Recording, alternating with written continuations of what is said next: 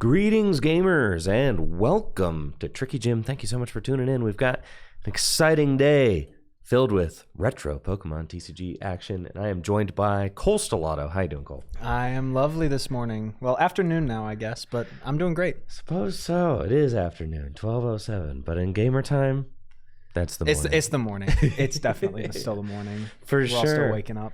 Yes, indeed. And hopefully our players are well awake, as they are going to be beginning here shortly. We've got our feature match set. There are 33 players for today's base fossil tournament, which is great turnout. Yeah, lovely turnout. Yeah, that is great turnout indeed.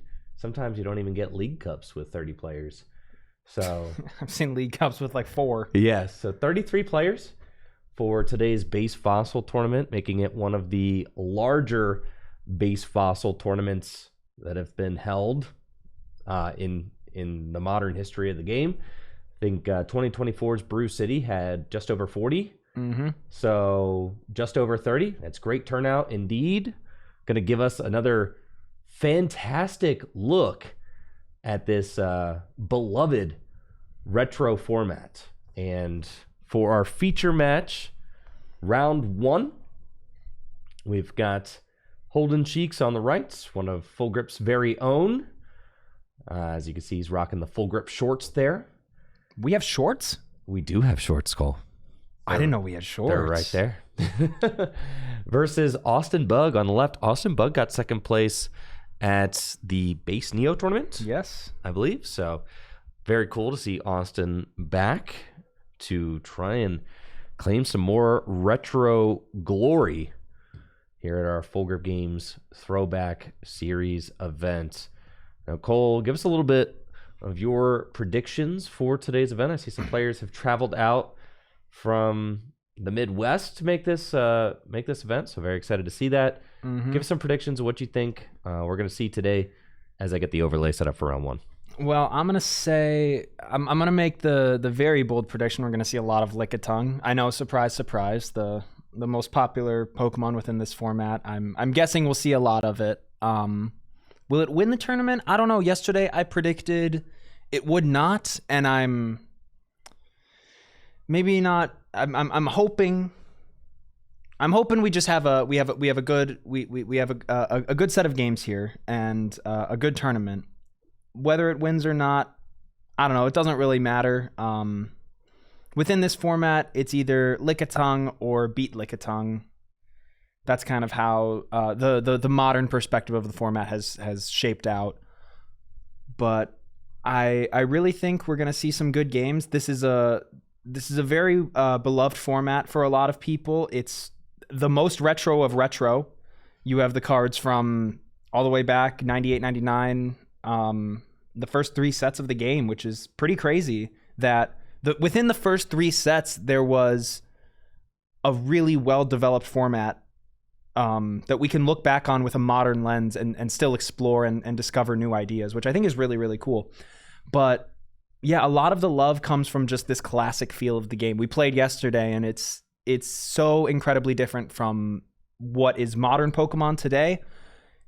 It is a lot more turn-based it's more turn-based than action-based, if that makes sense. You're not making a lot of actions on your turns. You're just kind of attaching, playing maybe a trainer or 2, and then attacking with your Pokemon. So I'm really excited to see how games in this tournament style will shape up, with there being not as many deck searches and more, honestly, discard interaction than anything else, with cards like Item Finder. And yeah, in this format, you really don't want to be powering through your deck, even though you have all the tools to be able to do so. You have Professor Oak, you have computer search. That is something that you don't really want to be doing in this format from the modern lens, because going through your deck too quickly leads you to just get stalled out. And we're going to see the game beginning here. We have a Doduo on the left for Austin and an Articuno for Holden. Blastoise. Yeah, we know what that means. We got a Blastoise. And now We saw Blastoise yesterday here. Did not do too well, but in our testing, no, didn't do amazing. But I am I am forever hopeful for Blastoise. I love Blastoise. I want nothing more than for Blastoise to succeed. That's what I would love. Yeah, and I mean, Holden pretty much has the perfect start here. He went first, which means you get to put the Squirtle down and use Pokemon Breeder the next turn. So hopefully just turbo Blastoise right into play, and you start swinging with Blizzard, and like Blizzard's a good attack. 50 damage is a lot in this format. That's enough to one-hit KO a Doduo. And we see Austin just going to attach here. It's a fire energy, so that probably means playing some form of Magmar in the deck. That's generally what... that's generally the fire, the basic fire guy that is in most of these fire type decks with the energy. We're going to see a computer search come out. And I can't exactly see what Austin is discarding, but I think I see an energy retrieval, which... There's two energy retrieval. That's a lot of energy retrievals. So this format is very known for being resource intensive. You need to conserve your resources best as possible. You need to use them very sparingly and only use them when you know you can take advantage within the game. And so to discard 2 energy retrievals just like that, we see a plus power and then an Oak getting rid of a Trader and another energy retrieval. 3 energy retrievals. 3 energy crazy. Retrievals down. Because that's brutal. One of the big things in this format is how powerful cards like Super Energy Removal and Energy Removal are. Right. Where, like, modern Pokemon, you have Crushing Hammer where you have to flip coins to remove energy. Energy removal is just remove an energy. Yeah. Any energy. Double colorless energy, any basic energy. And then Super Energy Removal, you have to discard one of your own energies, but it gets you to discard 2 off of one of your opponent's Pokemon. Dude, here we go. Blastoise. All right, turn 2. Blastoise, time to make it rain. We've got the Rain Dancer in play, which is going to mean that Holden can attach as many water energy from his hand as he wants to his Pokemon every turn. So ideally, that's exactly what you want. Just be able to spring that Blastoise into play without expending too many resources getting there, right? Just kind of having it, which is exactly what Cole has got going on. And we see double computer search out of this hand, piecing the Blastoise together. And then I think we're also going to see an Oak for 7. And where most decks are not trying to waste resources on Professor Oak, this deck doesn't care. The Blastoise has to Oak. It's the only way to get those water energy from the deck into hand. There's no sort of like Professor's... There's no sort of like Professor's Letter that can search energy out of your deck and put it into your hand. So you have to Oak. You have to draw into them. I mean, there's energy search, but at this point, you might as well just be playing basic energy instead of energy search because you're only playing water energy in this deck. Yeah, and we see one more energy there, so Holden's going to be able to at least freeze dry. But we do see a retrieval. He could go and get the other energy out of the discard and really put some pressure on. And with Articuno, that second attack, it does 50 damage for 4 energy, but you have to flip a coin. If it's heads, you do 10 damage to each of your opponent's bench Pokemon. If it's tails, it's 10 to each of your bench Pokemon. And we see the energy retrieval just for the 1. And that's generally not a resource you want to expend, but I mean, I think it's completely valid in this circumstance. You're taking such an advantage. Yeah, you're going for it. Take that knockout, right? Austin left with just a single Water Weak Magmar. Yeah, had to get rid of 3 energy retrievals in the opening hand. And the Blastoise deck can struggle if item finder for an Oak. Trader. For Trader. Okay. Yeah, this is a Wigglytuff deck, right? So the Blastoise deck can struggle if it's pressured for resources as the game wears on. Energy removal, super energy removal, gust of wind, dragging up Pokemon that don't have energy on them. and things like that, those are the kinds of strategies that you want to use against the Blastoise deck. Just harass it, right? Like usually if you just harass it enough, you could usually stall it out. And eventually, since the Blastoise deck is usually shuttling through its resources faster than any other deck, you can stick them in a point where maybe they can't take all of their prizes before they deck out. Now, Austin has had to be the player that is going aggressively through their deck this game, though, as he's been unable to find his Pokemon. Thankfully, he finds 3 Jigglypuff now, so Magmar's got a little bit of some backup. And Magmar also could be a Pokemon that helps buy some time. It's got the Smokescreen attack, which makes it so that Articuno will have to flip in order to attack next turn. And we see Austin starting to employ some of that shenanigans I just talked about with a Gust of Wind. Yeah, Gust of Wind on the Blastoise here could be like pretty bad.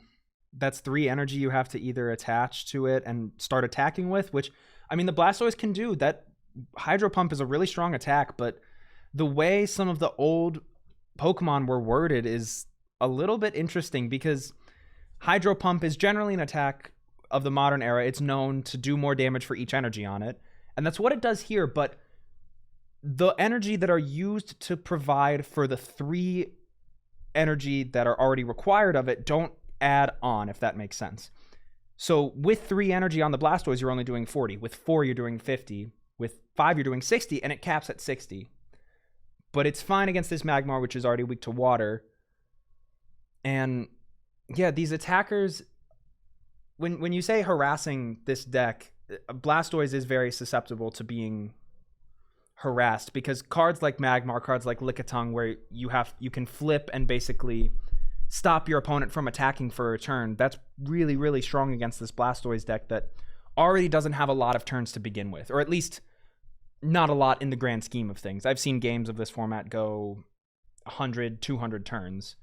Yeah, Blastoise ain't going 100 turns, bro. Blastoise is going maybe 12. Blastoise could go in 1 turn, let's be honest. And it's funny that you say 12 like that, right? Like 12, like only 12 turns. But in the modern Pokemon TCG, games are much more like 4 to 8, right? Kind of the, 8 turns is a very long modern game. We see that Gust of Wind was successful. This Blastoise, very successful. Oh, this Blastoise is out here on an island now, just kind of chilling as Holden is buying some time. He's got energy retrieval in his hand. And we see Holden also has, I think it's actually maybe just 2 energy retrieval. Yeah, 2 energy retrieval. And no energy in the discard pile. But you can imagine with 2 energy retrieval in hand, it's like if Holden top decks Oak, you kind of want to think about that, right? Like, am I just going to Oak away 2 energy retrieval?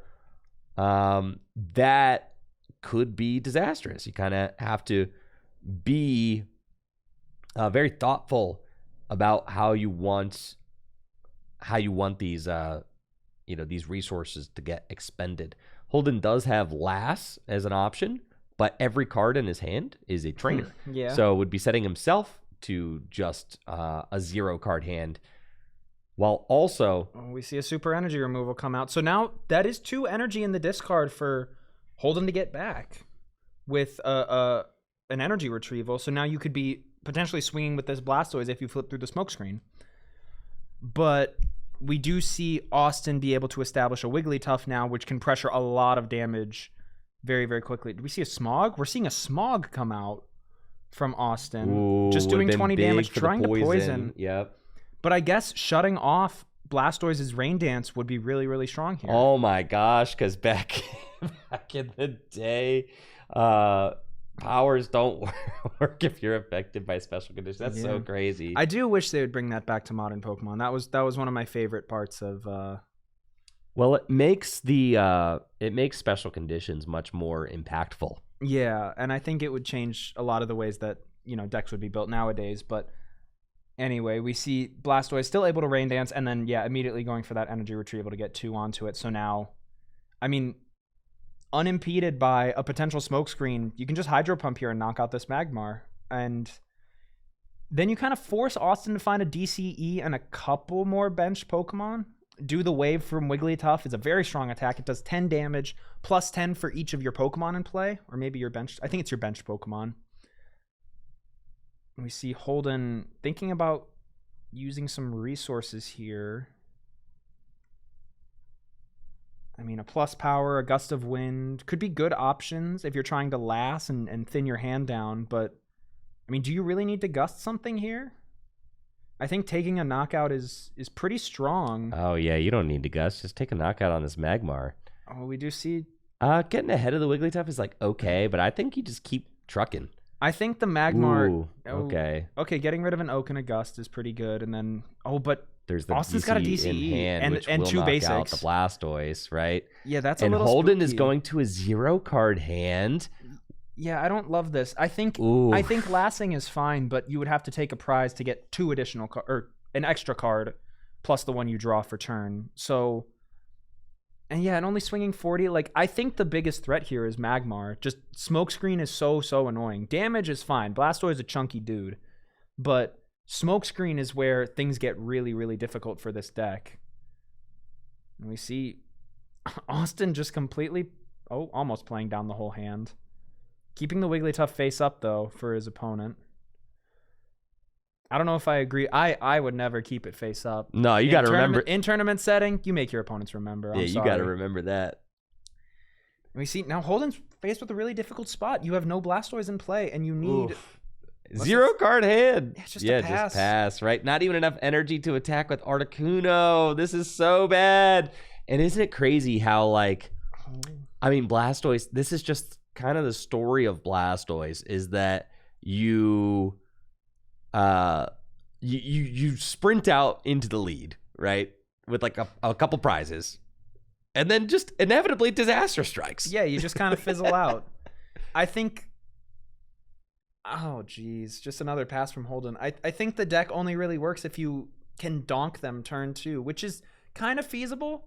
Decks, it's hard to find basics sometimes, but do we see a super potion? That's a whole super potion. I've not seen that card in a while. We're going to see a maintenance.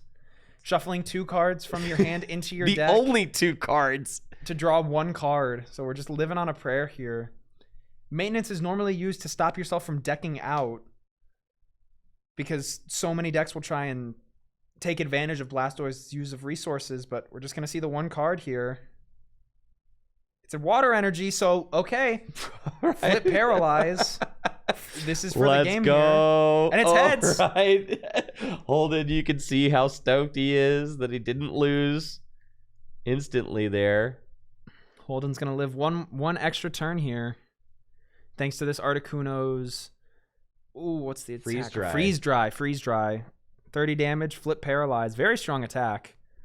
But for 3 energy, it's very costly. You see a lot of Pokemon like Lickitung. Ooh, top deck. I think it's a Cobb Surge.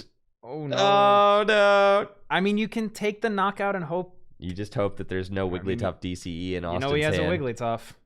It's true.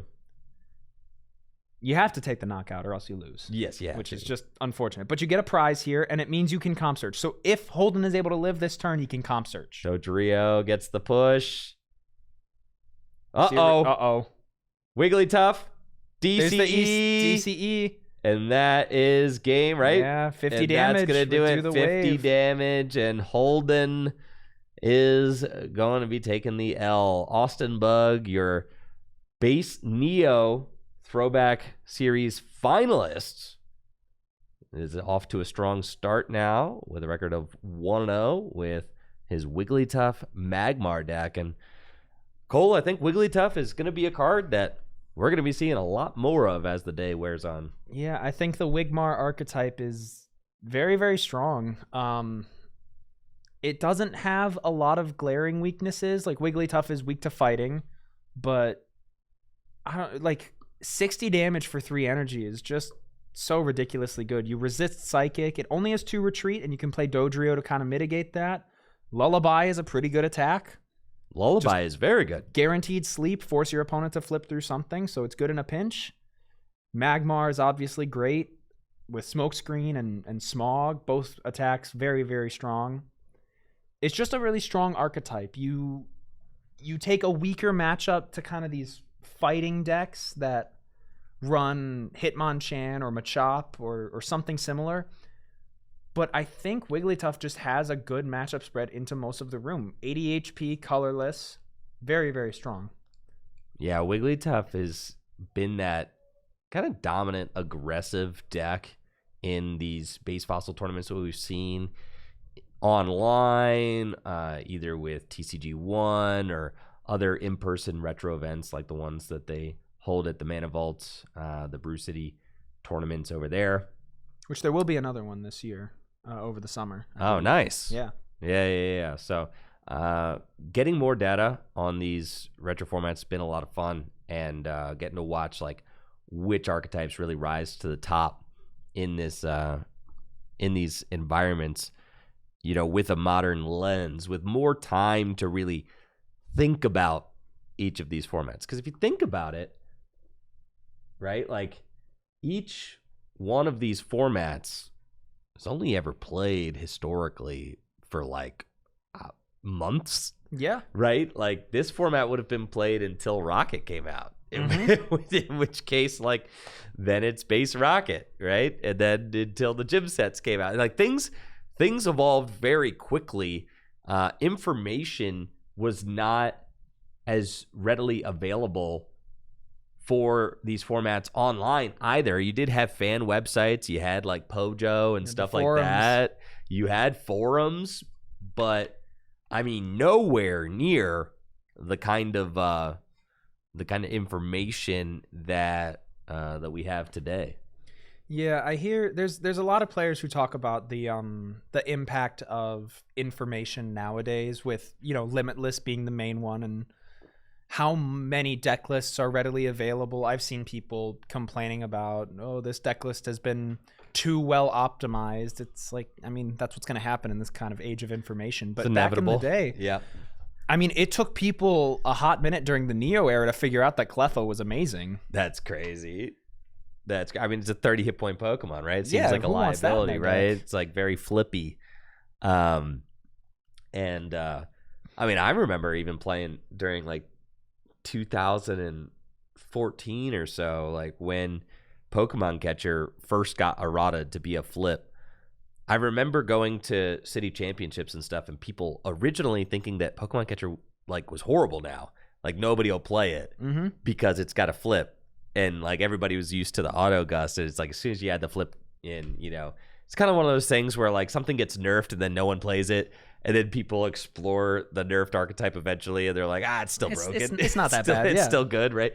You know, that kind of thing.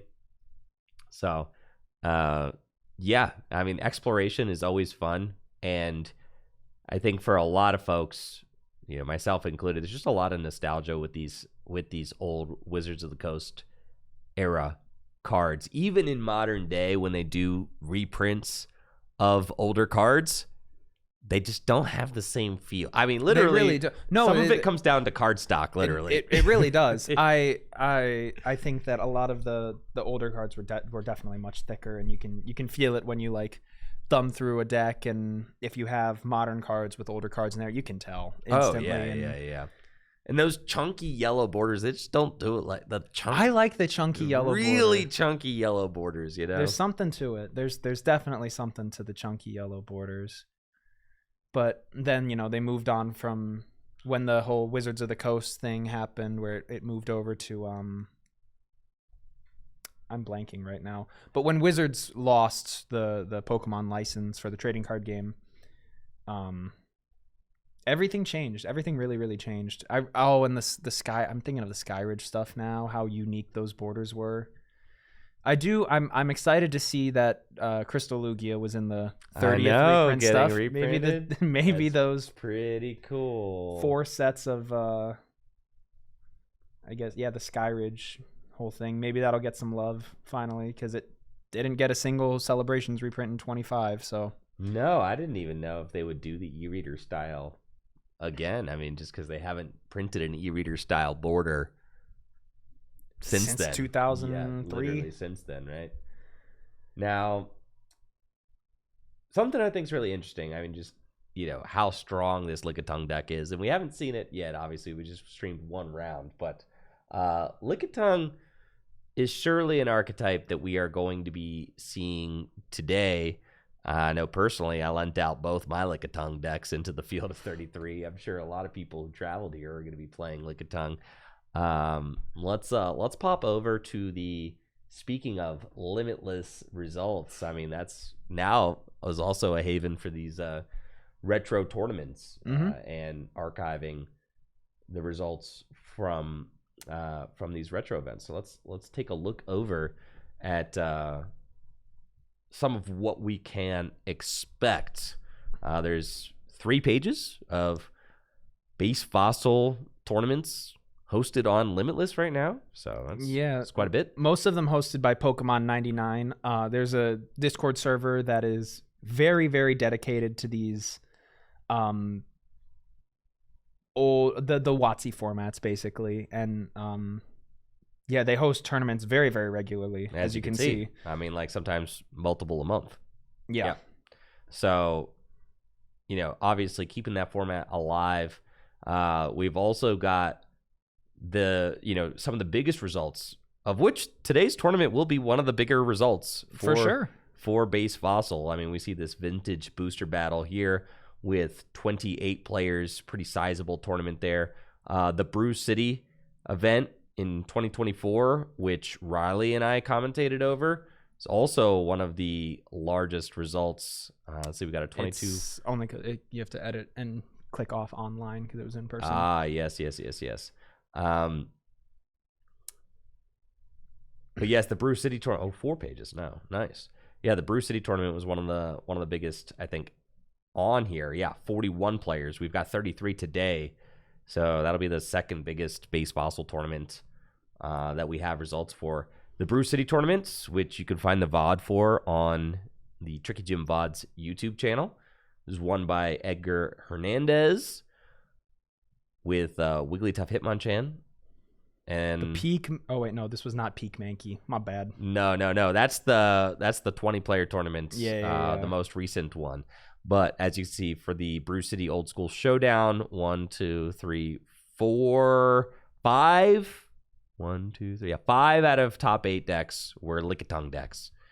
2 Wigglytuff and an Electabuzz Magmar.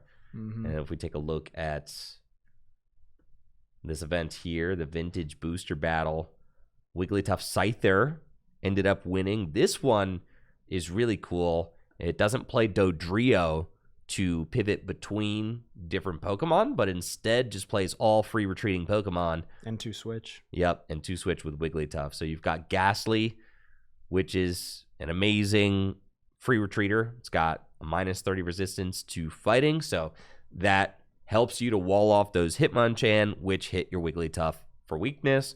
So nice synergy there. Free retreat, and the Lick Attack does 10 damage and paralysis. Turns out 1 energy, 10 damage, paralysis. That's a pretty good thing to do in this format. Good. You've also got Scyther, who's kind of your quintessential big basic free retreater.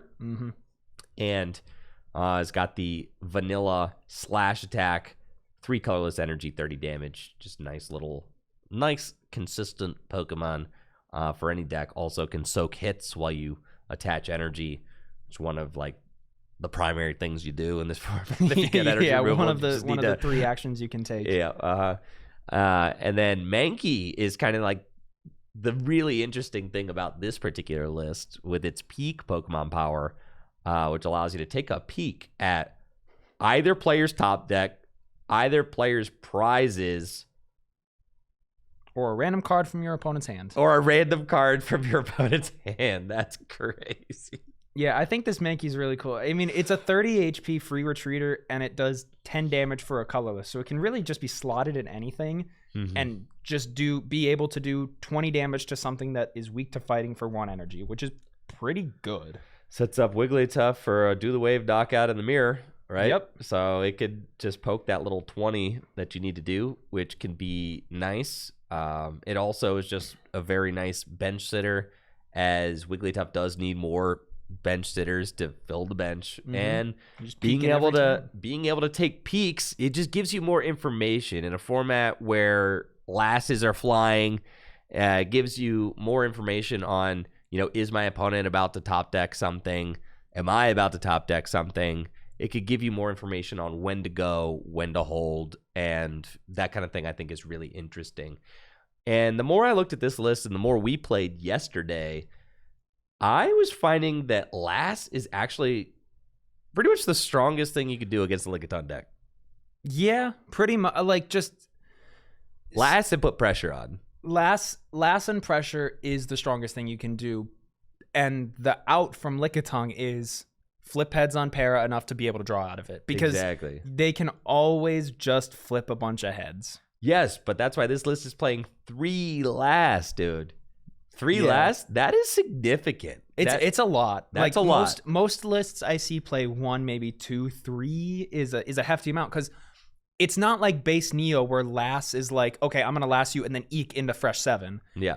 You're Lassing and then you're kind of preying off the top deck as well. It's such a double-edged sword. And then 4 computer search.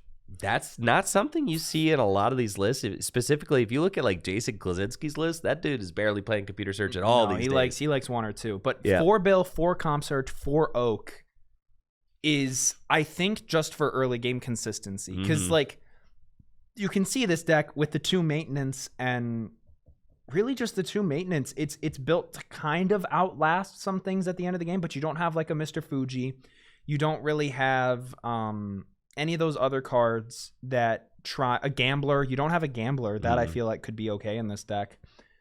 But I guess it's kind of just a turbo Wigglytuff. And I really don't know how aggressive you would go. I think this is kind of that hyper aggressive, like, I'm going to play an Oak and 3 Bill in a turn and then just Lass, do the wave, and kind of say, you're not going to have anything for the next couple turns. And you have the option to go a little slower with Ghastly, being able to lick. That's your kind of answer to, that's your only answer to Mr. Mime, unless you Yankee hit it 4 times because it's not resistant to fighting. And then you have Scyther just as a general good free retreater. Yeah. And 30 damage hitting grass like isn't super prevalent, but 30 is nothing to sneeze at. No, I thought that list was really interesting. I just built that list last night. I very much enjoyed it. You said that you really liked the Moltres, this list right here. This is my favorite deck in the format. I don't know if it has been expanded upon since this tournament, but it's just about as evil as a Lickitung deck can get. You have 4 energy removal, 4 super energy removal, 4 energy retrieval, and 4 scoop up. Scoop up is a ridiculously broken card here. Your deck is all basics. You get to just put a basic back into your hand. You discard the energy, but that's fine with Pokemon like Lickitung, who only need 1. So you can super energy removal, get rid of the 1, scoop up the Lickitung, put it straight back down, mitigate like 60 to 80 damage that were already on it. And with your energy removals, you're just trying to stall them out of resources. And then at the end of the game, if you haven't taken all your prizes, you can just throw up Psyduck, Headache them until and charge up energy on a Moltres. So Headache prevents your opponent from playing any trainer cards. And in doing this, you allow yourself to attach as many energy over a certain number of turns you want to Moltres, who has the attack Wildfire, which you discard as many fire energy from it as you want and mill that many from the top of your opponent's deck. So stopping your opponent from using energy removals and just charging up a Wildfire, doing it to end the game is just ridiculously powerful. Dude, I mean, and 18 energy in this thing? With 12, 16, 17, 18 energy in the deck. I mean, we're talking about a format with 4, super energy removal, 4 energy removal, and 3 item finders, right? I mean, we're talking about a format where let's see, if every super removes 2 and every energy removal removes 1, that's 12 energy getting removed throughout the game right there, right? So just absolutely insane. And because of the nature of the format being just no energy accelerators are really super meta. I mean, there's Blastoise. It's the best energy accelerator in the format. Yeah. But has issues kind of lasting the duration of the game in this format. So that means that most decks are going to be manually attaching 1 energy every turn, and getting those energy attachments is very important. So playing enough energy to just always have them is nice, because when you're missing energy attachments, you could fall behind pretty easily. Yeah. You know, thank you, Moops, for that dono over on Twitch. I appreciate that. Thank you. Thanks for the love. I do want to point out, someone in chat absolutely owned me. Maintenance is indeed for putting cards back into your deck before you oak. Oh, for sure. Not for trying to deck out. It stalls you 1 turn. It I does don't know what but, I've been but on. 1 turn? One turn can be a lot, but like saving, imagine yes, in that first game you save those 2 energy retrievals. It's better for that. Yeah, it's better for that. For sure. You're just putting them, it basically, you're putting those cards back into the deck before you oak. Mm-hmm. Yeah, and it kind of is a nice little thing that you can do to preserve those resources, right? Since the best draw card in the format is oak. Yeah, or Bill. Now, you were telling me you think Mewtwo's a little bit washed. We got Mewtwo in a second place list. This is more of like your this is like the list that Jason Klaczynski played to the Brew City Showdown. Let's see, he was in this tournament as well. Yeah, I think he played it similar. Yeah, similar so kind of idea. I do think Mewtwo is a little washed. I think just it being weak to Psychic is too much a hindrance, but I mean, Psyburn is really, really strong. Yeah. But you have it's counterable by other Psychic dudes, and Mew is the big check to it. Mew, well, that's why you play Mew. Yeah, Psywave is so incredibly strong. Meditate can absolutely dunk on it, and I think there's just a little too many counters to Mewtwo and the big beefy Psychic dudes. I think Ghastly's pretty good just because it's Flip Para and a free retreater, but Mewtwo is, I think, a little too exploitable. But it's great in the matchups where they can't exploit it. Well, okay, so then here's the thing, and here's what Mewtwo allows you to do, right? And we're talking about a format where resources are everything. You're trying to outlast your opponent, right? Yeah. And Mewtwo is one of the only cards in the format that brings energy back from the discard pile, even double colorless energy. I mean, it could just bring 2 energy back, attach them to itself. For just 1 Psychic, I mean, that's as low maintenance of a recovery option as you have. And then when you're not playing Mewtwo, you don't have this Mr. Fuji option. And Mr. Fuji is a trainer card, allows you to choose a Pokemon on your bench, shuffle it, and any cards attached into your deck.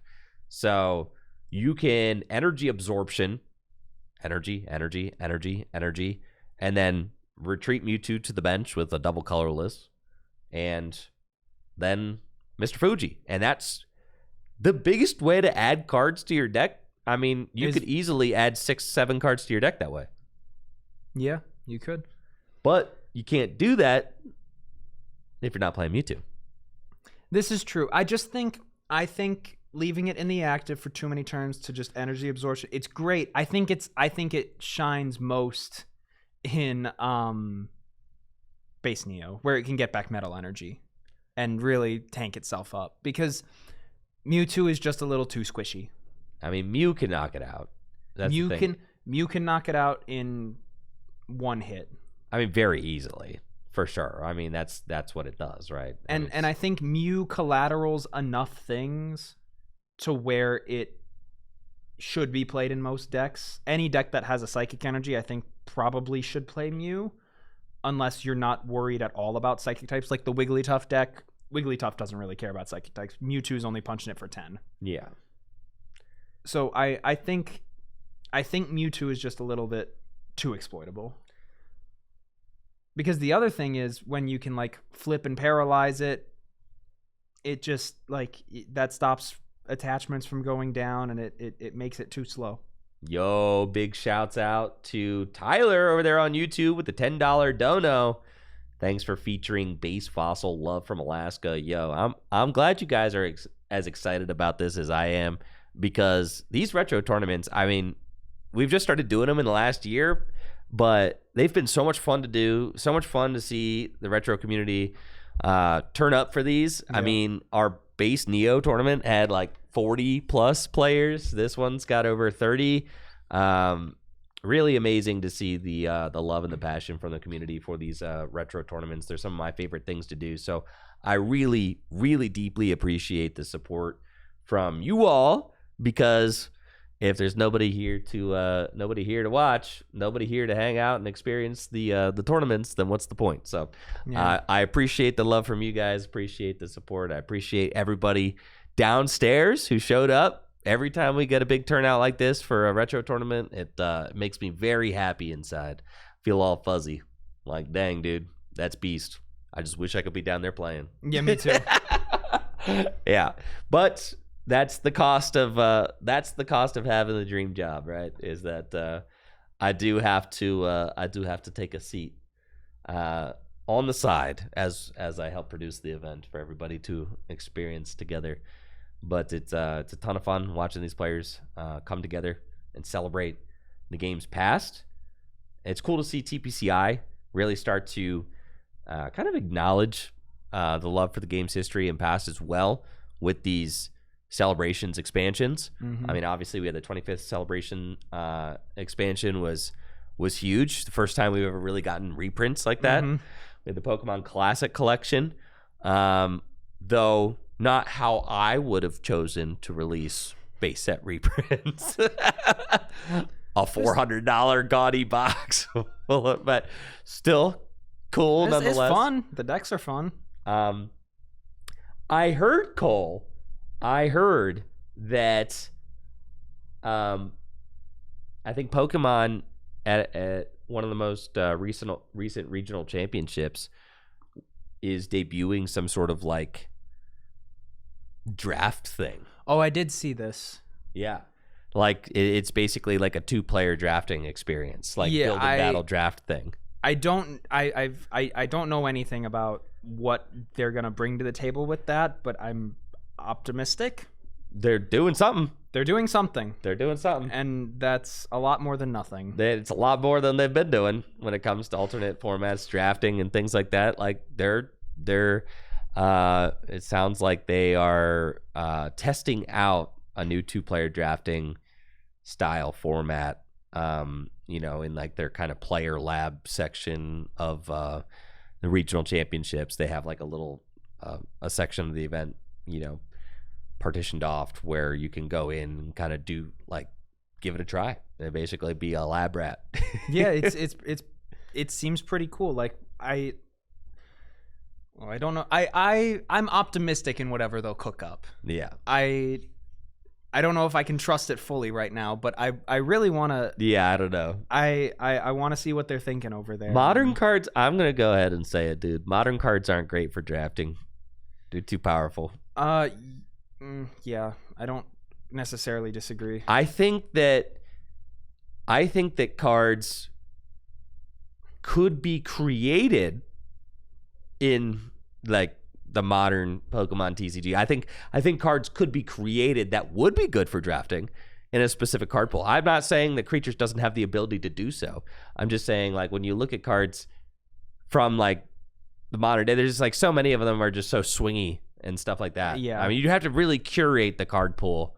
You have to very much curate the card pool to be able to handle it, I think. Yeah, I do think that. Oh, are we seeing round 2? Oh, this is round 2. Oh, yeah. I think a lot of so my philosophy when it comes to actually more retro than drafting, but I think cards are best played within the block they are created in. So I think like the Diamond Pearl block, throwing all of those cards together is great because they were all meant to kind of function in tandem.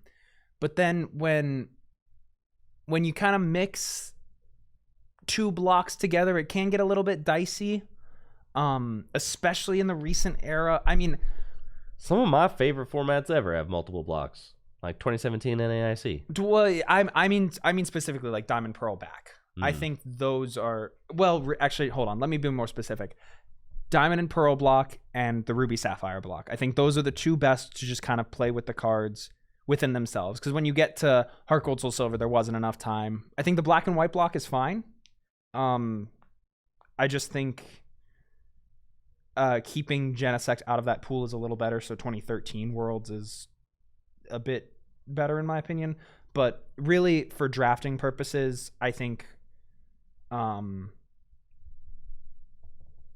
Pearl and Ruby Sapphire, when you go far back. I've never really experimented with like Skyridge and the e-reader block, but as of modern Pokemon, you can't really do that, because if you take all of the Scarlet and Violet cards, I mean, that's exactly what happened for Worlds. Worlds, for the first time ever, was a complete block. It was just all of Scarlet Violet. It was SV through Black Bolt White Flare. And I don't think that Worlds format's going to get replayed too much, because it was Dango being incredibly powerful, and you either played Dango or played a check to it, if I remember 2025 Worlds correctly. But like, I think you can't play with all of the cards within the block anymore. Too many good cards rise to the top. Like with the Scarlet, or not Scarlet Violet, Sword and Shield block, you have Mew VMAX as the clear standout, and that is hard to play as you like the Sword and Shield block. I know some people who play it, and they're crazy, but like, I mean, the Sword and Shield block, it's definitely an experience. Curation is everything, dude. It really is. Curation is everything. Here we go with round 2. We have Ross and Sean up here. Sean, notably, I believe, got second at the Ruby Sapphire through Power Keepers Invitational. That's right. Not invitational, but Throwback Series event. Yeah, yes. Throwback Series. And then what was the other result? Oh geez, I'm not remembering correctly. But yeah, I think did well in base Neo as well. Oh yeah, probably. Oh yeah. Top aided that, I believe. So we don't really know what. We see another. Oh, a Mewtwo.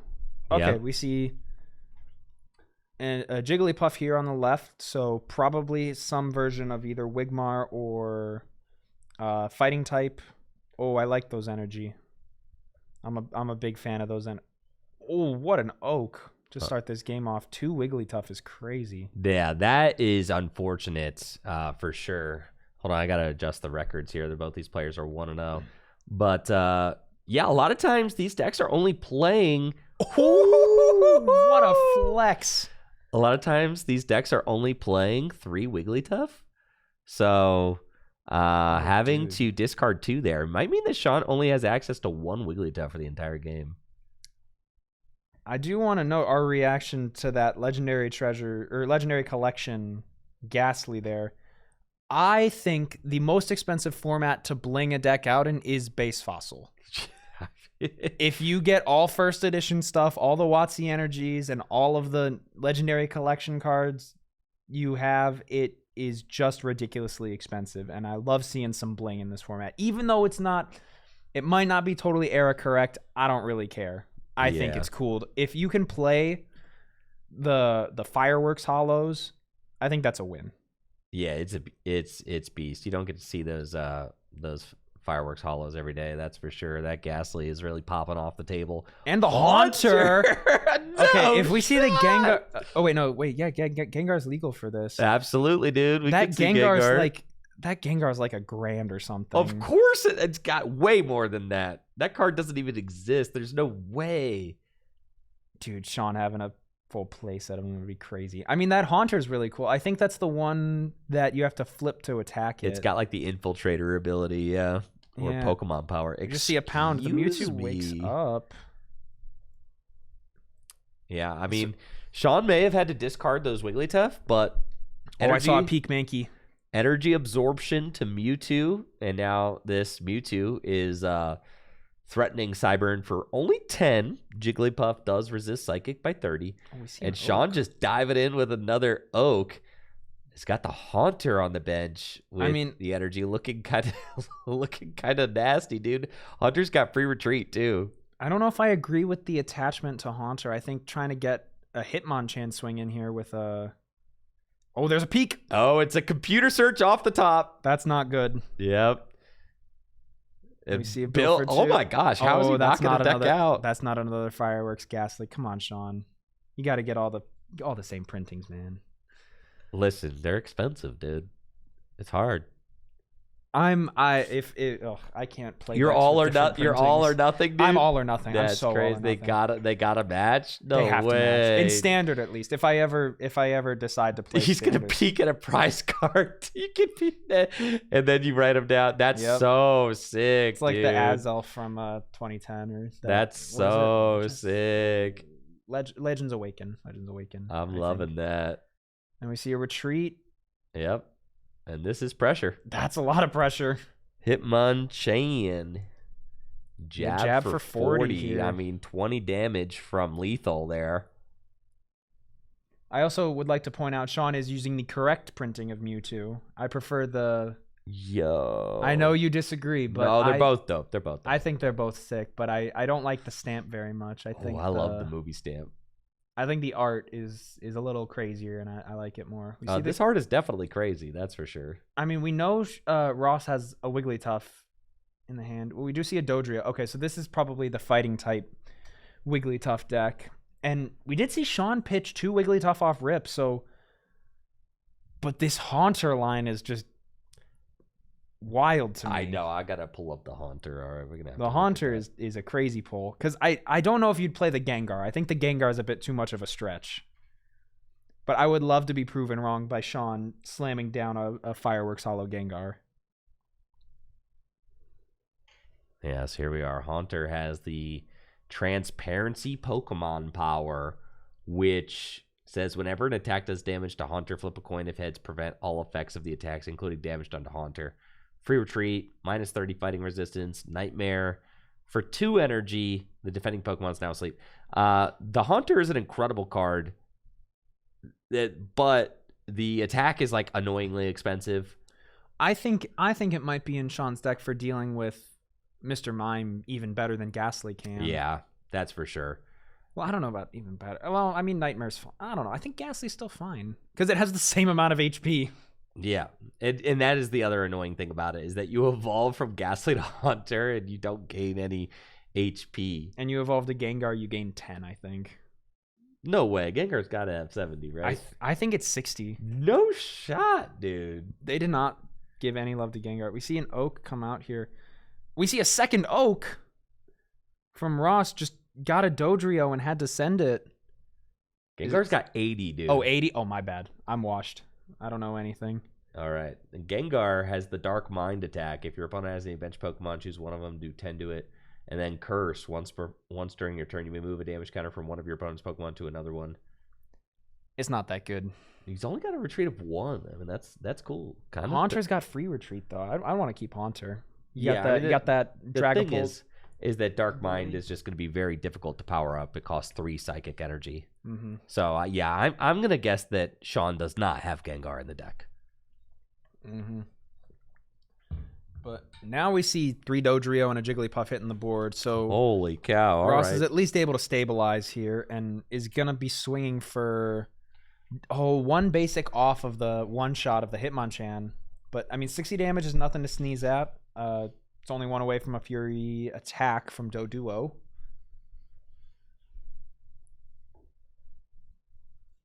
But yeah, the fifth basic would have been really, really nice to hit here, because then that puts Sean in a bit of a weird position, because neither of the psychic Pokemon with energy are going to be able to hit Wigglytuff for any substantial damage.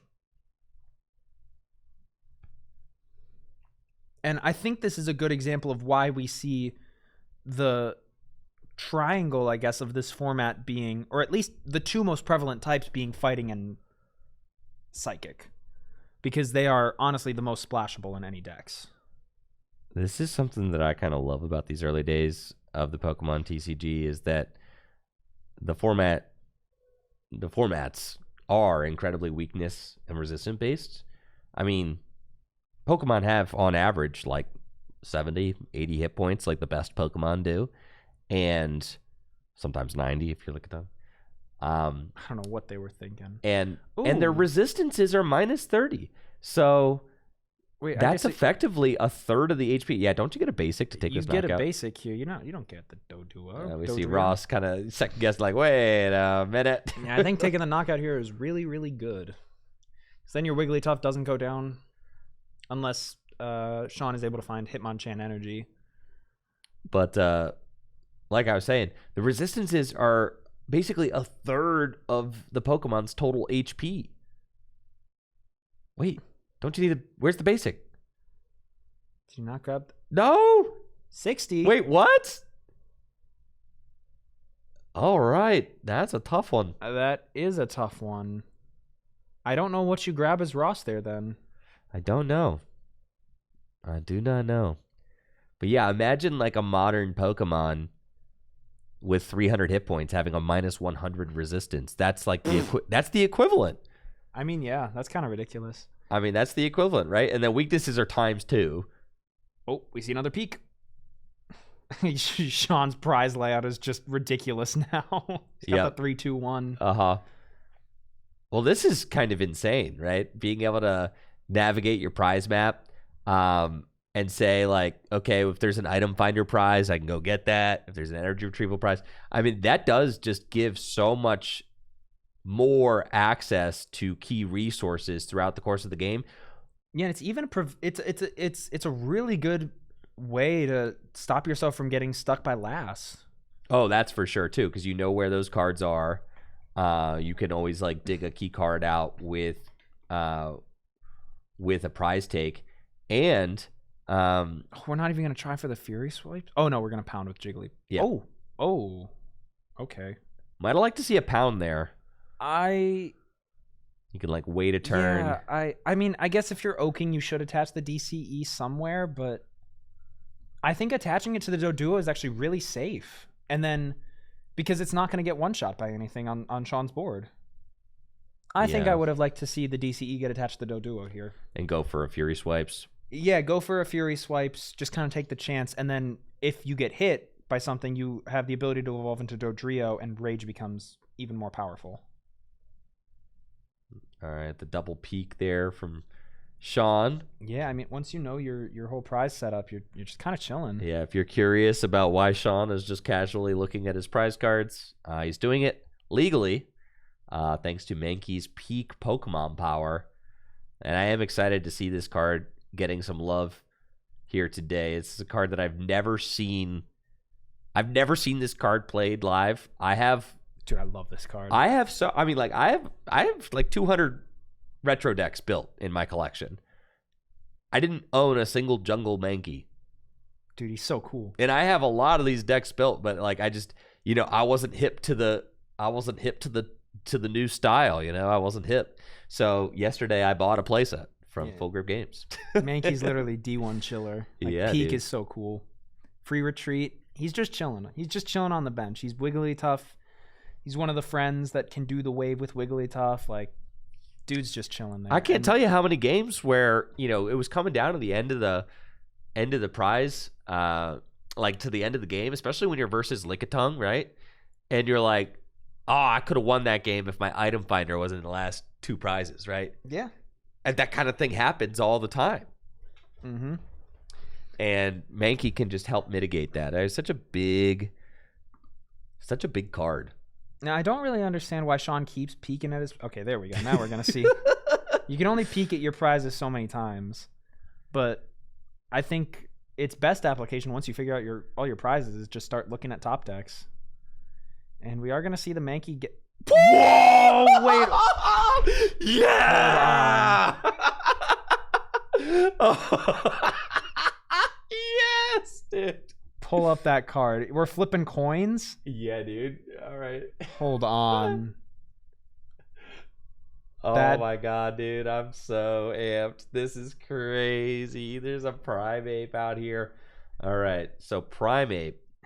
Let's pull up this scan. I'm pretty sure it's like I'm pretty sure it's like you flip 3 coins and it does 20 times the number of heads. And if you flip 2 heads, you're confused. That's my guess. That's my guess. I think it's that. Oh, wait. Yeah. All right, here we go.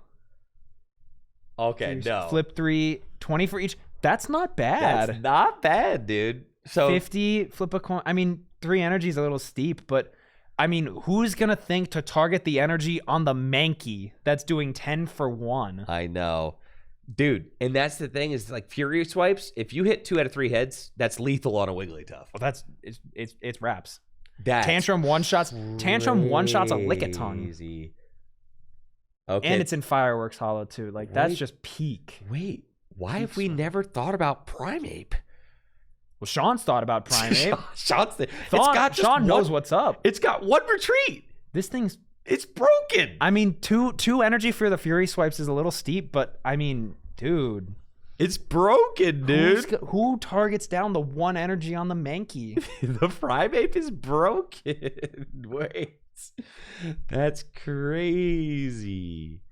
That's crazy. All right, so I wasn't 100% correct with my prediction, though there was confusion on the card. Yeah, it's the it can't second confuse attack. itself. Yeah. My goodness, dude, please Fury Swipes again. Well, of course, that's what we're here. That's what we're here doing. And what's crazy is like the Wigglytuff. What's really interesting is that the Wigglytuff decks. There's the heads.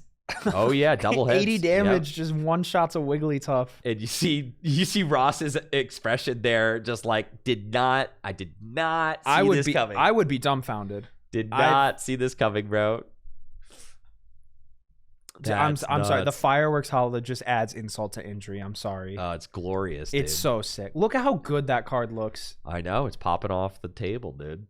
I think it's hilarious. You can play Fireworks Hollow in Standard. You have energy retrieval. Which is like nowhere near close, but not quite the same card. It requires a discard back then. Super Rod is nowhere close. Super Rod is the one. Super Rod and Quick Ball are the ones that are just so far off from what they are. I know. Yet they won't let you play Electric from Black and White. Noble Victories. No, they won't. Yeah, that I don't get. It's like Yulorada Super Rod. Different flavor text? It's like I think the new one qualifies basic energy, but the old one doesn't. It does, yeah. But it doesn't matter because the old one couldn't accelerate special energy anyway. Whatever, man. I know. I don't know, man. We see a trader for a Wigglytuff here. I mean, if it do the wave 60 plus a plus power, that'd be really nice, but we're at 4-4 prizes. I mean, this game is like, it's close. Now, the thing that I think is really interesting about the Primape is that Wigglytuff decks are not really playing a ton of energy removal. It's like 2 supers. Yeah, kinda? I think every deck should play super energy retrieval in this format. It's too good to super not play removal. or energy removal. Yes, yeah, every deck plays it, but just about. But like some decks are only playing like 2. Yeah, you're playing it just to try and keep some things in check. Yeah, it's like you can completely remove a Scyther or off of an opposing Wigglytuff. Yeah. 2 Tails is brutal here. Now the Sean's Doduo does coming resist. In with the swaggiest deck, man. Yeah, this is a swaggy deck. I'm thinking of that LBS deck that he had. It's just ridiculous. Always in the cool sleeves too. The Pokemon center sleeve. No outer sleeves though. That's my one complaint. No outer sleeves. Like those Flygon sleeves he had on the. I know. Those are like $400. I know. Sean's ridiculous. he's just a G like that, dude. He's just. That. You're single sleeving these. He's just... Legendary Collection hollows. This is beast. I respect it. I'm here for it. All right, going in with the Primape and one head, so right, no 0 damage. Yep. I guess this is where Primape can get a little tricky, but I mean, you have all these psychic attackers on the bench. He could have retreated, and I wouldn't have hated to see a retreat into Mewtwo and build it back up, but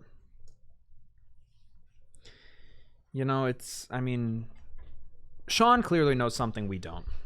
If you're playing Primape and Haunter, you know something we don't, and I'm happy to sit down and let Sean just. I'm just excited that we're seeing something that I've never seen before for this format that's 26 years old. I'm seeing a lot of things I have not seen before. That's what's so exciting for me, right? There's a 26-year-old format. Older than many folks watching this. Older than me. Older than many folks commentating this. Every card on that table is older than I am. Yes. And we're still seeing new stuff, new innovations. I mean, we were sitting here playing yesterday, and I was like, I can't freaking figure out how to beat the Lickitung. And we thought about Omen Knight. And we were there with the Mankey, because we had seen that list on Limitless play the Mankeys, and we're like, all right, the Mankey's the hot new tech. And Sean took that one step further and was like, what if Primeape? Oh wait, that's that? A second Haunter. Okay. I Yeah. was gonna say, that's definitely a Haunter. I guess maybe you could just maybe the double Haunter is a way to stall games out at the end. I mean, it's a 50% chance it doesn't even get touched by things. Yeah. You got two Haunters being able to put things to sleep and kind of retreat back and forth. Is it damage or is it all effects? All effects. Oh, yeah, definitely. I mean, it makes 25% chance of paralysis or something. That's ridiculous. Yep. So Sean knows something we don't. It's certainly a way to stall games out. There's a peak. And then, we're just going to see, I think, a flip. And then Sean does... 2 heads. 1 head. It's just 40. Sean does play Mewtwo. So maybe he plays a Mr. Fuji as a way to prolong the game as well. Just it's really interesting. Really interesting. And there are so few opportunities for this many players to get together and play these retro formats, right? That it is really it's genuinely exciting when you get to see kind of new developments happen in these formats that are so iconic and old. Mm-hmm. We see. Oh, geez, Ross having to go back into the duo. Just try for another Fury Swipes is just kind of really rough. No Wigglytuff, no DCE, but 10 damage. 10 damage is 10 damage in this format. So 10 damage is 10 damage. The Primape is just housing. I can't believe I know, dude. No Scyther ridiculous. over there. I mean, obviously Scyther checks. Scyther does check Primape, I guess. Yes. But Primape, weak to Psychic, not Grass. Primape getting rid of Wigglytuff is huge. Yes, for sure. You just need 2 heads That's not crazy. Yeah, that is crazy. When we see the pivot to the Haunter here. So I'm going to get, because, I mean, there's no real point swinging into Primeape with, the double retreat. You can retreat as many times as you want. Yeah, I think Sean is kind of over trying to flip 3 heads on Primeape. Has not had great luck with the Primeape. I mean, it's hit 1 heads quite a bit. Hasn't swung and missed yet, I don't think. I mean, I think it's more to save it, honestly, for the next Wigglytuff that comes out. That's good too, yeah.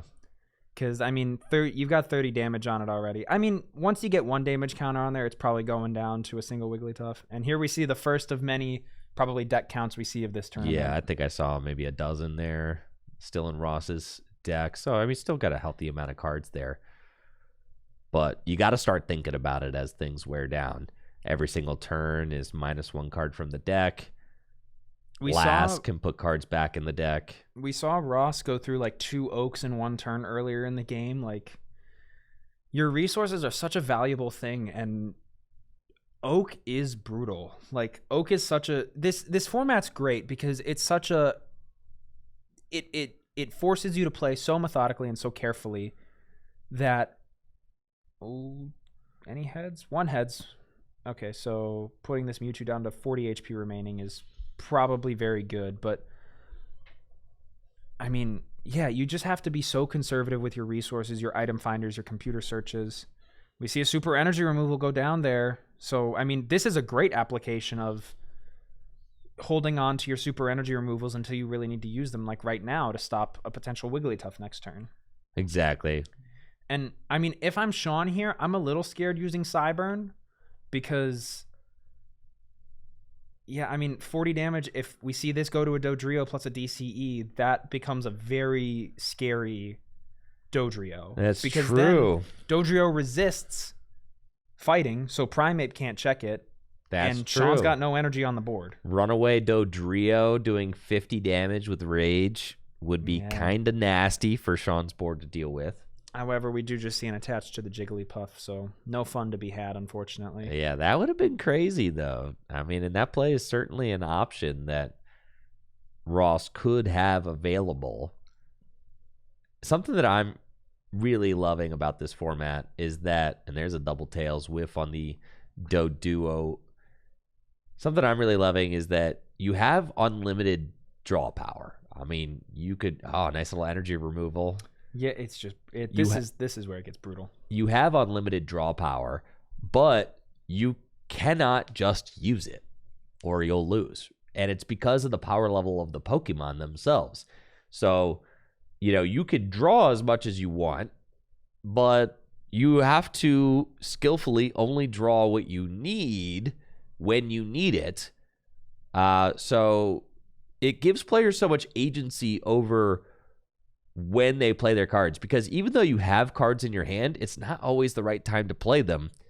And that's just not really how modern Pokemon works. In modern Pokemon, I mean, we joke that if the card's glowing, you play it, right? There are certainly some decks where it's like, oh, the card's there, just slam it down. What's the worst that could happen? I mean, really, there's not much bad that can happen. And you have to, route things correctly, but still, if a card's in your hand and if an option's there, you're probably taking it because the game only lasts 4 to 8 turns or whatever. But here, there is much more of that, okay, I have this card. I have to wait until the right time to play it. I could draw cards, or I could wait a couple turns to see how this line is kind of is developing. And it's all very interesting. And it makes commentating over the base fossil games much more different, because you're not just commentating over every single little move that happens, because it's Jigglypuff goes for Lullaby. All right, and Mewtwo's asleep. And it's you can't list just every single little thing that happens. Here's a Mankey Peak, because there are going to be a ton of things that happen in the game, because the game's going to last maybe 50 to 100 turns. Yeah, it's more looking at it holistically, and that's why I really like. I mean, I say often, I like this play from Sean, using a super energy retrieval or removal just to get rid of the one. And really keeping that Wigglytuff at bay. Yeah, I mean, with the threat of Dodrio gone, it's completely fine. But you have to look at these games holistically, and more of what would happen if that sleep sticks, and what could happen for Ross if that happens, and how the game will eventually play out. Because in standard, we all know that Raging Bolt is going to try and take its prizes as fast as it can. We all know that Grimmsnarl is going to try and set up 2 Frostlass and maybe do some shenanigans. But here, there's just so many options. There's so much potential for variance with the amount of coin flips and all that jazz. And we see a Wigglytuff come down here, taking a knockout, and now Sean has to respond with probably this Primape. Ooh, all right, Wigglytuff. Sean has been, hitting that Jigglypuff with the energy, turn after turn after turn after turn. Finally, Ross is able to get a Wigglytuff going, but Sean has got item finders out the wazoo. Yeah, and letting those. Actually, I think discarded an item Shadowless finder. Hitmonchan. Just want to point that out for the friends at home. Peak. And yeah, the Hitmonchan here is going to be able to take a knockout. And Sean going down to 2 prizes. And I don't see a super strong way for Ross to respond over these next couple turns, because you can jab but I mean 20 damage is not going to be enough in the long run when your Hitmonchan is weak to Psychic, and we know Sean's deck plays a plethora of Psychic Pokemon. Yes, it does. And I mean, the thing is though, Sean is kind of stuck with this Hitmonchan now in the active. It has 2 retreat and nothing else really powered up on the bench, so I mean, he's going to be forced to be jabbing, but I mean, Ross can just put up this Doduo and maybe try and reestablish some amount of board state, but you're down so many Pokemon that I would just see an attached to the active. I don't know if I agree with that. Doduo? I mean... Yeah, are we winning this game 10 damage at a time right now? I think the answer is no for Ross. I think you have to try and charge up another Wigglytuff. Sean is down a couple item finders, a couple super energy removals. Charge up Dodrio. I think Dodrio's great. The biggest hindrance of Dodrio, honestly, is Lickitung and the attackers that will put it to paralyze or asleep or Magmar. And Sean really only has this Haunter, which I would love to see be proved as a complete nuisance because that ability is ridiculous. It is. And we've kind of seen Muck being phased out from this format. Not entirely, but Muck for a while was a counter to cards like Dodrio. Yeah. But it hasn't seen as much success as of late. And its ability, Toxic Gas, is ridiculous, shutting off all powers in play. Yes. But when there aren't that many powers being played, it just is, it becomes suboptimal to play the Muck. Also, Muck doesn't help at all with Lickitung, which is kind of one of the big bads of the format. So the Grimer does have a flip para. That's the only thing going for it. Yeah, right. Like it's a colorless one at that. It's pretty good. Yeah. But Grass is not a super good type to be hitting for weakness. And, I mean, it's just a 2 retreater that sits on the bench that can be trapped with a gust of wind. The Muck is, at least. But right. We see Ross's deck is getting pretty low. I'm guessing that's only maybe 4 cards max there. Yeah, it's not many. So Sean could honestly promote the Haunter and try and stall. And that's exactly I told you, dude. I think there's the pass. I think this is what the Haunter is doing. Is like at the end of the game, did Sean last second take a peek? Oh no, he didn't take a peek. He just said like, all right, you got 2 cards left in deck. Here, go my Haunter. Yeah, the one problem I foresee with this Haunter is it can't stop something like Psyduck. Psyduck being able to turn off your trainers is not collateral by Haunter's ability, but I think for any deck that is trying to take all 6 prizes, Haunter is a ridiculously annoying card with that transparency ability. And here goes the sleep, dude. The sleep is just, it can be brutal. We see a wake up, but I mean, I don't know what Ross has here to finish out this game. You can maybe try and lass your hand back into your deck. That's a lot of cards in hand. It is. So hopefully Ross has access to a lass and can prolong the game a little bit longer. Otherwise, things are going to be, wrapping up here shortly. As one turn is not going to be enough to take 3 prizes. But we do see Ross kind of like shaking his head. So not loving what he's seeing. I mean, it's very possible that this Wigglytuff deck doesn't play a last. We see a peek just at the whole deck basically. Yep. And I mean, with Ross still having to take 3 prizes, I think the writing's kind of on the wall here. We see just another sleep come down. Still asleep. To the left. All right, let's see it, Ross. What do we got? There's a DCE. DC. There's, I think I saw a last in the hand. I mean, oh wait, no, Sean had to get rid of 2 Wigglytuff early on in this game, but That's still, right. like, I don't know. Oh, there's the last. Okay. Yep. Plus 4 turns. I mean, Sean's still got an item finder. Yeah, I see an item finder and a computer search and a lass. It does have the Wigglytuff in hand. So there is the one Wigglytuff. And with 2 prizes left, I think it's kind of certain doom. I mean, you can sit here and poke 10, but poking 10 and sleep will just win you the game. Oh yeah, I mean Sean like doesn't have to win my deck out. He's also winning the prize race. Mm-hmm. Right. And even if the Dodrio manages to wake up, it still has to flip through the transparency ability as well. So yeah, Sean's Haunter just counting these cards is like, I got 10, you got like 4.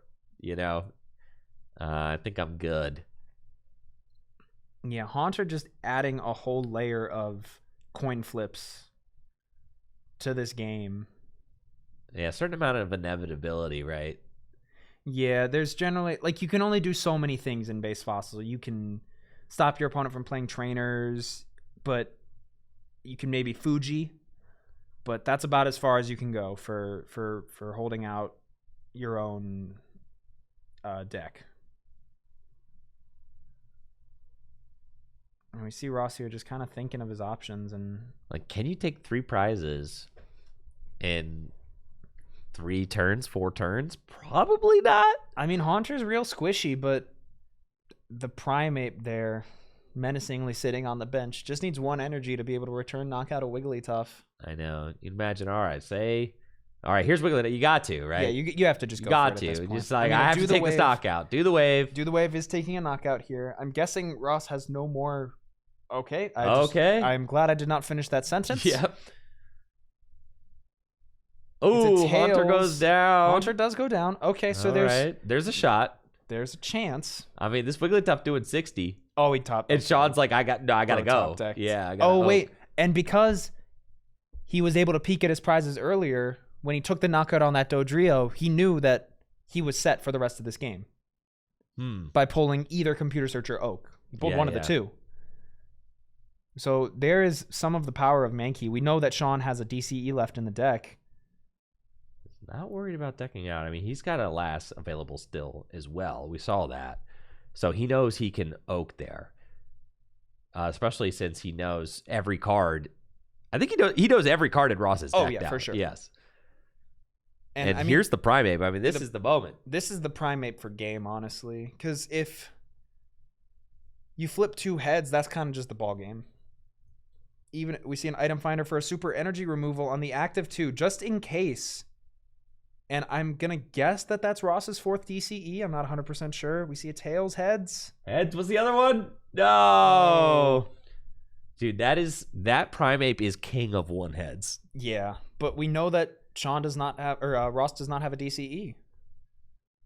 So I think the best you can do is either Lullaby, or I think you have to go into this Hitmonchan and try and do some damage, but I don't think it's enough. With the amount of cards you have left in deck, you have to sacrifice the 1 energy on the Wigglytuff. Oh, wait, no, you don't. You have Dodrio. Wait, there's a shot. If Ross has to attach to Wigglytuff this turn, retreat, and then poke this Primate twice. You still would have to retreat an energy off the Wigglytuff. You got Dodrio. Yeah, -1. Wigglytuff is a retreat of 2. Wigglytuff is 2. Oh, shoot.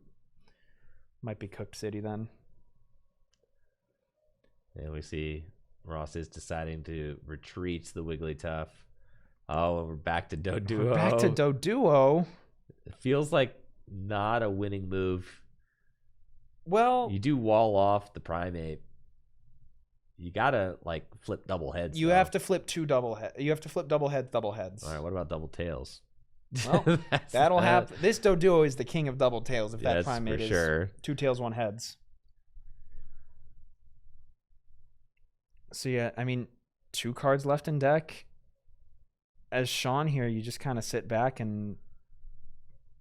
I mean, Primate could still take a knockout on this Doduo with Fury Swipes. 3 heads. Or you can attach an extra energy and Tantrum. Woo! 1 heads? No, 2 heads? There we go with the 3 heads. Primape finally getting in there with the big Fury Swipes for knockouts after a very middling performance till now. And Sean now with just 1 prize remaining.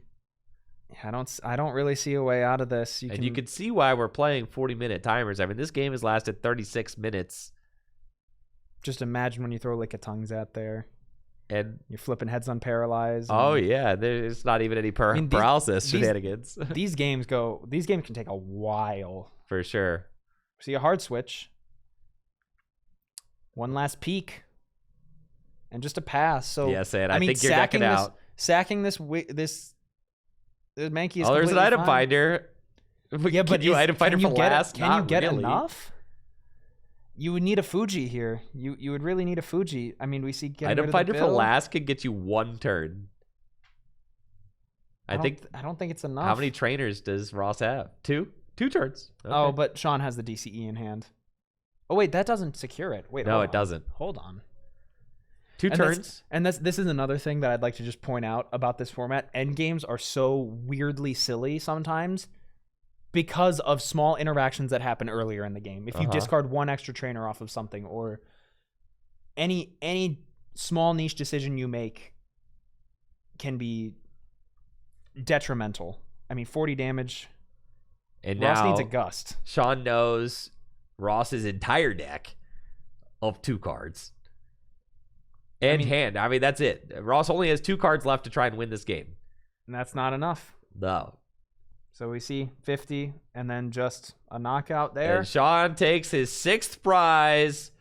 Wigglytuff, do the wave. What a deck. What a slugfest there. I mean, my goodness. Nearly 40 minutes back and forth. Wigglytuff, Primape, Haunter, Hitmonchan. I mean, we were all over the place there. Yeah. No, it's so cool to see. The ghastly fake out, honestly. I was expecting just to see some licks and try and paralyze for a couple turns, but I was very pleasantly surprised to see that Haunter hit the board. I think that's a really, really cool tech. And it's tricky to play with, though, because there's no Pokemon recovery in this format, which can get a little dicey sometimes. But, I mean, if you're playing 2 Haunter, I don't know. I like those odds of keeping the option to have it in the deck. And it's not a terrible thing if you evolve it super early. Yeah, Michael Zealy in the house. Former Full Grip Games employee, Michael Zealy. Which regional did he top 16? Was it Vancouver? It was Vancouver. Who? Zealy. Zealy top 8 in Richmond. Top 8 at Richmond, top 16 Vancouver, I think. Or it was at least 32. I think it was 16, though, with Roaring Moon. Oh, yeah? Yeah. It was during the That's right. Battle Styles to Paradox Rift area.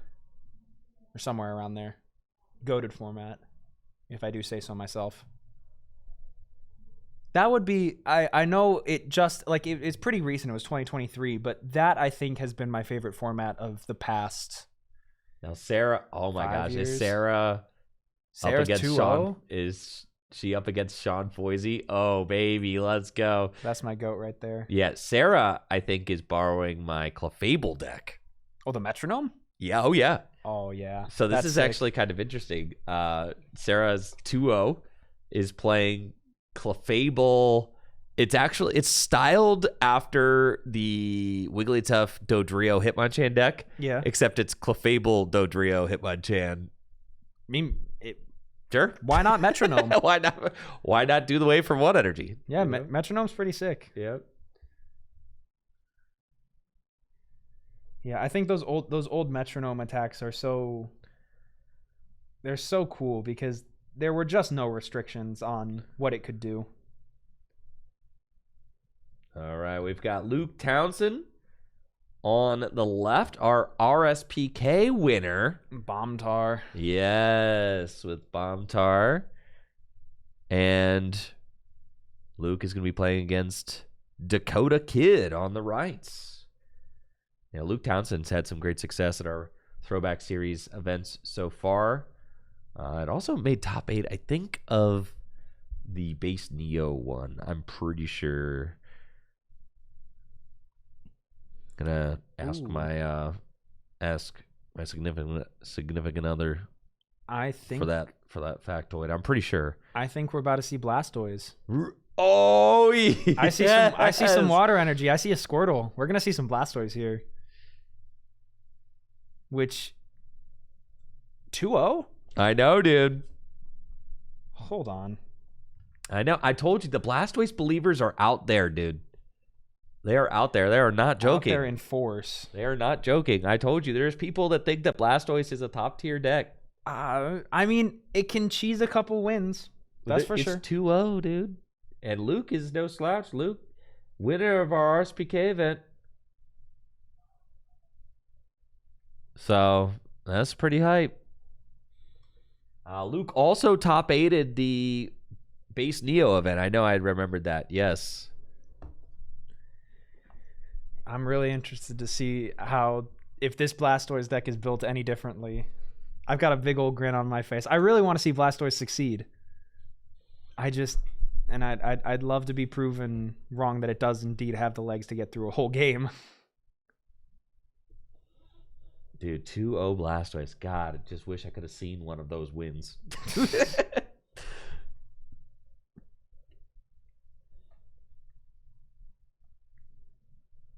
see, just kind of waiting for the timer, the round timer to start. I don't believe there were any mulligans coming out. I'm trying to see what's in the hand. I do think I see a Squirtle. Someone in chat saying the Fort Wayne mirror. So these two players probably tested together or something of the sort. And we see, yep, there's the Squirtles. Oh, and there's the first Lickitung of the day. The big evil. And the first, oh my gosh, what's the attack called? Tongue wrap? Tongue wrap. Tongue wrap. Bruh. I just thought of lick. That would have been really uninspired if they gave Lickitung lick. But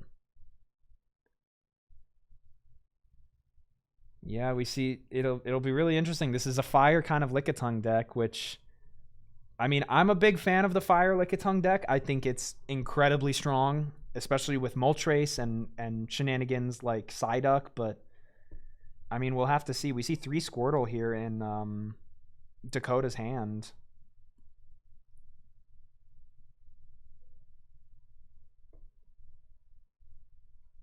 Yeah, top deck's the War Turtle. And one thing that's nice about these... Oh, we see a breeder. And the question is, I think you evolve the bench one here for sure.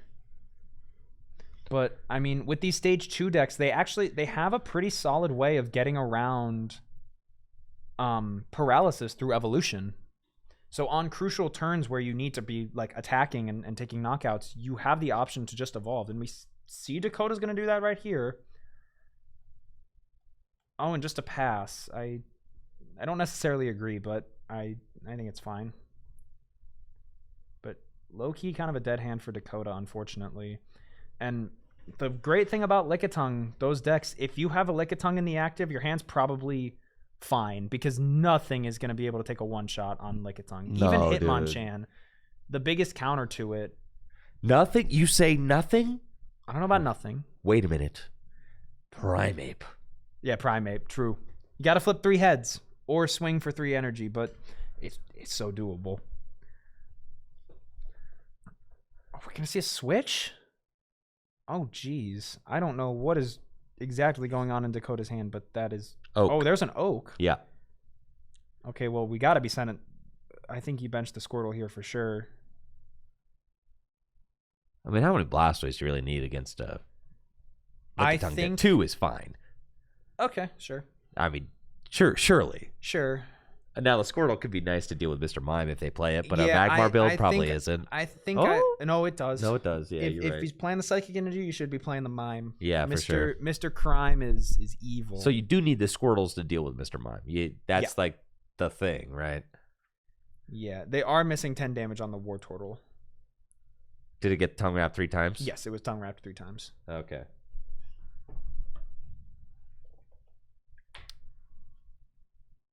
But we do see, I mean, the fresh hand is 7. You have the ability to Rain Dance. And we see a Computer Search discarding an Articuno and a Maintenance. I mean, a play that I see a lot of these Blastoise decks doing, honestly, is Computer Searching for an energy.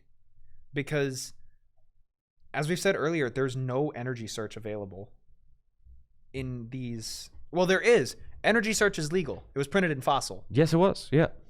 But no one's going to play that. No. Maybe this deck could play it. Some decks can play it if you're playing multiple energy. But I think I would rather play an energy over the Energy Search. You know? And that's like the reasoning why it doesn't get played is Yeah. because deck space is precious and you're almost always just better off with like the actual energy.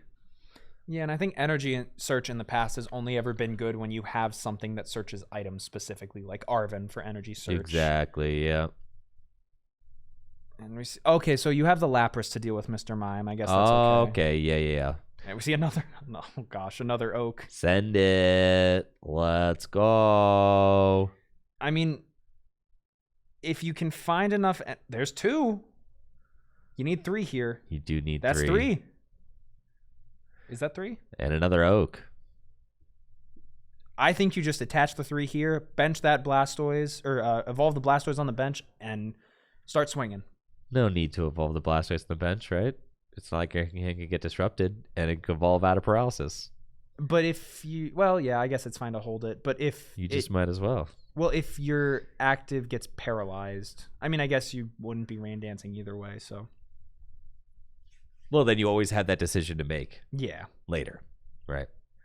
And there's here's a super energy, and there's the a regular removal. one. No fun, police. Yeah, Natalie said that Luke is playing. And a scoop. Yeah, man. Natalie said that Luke is playing with the champion playmat from the RSPK event today, so that's beast. Yeah, it's pretty sick. Yeah, You you got love the to see Stantler. that. Yep. Yeah, and then I'm imagining as Luke, you just want to get a smog off here and just, just it's so unfortunate. This is, oh gosh. Yep, Luke probably Making checking that to power make sure stops the power working. stops. Yep. Yep. Oh geez, it's just. I mean, you see how quickly dreams can turn to dust by some energy removals, man. I mean, that's what the Lickitung deck does best. It's our first, probably, of many Lickitung that we're going to see today. There's another oak. I mean, that's 21 cards you've churned through already, and that's not counting top decks or any other form of manipulation. I know. Now, Luke's hand's, like, not big. There's bills. Play the bills. Yeah, I mean, at this point, you're Just full send. You're You just in, full dude. send. You're Don't in. even bother The counting. deck count Don't already? even bother counting. He's gonna go The deck deeper. count already. We're already at the deck count. That's how you know, dude. You don't need to deck count, man. Just go off vibes. You're You only need to already count once you get past 10. there. Yeah, Luke's a winner. Luke's deck counting. He's a winner. He's gonna top 8 this event for sure. I want to see these bill. I see 3 bill in that hand. I want to see all 3 of them get played. And If the item there's- finder. There's one. Double Okay, water. you don't need it any. Well, you got to flip for an attack here, but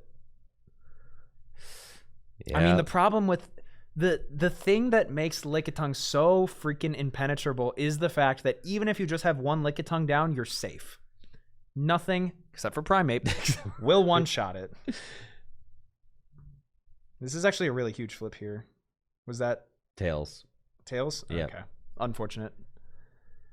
And like, yeah, you just kind of abuse this deck and make it so it just can't do it can't ball. Dude, I mean, the 90 hit points on Lickitung is ridiculous. 90 hit points? There's stage 2 Pokemon that don't have 90 hit points. Oh, what's that? Oh, Hold on, that's what's the Moltres. Is that the Moltres? Yes, dude. Dude. The Firecracker Moltres. Oh, I want that. That card's looks so cool. so good, dude. It looks so good.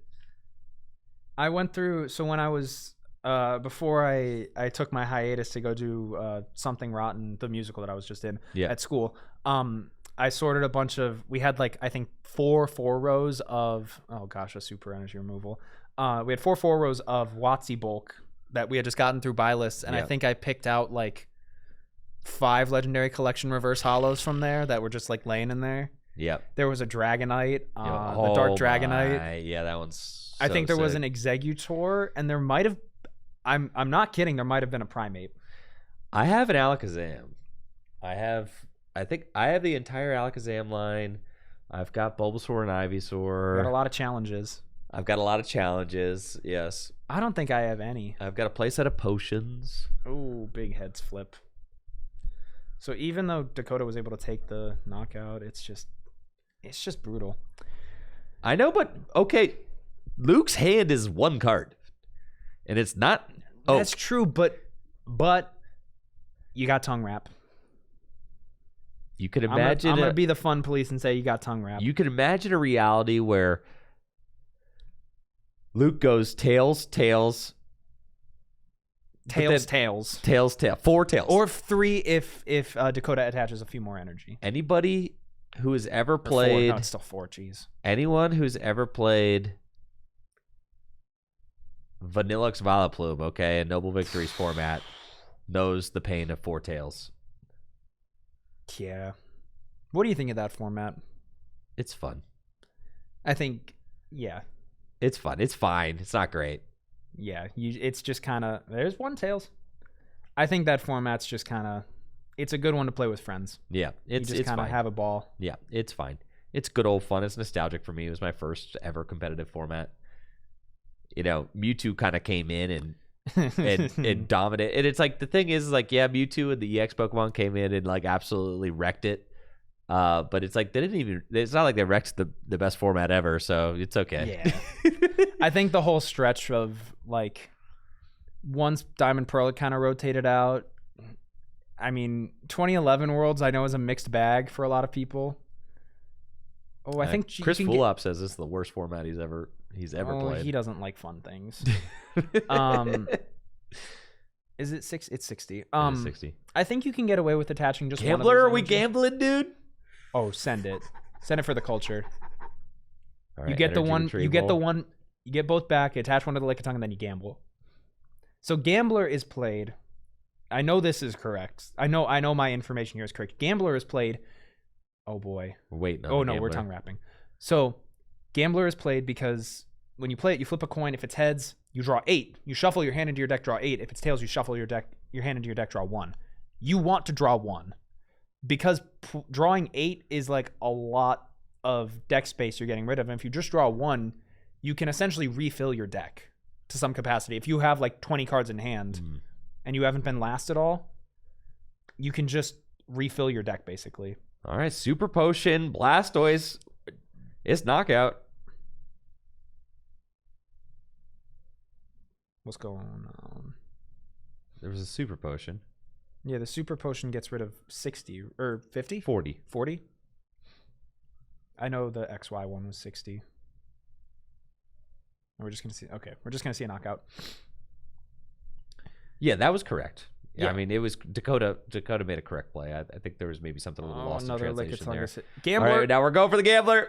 You kind of want to see here. You want to see 8 here as Luke. Tails, shuffle draw 1. What is it? I think you're still supposed to shuffle, but it's fine. And a heads on paralysis. Ay. Where are the switches, Dakota? There's a computer search that can get you a switch, but then no option of retreating. No. And again, right. I think would have liked to have seen that Squirtle come down.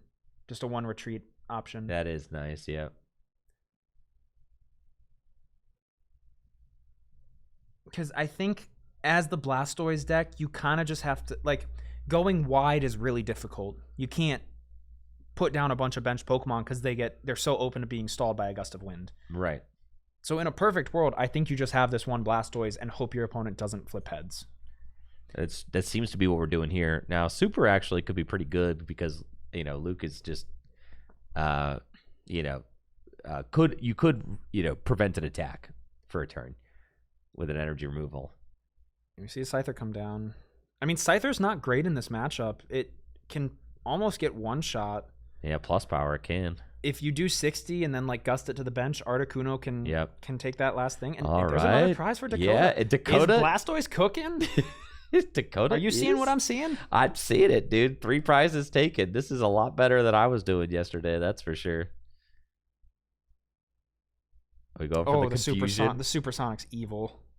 And it is heads. Okay, so Blastoise is confused. Now you need to computer search for that switch, I think.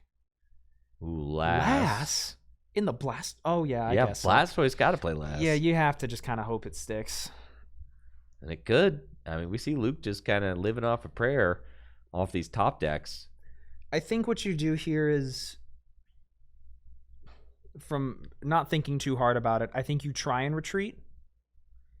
If it's heads, you retreat, go through, and then comp search out the switch. If it's not, you comp search out the switch and then attach 2 and retreat something else. Like either way, you're ooh. Yeah, wait, I like the super. This. I liked it because I think you can live with 4 energy on board because 50-50 is. Dakota's got 3 energy in hand, so I mean, lots of energy there. Could power up anything. It's just, I mean, was that a pass? No. Oh, okay. I thought I saw. No, certainly a move is getting made. I don't think you need to attach. I think you try the retreat. Oh wait, no, because the energy goes away. No, you comp search for the switch here. Yeah. You do the safe play. You comp search for the switch. Surely with comp search and item finder, there's like one of the 2 is available. You play a switch. I don't like the super potion here. I think you're fine. Going for it? Oh, why are we going for it? Oh, brother. You take 20. Yep. I think you're... because now you're stuck being confused, and that's just an extra 20 damage. That's exactly what... It's actually not even the damage. It's the fact you've lost a turn of tempo. Yeah, for sure, right? Because you're winning this game right now. You're in the better position. Oh, wait. Okay, well, yeah. It doesn't want to para. Yeah, you don't want to para. No. I really think you have to find the switch here. You can get rid of the Articuno. You can get rid of another trainer. I know. I'm wondering what the hesitation for the switch is, the lack of switches. But I guess there's no great pivot, which is true. You could go into a new Blastoise. Well, I think it's you go into Articuno, attach 2 energy, hard retreat. Yeah. Again. Like, I don't think it's worth trying to power up 2 different attackers. I think keeping the energy in the discard is fine for retrievals later. I don't understand why we're not getting a switch here. And maybe you don't play it. If you don't play it... I thought I saw one earlier. Tails. Another Tails Blastoise. And is that an item finder from Luke?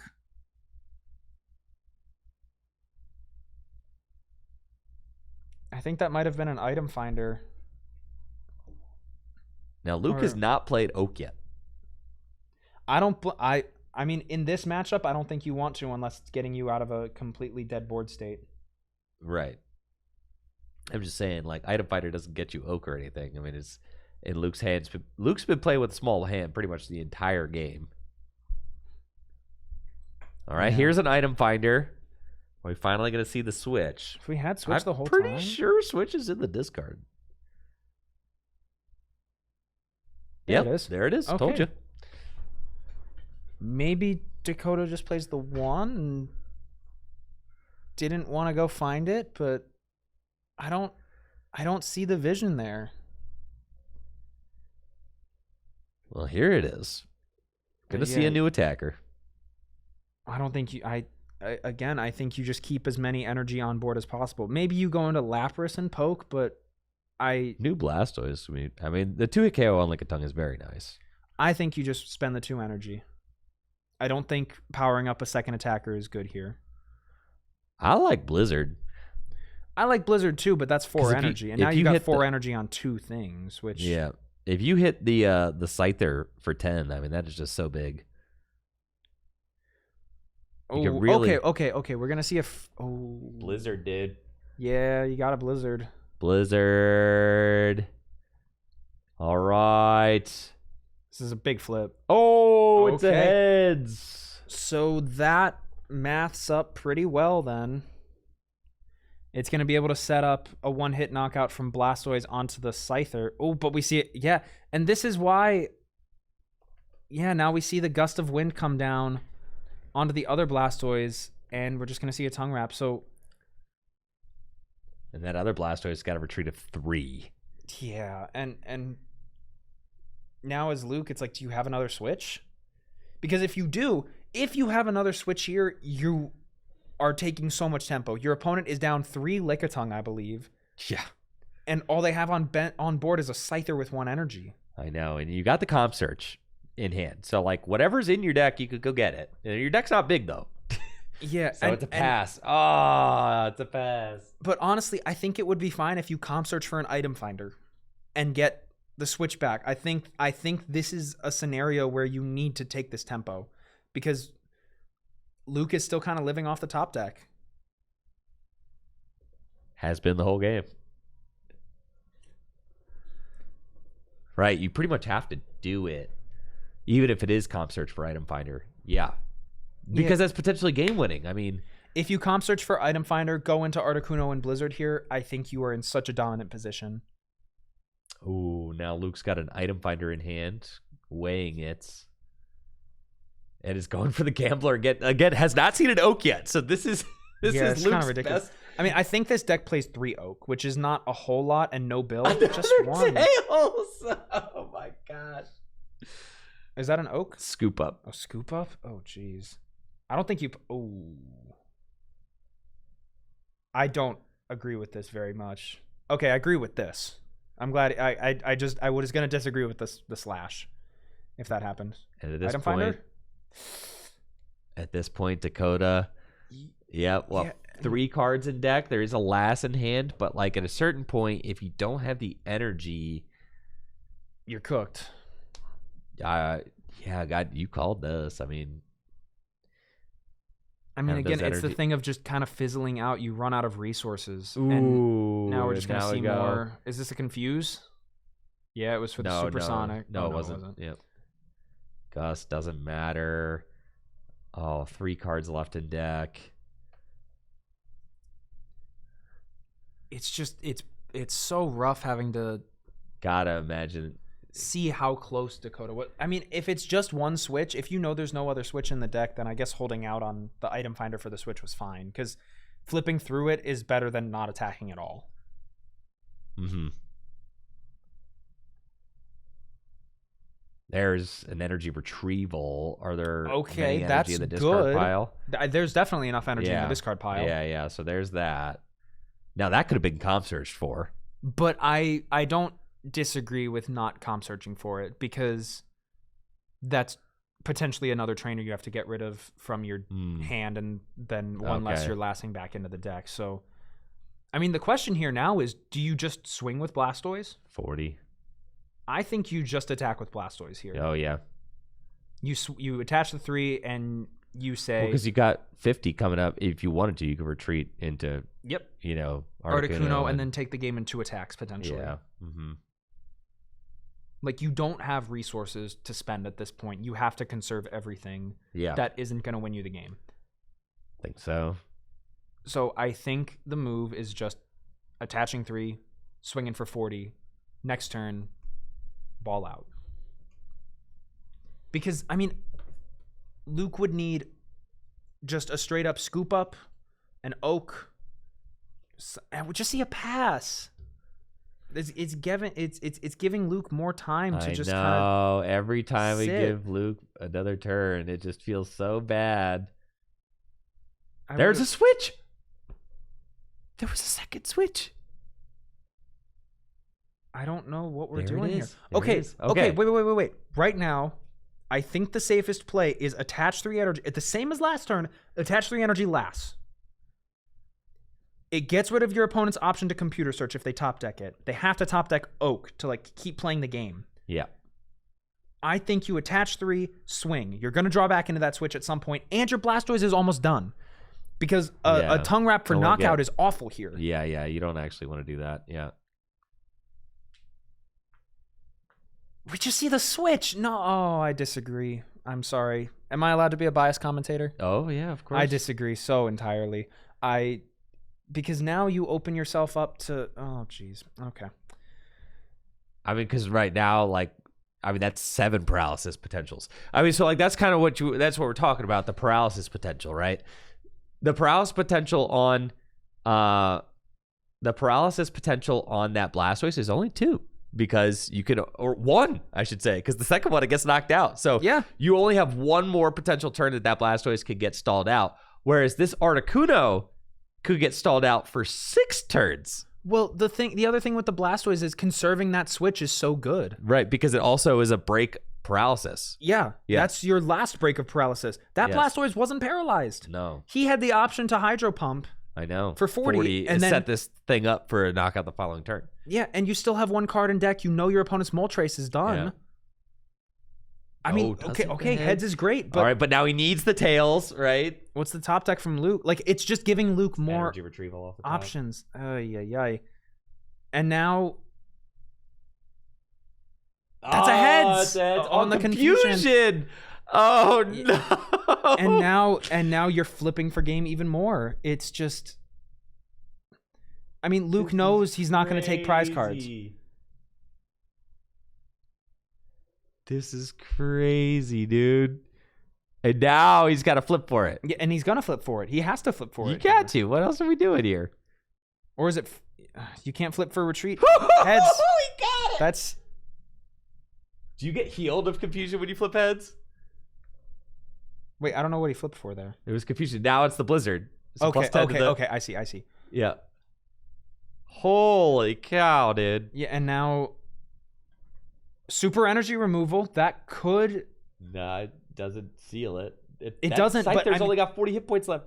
I know, but the Articuno is like... And you're not swinging. It doesn't matter. Swinging doesn't matter. No. So, but you could retreat the Articuno, but then if you fail... Well, you know... Oh, he has the Ditto! Oh, wait, the Ditto's huge here and stalling out more turns. It is. It is big. Gust of wind. I don't think you gust. I mean, oh my goodness. There's an item finder. Dakota's got an item finder. Bro, Dakota has... and a There has to be... Could buy +1 turn too. Dude, there's got to be a way to get out of this. Like, you need 3 attacks. I know. Okay. Your opponent has nothing. It's got to be a Blastoise swing. It has to be a Blastoise swing this turn, Yeah. I fear. Item finder. Get rid of that gust. No. Whoa. 2 waters? You get rid of the 2 waters. You swing with Blastoise. Next turn, you gust the Ditto to the bench. Oh, and win! And then you just win. Oh my god, bro! That's the move. You just pray that Luke doesn't find another basic. That's it, bro. That's it. You can try the retreat. That's a 2-turn win con, dude. You could try the retreat. Yeah. Trying the retreat probably won't hurt. You might as well attempt because that saves you an item finder. You might as well attempt the retreat. Yeah. Holy smokes, dude. Just don't gust. Don't gust. Don't gust. No.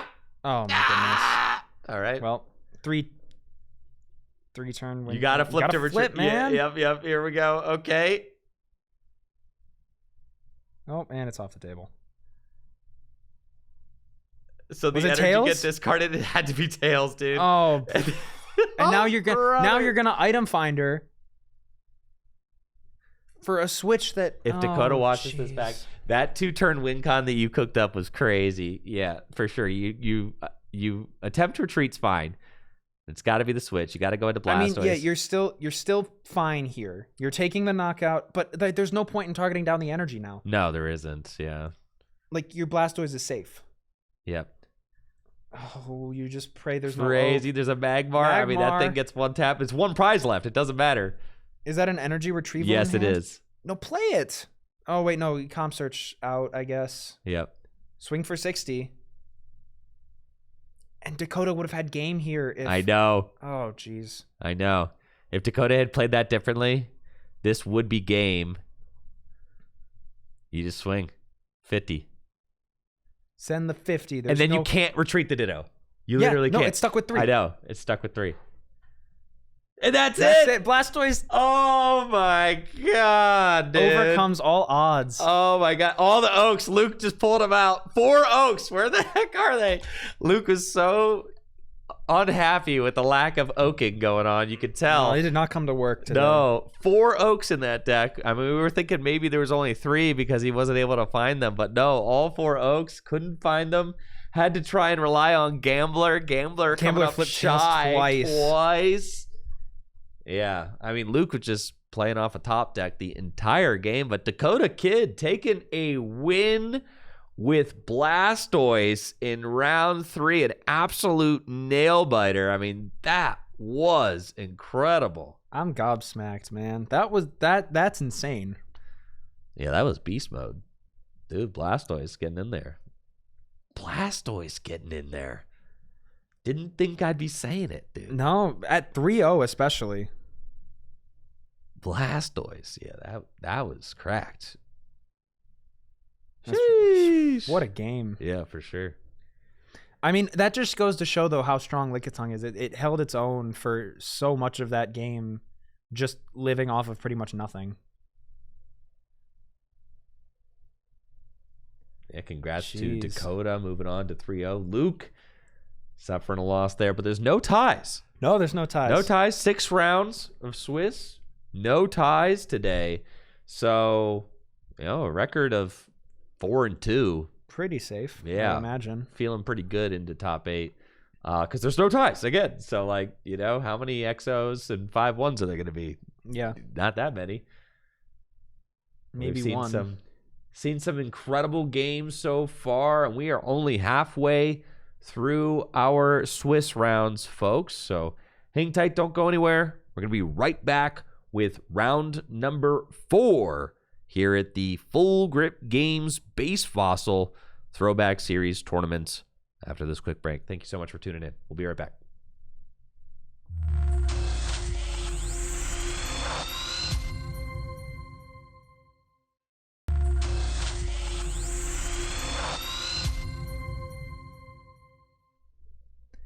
Alrighty, welcome back, everybody. We are back here for the Full Grip Games Retro Throwdown Base Fossil event. We are here in round number 4, coming right up for you, back from our little break. And yeah, we're just excited to keep this kind of retro train going. We've had so many good games today, and so much more to come. We have 3 more rounds of Swiss, and then we will cut to our top 8. Where it will be best of 1, and then best of 3 in the finals. So stay tuned for that. On your right, or the red side, we have Zach Canton at 3-0, and then Wesley Barker on the left, also at 3-0. And we see the coin flip coming down here, and excited to see what these players are playing. We have not gotten a meta breakdown yet, so we don't know what we don't know any of the percentages yet of all of the decks, but I'm guessing it's a lot of Lickitung. And I think we're just waiting here for the round timer to start. And notably about this format, the first and second rules, there are none really. You just kind of flip a coin. The winner goes first, and that's that. You can do anything you want. You can attach energy, play as many trainers as you would like. You can turbo through your entire deck with Professor Oak and Bill. Like, the world's your oyster. And another thing that I actually learned yesterday about this format is when you mulligan, your opponent gets to draw 2, up to 2, instead of 1. And I thought Andrew was just duping me, and I don't know, trying to get me with something, but yeah. And okay, let's see. We get off here right at the start. We got Mewtwo and Ghastly, I believe. Now, we've seen a bit of both of these Pokemon today. Both featured in different types of decks. We've mostly seen each of these in Wigglytuff style decks, but both have been known to kind of frequent between Lickitung decks and go back and forth. Oh, and notably, this deck looks to be in complete Japanese, which loving that, Cole, is absolutely sick. I was going crazy for it yesterday. I'm a huge fan of the deck being in all Japanese. I think it just looks, especially with the WotC stuff, it looks so good. And we see what? Oh, that's plus power. Can't attach that to the bench. And it's interesting seeing a DCE get thrown onto this Chansey immediately. Chansey is not a Pokemon we've seen a lot of. Not today, no. Not today. But it is extremely strong. It has the Scrunch attack for 2 energy. You flip a coin. If it's heads, prevent all effects of attacks done to this Pokemon during your opponent's next turn. And with a retreat cost of just 1, that is extremely low to the ground. And very easy to kind of move around. We see a trader here come in for Wesley grabbing a Doduo, so this is probably just a Psychic Hitmonchan deck. Yeah, you think it's like Hitmonchan Mewtwo, or you think we're going to see maybe a Wigglytuff in here? I would not be surprised if we see Hitmonchan Mewtwo with maybe like 1 DCE for the Dodrios. Yeah, Mewtwo is... I mean, it's funny because Mewtwo is kind of it's one of the biggest differences between base jungle and base fossil, is that the Mewtwo movie promo had come out right around the same time as the fossil expansion. So Mewtwo is certainly one of the biggest differences between the base jungle, base jungle gameplay, base fossil gameplay. Let's be honest, Cole. The differences don't lie in the trainer cards, okay? Like definitely not. No, there's like energy search you get is like the big one, right? But all the most fossils. all the most broken trainer cards all come from base set. Yeah, we see a very strong start here from Wesley, getting able to power 3 energy onto this Mewtwo turn 1, which is a little ridiculous. Okay, and immediately super energy removing both of those psychic energies away. And we're going to see, one of the big counters for Mewtwo. Ooh. And a computer search, discarding a DCE. Not something you love to do, but I mean, it's possible that Zach plays a copy of Mewtwo and maybe Mr. Fuji to be able to put DCEs back into the deck, but we're just going to see a computer search for an Oak. Fresh new hand of 7. But we do know because of the energy attachment, we're going to see a Lick come out this turn. 20 damage and a chance for Paralyze is really, really strong against Mewtwo. Yeah, this Ghastly is very strong against... it's going to be really good against Wesley's whole deck. I mean, because it's hitting Hitmonchan for weakness. It's hitting Mewtwo for weakness. But we see Wesley's also playing the Ghastly. This is another huge addition from the Fossil expansion to the format. This Ghastly. And we saw Sean Foisey was playing the Haunter from Fossil, but not every deck playing Ghastly is playing Haunter. In fact, almost none. Yeah, I think it's just Sean. Just that Sean. I've seen. Just Sean, probably, yes. And wow, I mean, Wesley ridiculous with the start for Wesley. Yeah, double Dodrio, just like that. Wow, and so many energy onto this Mewtwo. And now this, this board is just made so strong with that double Dodrio on the bench this early. Dodrio has the Retreat Aid Pokemon power, which makes it so that costs 1 colorless energy less to retreat the active. And with both of them, they stack. So this Mewtwo will be able to free retreat if it wants to a benched Hitmonchan. But I imagine... And Hitmonchan can free retreat to Mewtwo. Yes, it's great. We have not seen a single Muck today. And honestly, I wouldn't be surprised if we don't see one. It's been kind of phased out of the format, but what a ridiculously strong start from Wesley here. We see just using a super energy removal just to use one on one basic energy, and we're probably going to see a Cyburn come down. Yeah. I don't think I like using that super there. I don't either. On the Ghastly. No. Especially when you see like a Scyther on the bench getting powered up. Could go double colorless and then knockout, right? And then you're going to wish that you had the energy removal to bump the energy off of Scyther, right? Especially if it's a double colorless energy going on to Scyther. Ooh, plus power is kind of cool here. Yeah, takes a knockout on the Mewtwo. And now it's like, what's the response from Wesley? Because the only thing that's going to be able to hit this Ghastly is Ghastly. It's true. But that Ghastly will take a knockout. Oh, that's true. But it'll be interesting to see, because if in these decks that don't really play Lickitung is so good because nothing resists it as well. That's I think the less talked about aspect of Lickitung that's so incredibly strong. You're always doing 10. It's true.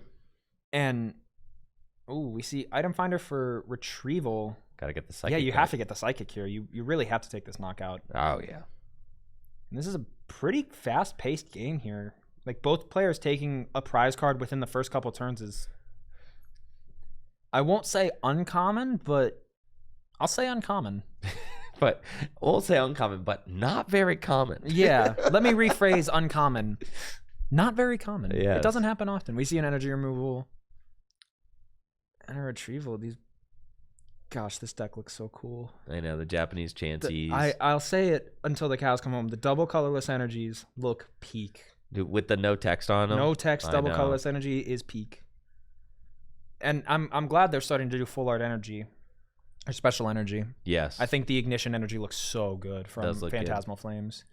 And I really hope they continue that. And like same with the stadiums. Now I'm talking about standard, but like they've been cooking. Full art items, full art like trainers other than just supporters, I think look dope. For sure. Oh no, the game looks great. Modern Pokemon looks great. But this plays great. It looks great too. And looks great too. It does. Especially in all Japanese. I know. I don't know. I do love the look and feel of the all Japanese decks, but I'm also a sucker for those big gaudy yellow borders on the English cards. I'm a sucker for the yellow borders, but if it's thinner cards, and I think the Japanese cooks. It cooks too much, I fear. It is quite nice. Ghastly got a Lick Paralysis. Now Zach's sticking the Scyther is paralyzed in the active. We've seen the energy removals flowing. Jeez Louise. Yeah, dude. These super energy removals are just getting thrown around like candy. They are. These energy removals are are flowing. I don't know What is going on? here. Item finding for an oak. Okay, is what's happening. Okay, thank goodness. I was like, why are you putting your entire hand in the discard pile? Please don't do that. Yeah, that looked really bad for a moment there. Okay, there's a Lickitung. So we do know Zach is playing some version of Lickitung Psychic. Yep, and there's Mr. Mime. Probably not going to be great in this matchup unless... Oh, yeah, no. Probably not going to be great in this matchup. End of sentence. If your opponent's got Ghastly and Hitmonchan, there's really no point. Yeah, those are two great answers to Mr. Mime. Water energy. For the it's going to decide. Fury swipes on the decide not to attach that to Scyther. Now the Scyther is no longer paralyzed. That's like I see that mistake quite a bit. You're like, there we go. There we go. Yep. They're listening. You see an oak for 7. A lot of oaking going on. I mean, I don't know. I'm just I mean, it pays off, I guess. You're gonna get another Mewtwo. I see RDL in the absorption. Chat saying the EX era. The EX era in Japanese does look pretty peak. And yeah, the quality on the Japanese cards is just, it's so good. They don't Pringle as much. Yeah, a bit of counting of resources here. I mean, both players have probably spent like 2 oaks at this point, at least, which is for sure a lot more than I would have spent. But I mean, you got to do what you got to do in these scenarios, especially in best of 1 where you really can't sack a game. No. And the main proponent of losing games in this format is, I mean, there's 3. It's I mean, decking out, obviously. Well, I'm gonna say a redundant statement, but it's, I mean, losing on prize is decking out. But then, like, the main way you lose a game of Pokemon. I know. But the point I'm trying to get to, it's like bricking or wasting all your resources at the beginning of the game. That's what I'm trying to get to. Yeah. Obviously, you will lose from decking out, but bricking is very substantial in this format, and we see the evil Lickitung like just kind of putting this Mewtwo in its place. And we've had all great games so far. Honestly, we haven't had any non-games. It's been really good to see, and because of the length of these games, it's something you feel very comfortable going single game top 8 and single game top 4. We are gonna have a best of 3 finals because the finalists play all day and get there. Want them to have their best opportunity to compete for the champion playmats that I had commissioned, featuring the same artwork on the YouTube thumbnail. So shout out to Sephra, who did a great job illustrating that for us. Mm-hmm. But yeah, if the players want to play a best of 3 finals, that's Mr. Mime. They are welcome to do so. But honestly, the single games just feel really good. And you could see why, like, originally in Pokemon, like, it wasn't created as a best of 3 game. I mean, originally these games take a little while. It was originally single game gameplay, even in tournaments, all the way up. Mm-hmm. I mean, in Japan, they still do that, and that is where the game is made. Yeah, I mean, I think this format's really good. You generally won't lose out of like bricking. Like, the games will last a long time, and they are fulfilling games because the better player will generally win. If it gets down to a grindy kind of end game. Oh, is that why you always beat me in these retro formats, Cole? That's not what I'm saying. I have never day 2'd a regional. Top 4 to states, though. Top 8'd. One of the old states. How many regionals have you played in, Cole? Like 4. Not a lot. But those states back in the day, man, I was... Dude, if you put as much time and thought and effort into modern regionals that you put into your knowledge of retro formats, you could easily top cut one. I'm very confident in that. Thank you. I don't know. I don't have the time at this point in my life, and for sure. I think there's so much going on in standard with I mean the community as a whole and everything. going on. And you prefer the retro community? I huh? think well, no, that's not what I'm saying. I think there's just like getting into standard. There's a lot more moving pieces. There's like, you know, the travel and the travel, says this guy who went to Japan to play in a retro tournament. It's the, you know, the development of the meta. Yeah. How everything shakes out. The idea of like hiding certain ideas, and I don't know. I think that's a lot of, Jesse, that's the online meta, all that stuff. Like I right now in my life I can't be bothered. Yeah. Oh, I feel that for sure. But with retro, it's just like I can sit down and like it will never change.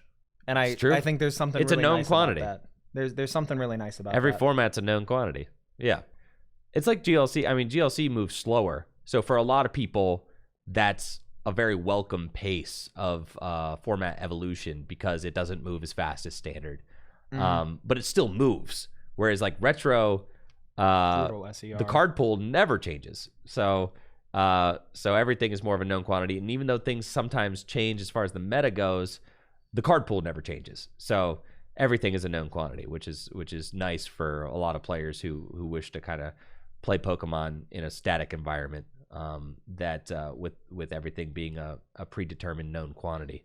Yeah, and with the static quantity, it feels a lot more casual, and like there's so many less stakes. Like if I go to a regional and stuff, I put a lot of pressure on myself to do well, even if I have like 5 games of testing under my belt, which has happened before. And like I'll do passably well for myself. That is true, Jesse. Like just picking one deck and playing it an entire year. Yeah. Like I find time during school. I'll play like a couple games of live, like a week maybe. Yeah. But you know, that's a really good point. Primape just showed up. This is not a known quantity format. Things can happen. Things can change. The card pool. I made sure to say the card pool is a known quantity. Yes. Who was expecting Primape? I was not. Raise your hand if you were expecting Primape. I made sure to tell Sean Foisey that we popped off pretty hard when the Primape hit the board. That was so hype. All right, here's Mr. Mime. Yeah, evil Mr. Mime. I mean, you have the Ghastly counter. That should mollywop it. Going back to that though, like I remember I went to EUIC for a RSPK tournament, the Holland Open, and I ended up getting through to like I got through one of the waves and was able to play, and I think I went like 4-4-1 with Cloth. And I think I did so bad the first couple of rounds. I lost like my first set to just a misplay at the end of the game. And I ended up going down like 3-1, and I was like, all right, I'm just going to go positive and try and be happy with that. And I mean, I did, but I put too much pressure on well, I'm starting from the bottom again with standard. All right, I'm going to be going to locals, grind my way back up. Yeah. I'm saying I'm gonna win a couple league cups. I want to win a league cup again. Well, that's what I'm saying, bro. Start from the bottom, dude. That's always a good feeling. When the stakes are lower, don't go flying to other countries to play standard if you're not that I flew to another country to play RSPK, man. Well, you're very practiced in that tournament. You're very practiced in that format. Cup tomorrow in Streetsboro. Dog, I'm leaving for Cancun. I know, and tomorrow's my mom's birthday, and she's in town visiting, so I can't do cup tomorrow, unfortunately. If you know of any cups, actually, I'm really chomping at the bit to play post rotation though. I love post rotation. I think that's the time where you just throw spaghetti at the wall. I'm loving it. And I'm either gonna be playing in the 6K or helping work or commentate or whatever. Dude, you're signed up to commentate, dude. Okay, great. Didn't we talk about that? We did talk about it. I needed to make sure you knew. I'm pretty sure I freaking booked you. Yeah. Okay, great. Yeah. Okay, I'm commentating it then. I thought we'd squared that up. All right. Okay, good. Great. Yeah.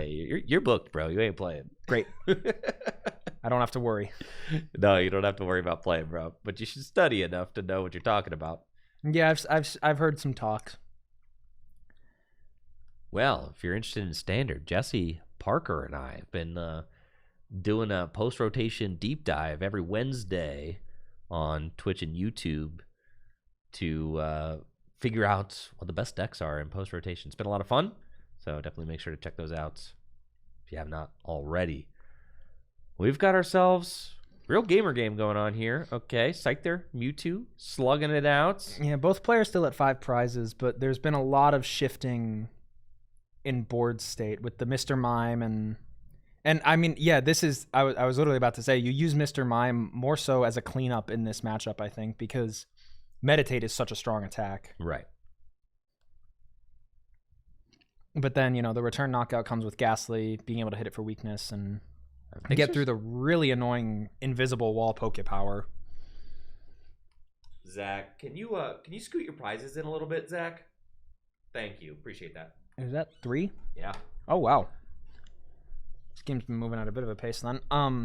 That's why I was like, I gotta see. It's 3. All right, yeah, we gotta lock in, Cole. Yeah, I mean, we got a fully powered up Scyther that's got 30 HP left, but I mean, I think if you're Zach, it's pretty safe to just go into that and start swinging because Hitmonchan's not doing anything. Ghastly, I guess, can be annoying, but double heads. I mean, you're a prize up. You can start powering up this Scyther now. I mean, 30 damage, 30 damage. Yeah. Yeah, I mean, that's a 2-hit KO, right? And if the Ghastly flips tails, and you could tell the kind of desperation attached to Hitmonchan because you're like, Special Punch hits Scyther for 10? Yeah. And that is a heads. That's a really big heads. Yes, because it is. I don't believe Zach's hand is big, though. These Lickitung decks don't play cards like Switch. Or if they do, it's just 1. But they play Scoop Up. They play 4 Scoop Up, but... And that's why it's just a pass. Yeah, you never want to discard 3 energy off a Scoop Up. No. Are we going to see a Special Punch? Dude. For 10? Bruh. Just flip. Surely Wesley knows. Oh, the plus power. We don't know. All right, and the plus power on Hitmonchan. Gonna make it a Special Punch doing 50 damage. Always a nice time when you get the 3 energy on Hitmonchan. Special Punch is actually a very powerful attack. 40 is nothing to sneeze at. No, that thing is crap. I mean, you're one-tapping Wigglytuffs with that. Plus power, you're one-tapping Lickitungs with that. You're two-tapping a Chansey. Yeah, something really funny about base Fossil in the way the plus power is worded is that plus power actually doesn't, like modern plus powers boost the damage before weakness and resistance, but back then plus power boosted damage after weakness and resistance.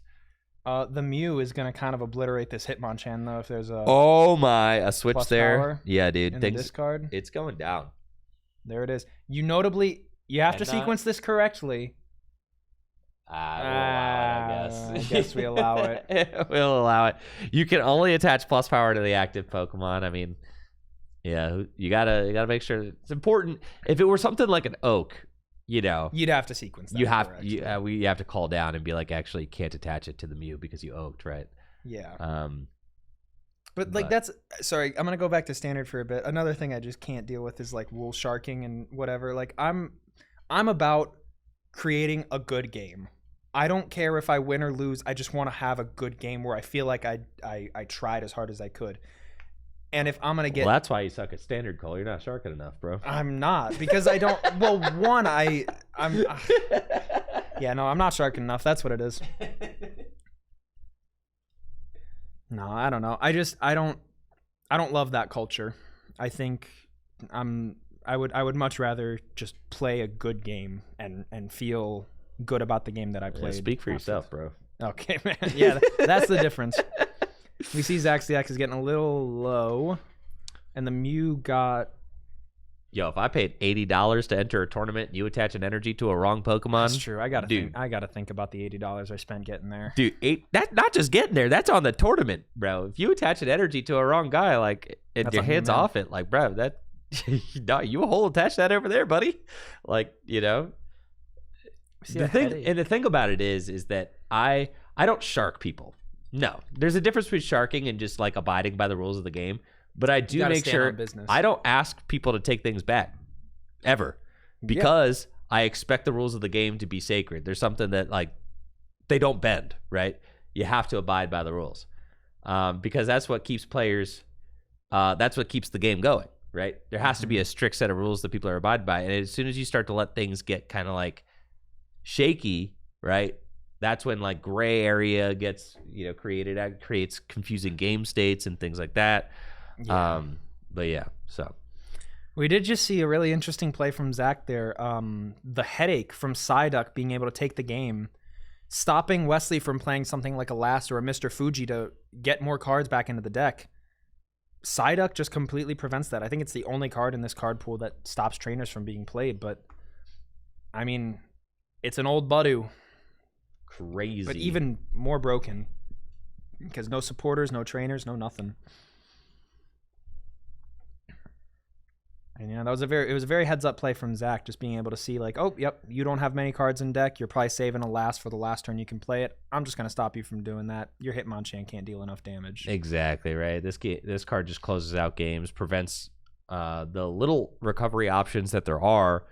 Mr. Fuji, Lass, prevents those from being played and can make those end turns a predictable quantity, right? Mm-hmm. You're just saying like, all right, well, if I'm using Headache, you can't play any trainers, you can't recover cards back into the deck, so then that just means that I'm going to be winning the game in a couple turns as you deck out. We saw that's how Zach was able to win that one. Mm-hmm. Deck out, Wesley conceding, and that is round number 4. We still got 2 Swiss rounds to go, though. Mm-hmm. And I think that it adds another level of, I guess, bluffing or more expression, I'll say, because you could play that Last a turn or two early predicting the Psyduck. There's just another level of mind games to it all, which... Oh, now we've got Heather versus Sarah over there. Oh my gosh. Yeah, those two are like best friends. Top 10 things you hate to see. I know. Best friends over there. Which generation Professor Matt is that? Is that Gen 1? I feel like I see a Vileplume and... Playing the best friend mirror. Now, Heather has the Lickitung Scyther Magmar deck that you built for me yesterday. Yep. She's playing that one today. She's 2-1. Deck. And Sarah's playing some Hitmonchan. Must also be 2-1. I think Hitmonchan. Sarah is playing the Clefable deck I told you about. Oh, wait. Oh, yeah. Clefable. My bad. Yeah, Clefable, Hitmonchan, Dodrio. Yes. It's pretty sick. I had Clefable Muck. That was like the deck that I had built, but I was like, Muck just feels kind of pointless. So Muck is pretty... So I was like, but I like Clefable. I want to like keep a Clefable deck together in my base fossil, deck pool. So then I'm like, how do you even build Clefable? Like Clefable, it should be a really strong card, right? Metronome is ridiculous, man. Like, it's so good, but then how is it not good? How is it not meta? Doesn't make any sense. One energy. It's one energy, right? This minimizes 2. Yeah. I don't know. Oh, I got Zach for Sean. This will be fun. Let's go. More Primape. What is Eternal? Is that... I don't know the... Eternal format, it's an unlimited format with like a ban list. Okay. And it seems interesting enough. I think, was that Justin Basil's format? Pretty sure. Yeah. Chat saying yes.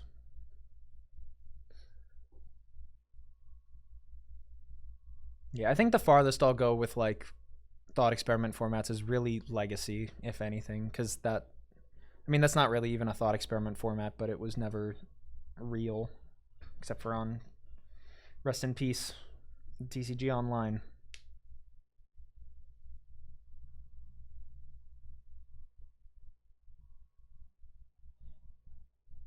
Oh, wait, that's a good point, Jesse. Having a format be called Unlimited and having a ban list is a little redundant. Or not redundant, but well, that's why it's not called Unlimited. It's called It's called Eternal. Oh man, yeah.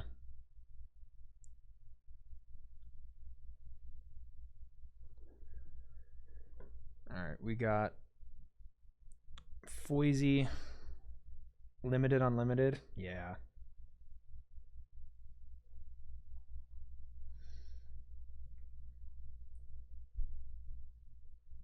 Got Foisey and Zach Canson.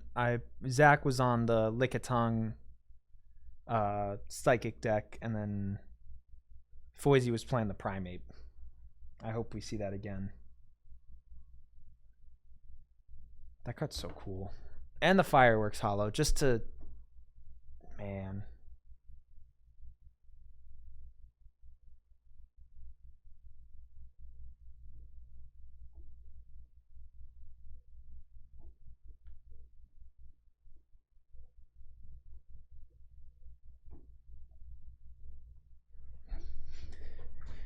Yeah, both players are pretty much set up. We're just waiting for the official timer to start going. And here we go. We see the Mankey start up against the Mewtwo. It could be a little scared. Oh, wow, an immediate lass. And both players' hands now just kind of full of energy and Pokemon. Yeah, scary for Sean because in 3 turns that Mewtwo will be 1-hit KOing. Could be 2 with if have to top deck a Comp Search. You got to top deck a Comp Search or an Oak or something.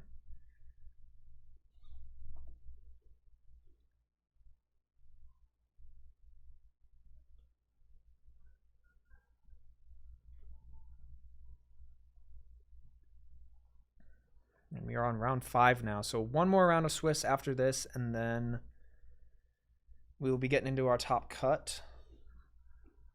And we just see Mankey doing 10 damage. And did Zach even draw there? I think he did. We see the peaks start to come in, writing down all those prize cards. Top deck to Jigglypuff. All right. So that is some insurance. Yeah. That's nice. Not going to be any quick non-game going on here. So that is great. It's the one thing we never like to see on stream is a non-game. Psychic to Jigglypuff. And Sean's got Primeape and Wigglytuff in hand. So both those little dudes going to be able to evolve up. Mm-hmm. Yeah, the turn 1 last going first. I mean, a crazy concept, right? That you could play a trainer card on the first turn of the game that would strip both players of all trainer cards. Yeah, man. In their hands. I mean, that's pretty wild. Good right? thing they didn't print anything ridiculous in Rocket. Yeah, to compound that. Yes. And obviously that kind of effect did end up actually existing later on in the game as well with Getsus, supporter card that strips all items. Oh yeah, I forgot about Getsus. You see the double peak. Now Sean just kind of reorganizing all the prize cards, looking at which ones he's seen, which ones he has not. And then I wonder here if there's any value in looking at your opponent's top deck. See, I really don't like the way that Zach used that super there on the Mankey. Yeah. Right, because now you just opened yourself up. I mean, Zach could just... I mean, I said this isn't going to be a non-game, but actually it might be. Yeah, no, DCE 10 damage. and Sean wins. Oh, boy. Peaks. So, probably nothing here right away, but... Oh, we see the Primeape. Oak. Oh, this is going to be Raps. That's going to be game for sure, because at this point, you just draw out the entire deck. Comp Search. Comp Search, there and it is. Yeah. That is going to do it. Oh, no. We did have a non-game. As Sean Foisey sprints to a 5-0 start, guaranteeing himself a position in today's top 8 cut. 33 players. Sean has done very well at many of the retro events that we've hosted. Second place at our RSPK event. I think also top 8 at the 2010. Did he top 8 the 2010 one? Yes, with Gyarados. Yes. And then I think also base Neo. So, like, yeah, Sean's just, like, top cutting all of these. Yeah, no. Which is awesome. Yeah. Bring the coolest deck. Most blinged out. Wait, is that the 2013 Worlds bag? that is, I think. That's pretty sick. Yeah, round 5. Wrapping up pretty quickly here. The Full Grip Games Retro Throwdown. And we see most of the other games probably still going on. Absolutely. All right, well, let's zoom in. Yeah, let's see what we can see here. Sarah playing that Clefable up against... Dude, Sarah is doing pretty good with the Clefable Dodrio deck. I mean, Clefable right now, you're resisting Psychic, so Mew can't touch you, and jeez Louise. There's a Hitmonchan. All right, I was going to say Sarah's going to need saved. something to eventually deal with that opposing Hitmonchan over there. I mean, it's already got 40 damage on it. It does. Because if the Hitmonchan's in the active, you're getting clocked for 40 with Clefable. Clefable's kind of crazy. Yeah, the fact that they printed the metronome on the Clefairy and was like, yeah, we'll make it 3 energy and then make the evolution be 1 is kind of ridiculous. We do see, okay, Special Punch is going to take the knockout here, though, which is unfortunate. But Sarah was able to draw an item finder off the prizes, I think. And it's got a Hitmonchan. Ooh, and another Hitmonchan. All right. And Trader, too, so could go get Doduo. Yeah, I wouldn't hate to see Doduo or even another Clefairy. There's the energy retrieval, so you could start powering it up. I mean, this is kind of a fine position for Sarah. I'd just be a little worried about getting run off the board, but I mean, 40 damage Hitmonchan is a lot right now. But I don't know. Decides to bench the other Hitmonchan.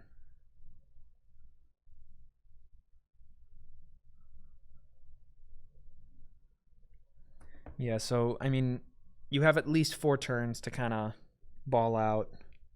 We do see an attachment to the active, which I don't hate it, but you kind of open yourself up to getting SER'd. And then you do have another one in hand, so I guess it's all good. I'm asking Natalie if she can have Sarah move her cup to the right side of the table. Oh, nope. Maybe? Yeah. Not that the cup is impeding the vision too much, but, you know, there's a giant cup. The straw is what's killing it for me. Oh, double plus power. Wait, are we going to see a dig for the 3rd? Oh, my gosh. Is that an oak? Yeah, dude. Oh, jeez. Oh, my gosh. I mean, just a fighting energy pops this thing, though. I'm seeing people in chat. Yeah, people definitely practice on TCG1. I know I ran a couple games on TCG1 last night. Oh, really? Yeah. And just to like refamiliarize myself even more with like what's going on. Oh, nice. And TCG1, I've never used TCG1 before. Confiscated the cup. It's got an auto queue, right?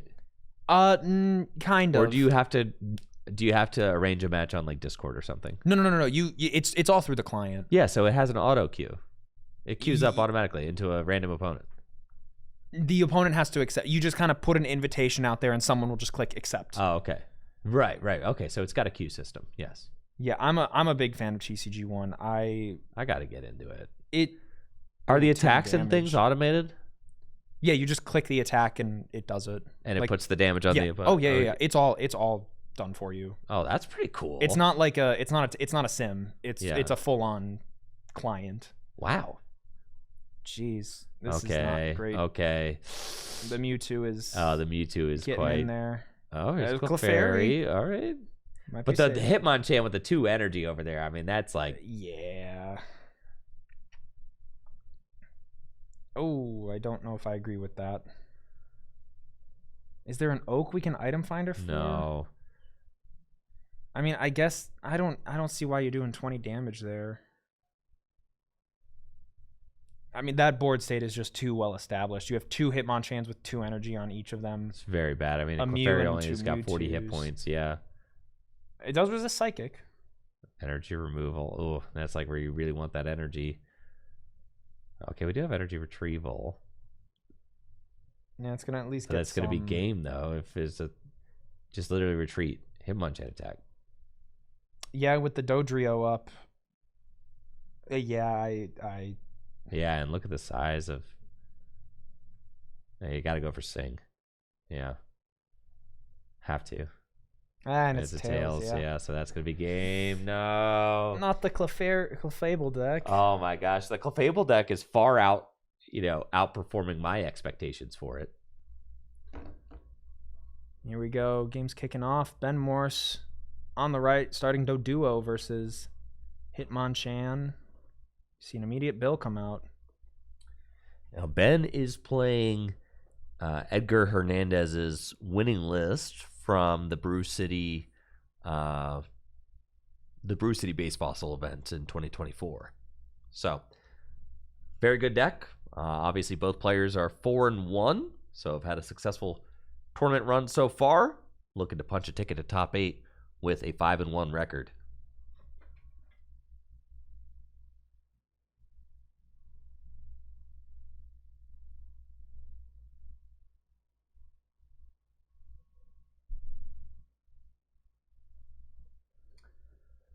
All right.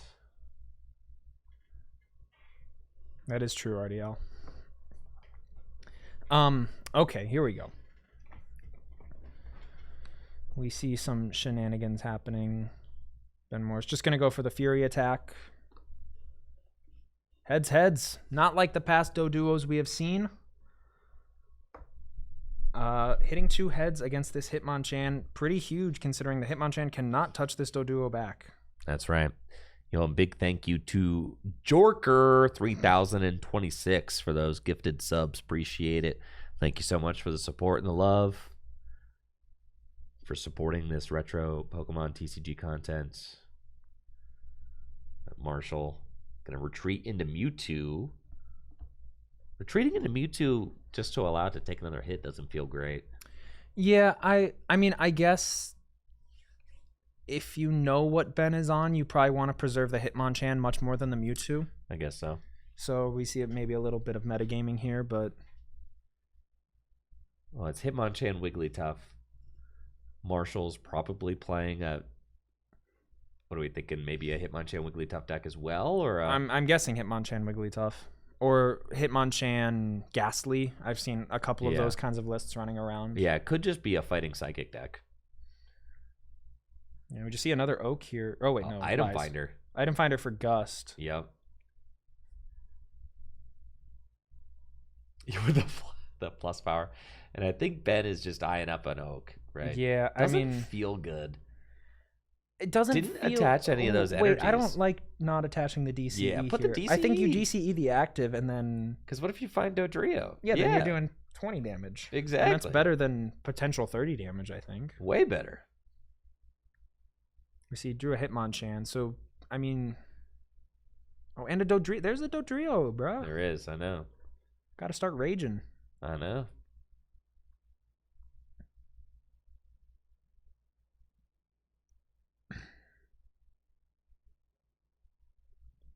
So just kind of spreading the energy love here, and then we're going to see a Fury attack. 1 hit, so 20 damage. 20 that's damage still. nothing to scoff at. Oh, that's pretty good.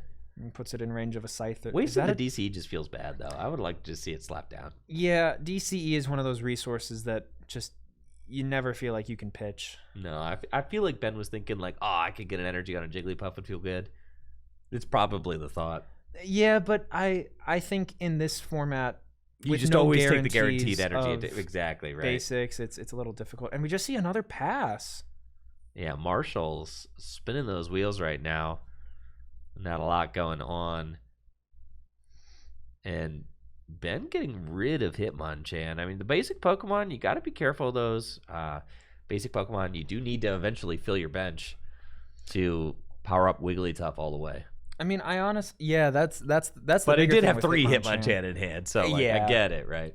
But I mean, honestly, Hitmonchan is pretty bad in this matchup, I'm assuming, because there's a Mewtwo over there. There's a Mewtwo over there, and then also Dodrio. You're not poking Dodrio for anything. So Hitmonchan is really only good at knocking out other Hitmonchans. That's true. That's true, and Ben does have 2. He still has another one in hand right now. Jab, bringing that Hitmonchan in Marshall's active to just 10 hit points shy of a knockout. Looks like Marshall's got energy retrieval, bring a couple energy back to hand. So could potentially...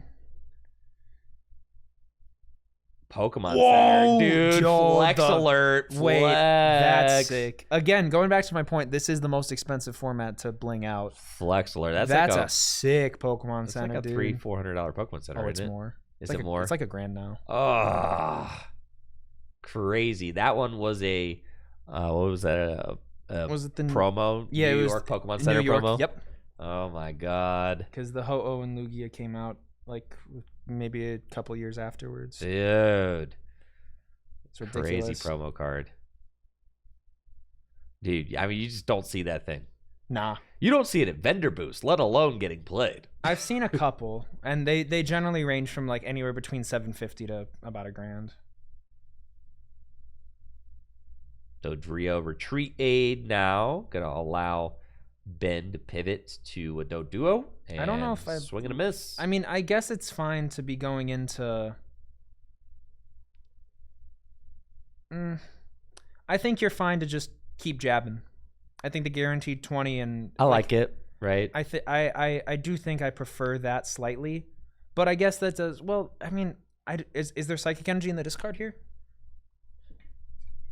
Oh, yeah, for this? No, just getting one fighting. But still you're threatening 40 next turn with the Mewtwo. Yeah, but now... If you were able to, like, instead of attaching to the Doduo, you could have attached to the Jigglypuff. And now could be a turn where you could pop off and go Wigglytuff and then put your opponent in a really weird position because they can't retrieval for any fighting energy. They'd have to dig for one themselves. But we do... Super. Yeah, that's fine. I think if you take it off the Dodrio here, you're forcing yourself to attack with the active, kind of. I think that's what Ben plans on doing. I like to see energy drop onto the Jiggly. There we go. I do like to see that. You got to start powering that thing up. So even if you're taking the Mewtwo to Pound Town, Pound is good. Pound is good. 20 guaranteed. Not bad. Not bad. Hey, Doduo making up for the other turn. Yeah. Pound Town, dude. Love going to Pound Town. And Marshall did have the Psychic. So we'll go energy absorption again. And no, Ben kind of has to respond to this. I mean, if you're Ben and you can go Wigglytuff knockout, I mean, we see the DCE there. You go DCE to the fresh Jiggly. And I don't hate that. Start going to Pound Town. I don't think you need to go to Pound Town. I think you can. I think you have the leeway to be a little greedy as Ben here because there's nothing on Marshall's board. It depends on what Ben plays. If you play a plus power and stuff, and you have a way to knock out the Hitmonchan immediately after the Mewtwo, I think you can. I don't like getting rid of another Hitmonchan. You got to be a little bit careful, or else if you top deck Wigglytuff, you're just not doing maximum damage. Mm-hmm. But I mean, you probably still have at least another Doduo, at least another Jigglypuff in the deck, but that can only get you so far. I don't. Okay, this play would only make sense if you immediately retreat into the Dodrio and let it take a hit. And that's what he's doing. All right. Okay, I don't hate it. And then saying I'll DCE pop for knock it. If you swing. Yeah, and it does. Actually, I really like this play. It puts Marshall in a really weird spot. Because unless, the perfect response would be energy removal. And that's what he had, yeah. But super. I mean, he had to expend a super energy removal, and then... We got ourselves a real nice mid game. I mean, this is fun. I mean, not a single prize has been taken yet, right? But a lot has been done. A lot of resources have gone down. A lot of game altering decisions have been made. And that's the thing about Base Fossil is like you're gonna question everything, every single promotion, every single energy discard, everything that you item finder for. I mean, there's everything. You could debate everything. Yeah, no, it's a lot of very small decisions that will eventually add up in the long run, and I think it's really cool to mess around with, and that's why I say like I do think this is a very skill intensive format. Oh, it is absolutely. Absolutely. You see, the Sing failed. Another energy. Is that an Oak? Energy retrieval. Being getting rid of. Interesting. There's a certain point Oak is the worst card in your hand. Absolutely. It gets to that point. Are we gonna? I think a retreat here is perfectly acceptable. Are those? Going for another Oak. Yep. Is that a first? That's not a first edition. It's a Shadowless No. Hitmonchan. Shadowless Hitmonchan. Yep. We've not seen a single first edition base set card though. Not yet. There's one out there. I need someone to One rock of my in. Electabuzz is first edition in one of the decks that I want to see people playing with the first edition hollows. Someone should. Ooh, that's close. Trader. That's nice. Swagged out trader. We love that. I want to see someone though with like first edition Hitmonchan across the board. Yee. Or like first edition energy. I feel like that's a subtle flex. Because those first edition energy are like $6 a pop, I think, last I checked.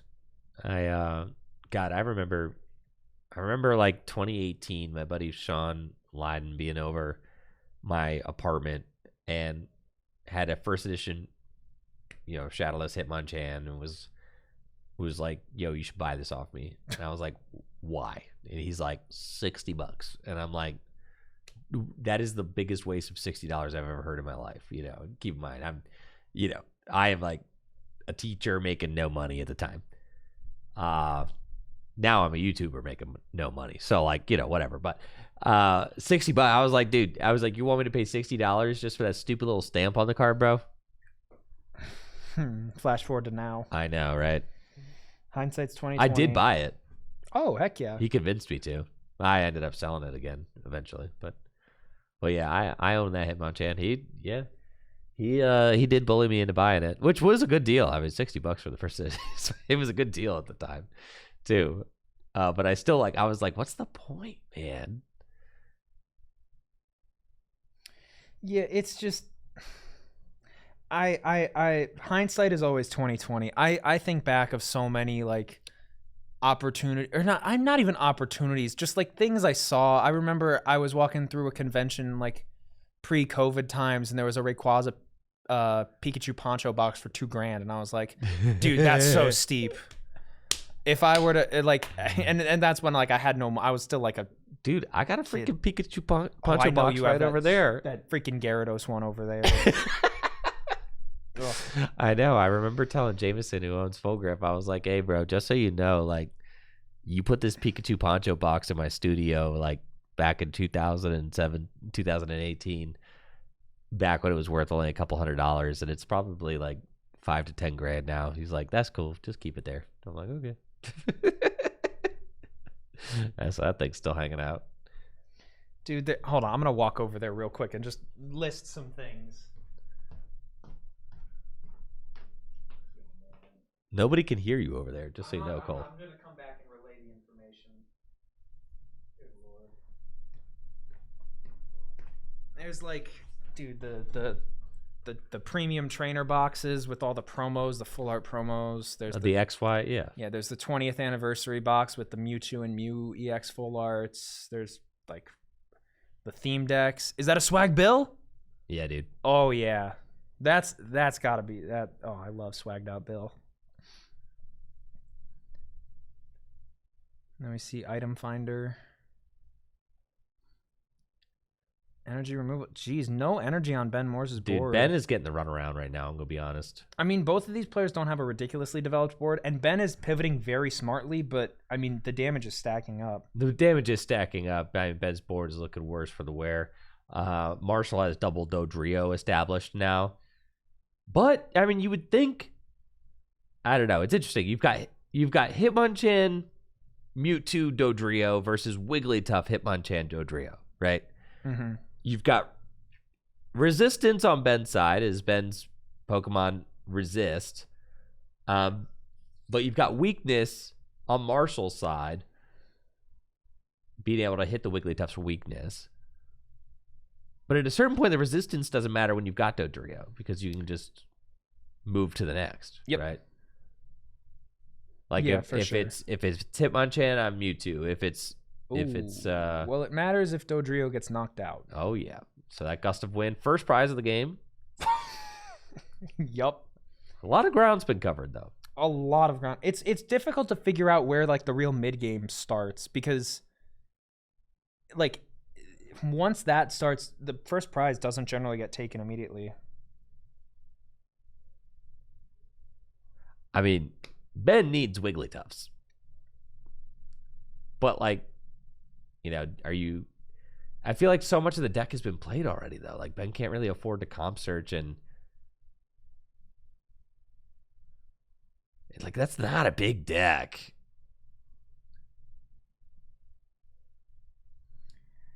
Yeah, it's really not. But, like, Marshall, I would go out on a limb and say, does not have any active ways of disrupting the deck. But, I mean, just sometimes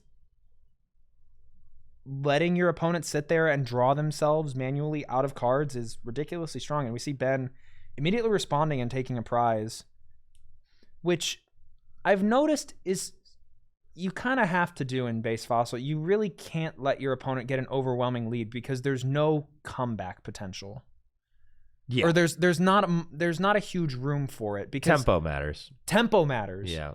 But if your opponent plays their resources well enough, they will never you won't have a chance to come back, really. You have to realize when your opponent oversteps. That's the biggest opportunity to take advantage of. But generally, if you're going at least 2 or 3 prizes behind, I think that's when I sit back and I say, okay, I'm going to try and win this game off of deck out. See, now Ben does have a plus power now, but can't take the knockout. Because you pitched too many. I told you. You pitched way too many Hitmonchans in the beginning. I told you. I mean, 10 damage is great, but that's a whole extra turn you're taking to take 1 extra prize. And then, you know, Marshall has the immediate Hitmonchan response. Or you could go into Mr. Crime. Mr. Crime is evil, man. Yeah. We've nasty. Not seen a whole lot of this card today, but Invisible Wall is one of the most ridiculous powers printed on a card.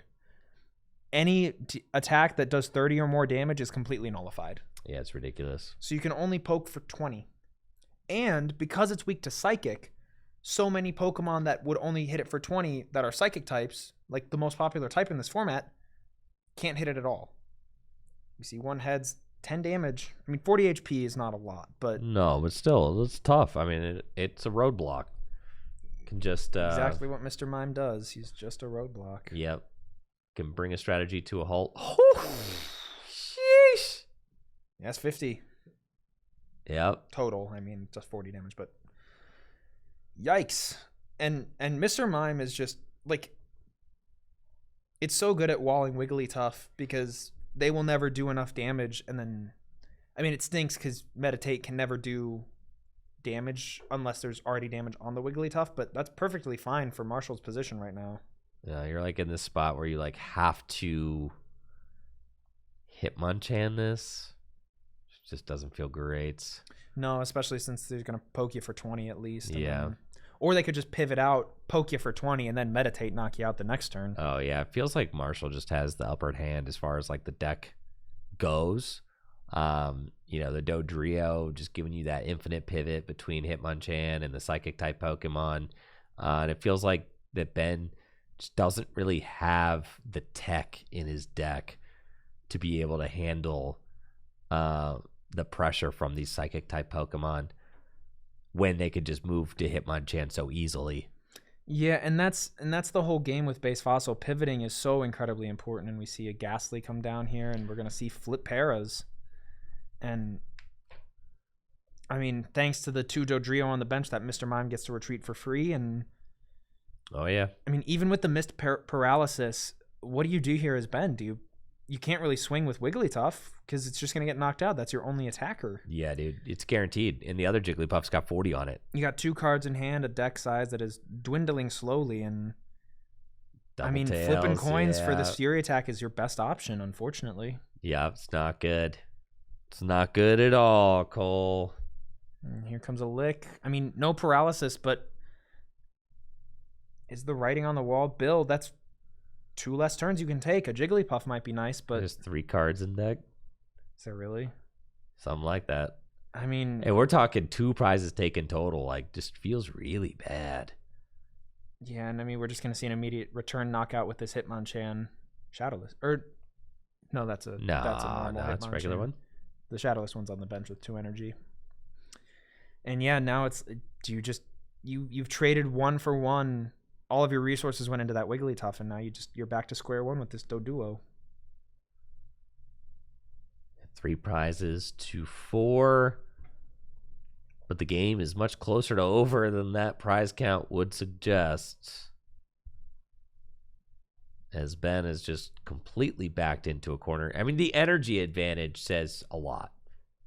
Yeah. About the game, right? Where there are 5 energy on Marshall's side of the board. There's 1, about to be 2 on Ben's side. And you can't even use a superior energy removal because you are net losing. Yes, on for sure. On that trade-off. And like maybe there's a world where you can't. It's so difficult because you can't even swing with the Mr. Mime or with the Hitmonchan because Mr. Mime is going to return knock you out. You can't really try and put this thing to sleep because Jigglypuff is weak. But you have to try, right? And that's what we're seeing. And the heads can't get anything going. Yeah, and I think Ben sees the writing on the wall. I know. Now we did see that there are going to be some 4-2s that are going to make top 8 today, I think. So just because of, just if Ben loses doesn't necessarily mean he's out, but a win does guarantee you a spot in top 8. I think there will be some 4-2s who bubble out of top 8 as well. Yeah, that's the heartbreaking part of this, but I mean, that's kind of what you're in for. And I will always say it's better than no IDs. Oh, or better than IDs. Yeah. Poor phrasing on my part. Yeah, but better than IDs. I agree. Is that a Doduo? Swagged out Doduo? Dodrio? Yeah, yes. That's definitely Dodrio. Marshall going for comp search. I mean, Marshall's deck is pretty small, but I mean... Not as small as Ben's. 2 cards left. Not a lot of cards. No, it is not, Cole. And there's Mewtwo. Oh, just energy absorption. Yeah, I mean, it's a very safe play at this point. And you can see maybe this deck just handles the Lickitung strategy better than... I don't know. Well, I mean, we have not seen a lot of Lickitung, honestly. No, we haven't. But maybe this handles Lickitung Scyther better. There we go. That's it. Than Wigglytuff, because you've got Mewtwo can like really go toe to toe with Scyther, and then Hitmonchan is just obviously very good against the Lickitung. So maybe this is kind of like the counter deck that is going to rise to the occasion today. Yeah, you have Ghastly to stop the Mr. Mimes and anything weak to Psychic. Yeah, it's really good. I'm gonna have to build that for sure. Oh yeah. Yeah, I'm gonna have to get that deck built. Well, that's our final Swiss round before we cut to top 8, folks. We got Marshall Carey advancing to a record of 5-1. Ben Morse falling to 4-2. Marshall guaranteeing himself a spot in top 8 cuts with his Hitmonchan Mewtwo Dodrio deck. Ben could still make top 8s, but gonna have to get a little lucky as far as the resistance goes. Yep, because there will be a couple, I think, 4-2s that end up bubbling today. Yeah, it's exciting stuff. We'll, as soon as we figure out top 8 and kind of the meta breakdown, we'll relay that. Absolutely. Yep, I'm gonna take a quick break while I go down, talk to Natalie, kind of see what our thoughts are with top 8 cuts. See if maybe there was like a meta breakdown or anything like that from today, or what our meta breakdown of top 8 is going to end up being. We'll be right back with top 8 cut. Top 8 and top 4 are going to be single game played, but then our finals will be best of 3. If both finalists want to play a best of 3, they're welcome to play a best of 3. If both finalists decide they want to play a best of 1, you know what? Who am I to stop them? Yeah. It's their tournaments after all. So that'll be it for our Swiss rounds, but don't go anywhere. We'll be right back with top 8 cuts here at the Base Fossil Bonanza. Like Full Grip Games. All right, we'll be right back.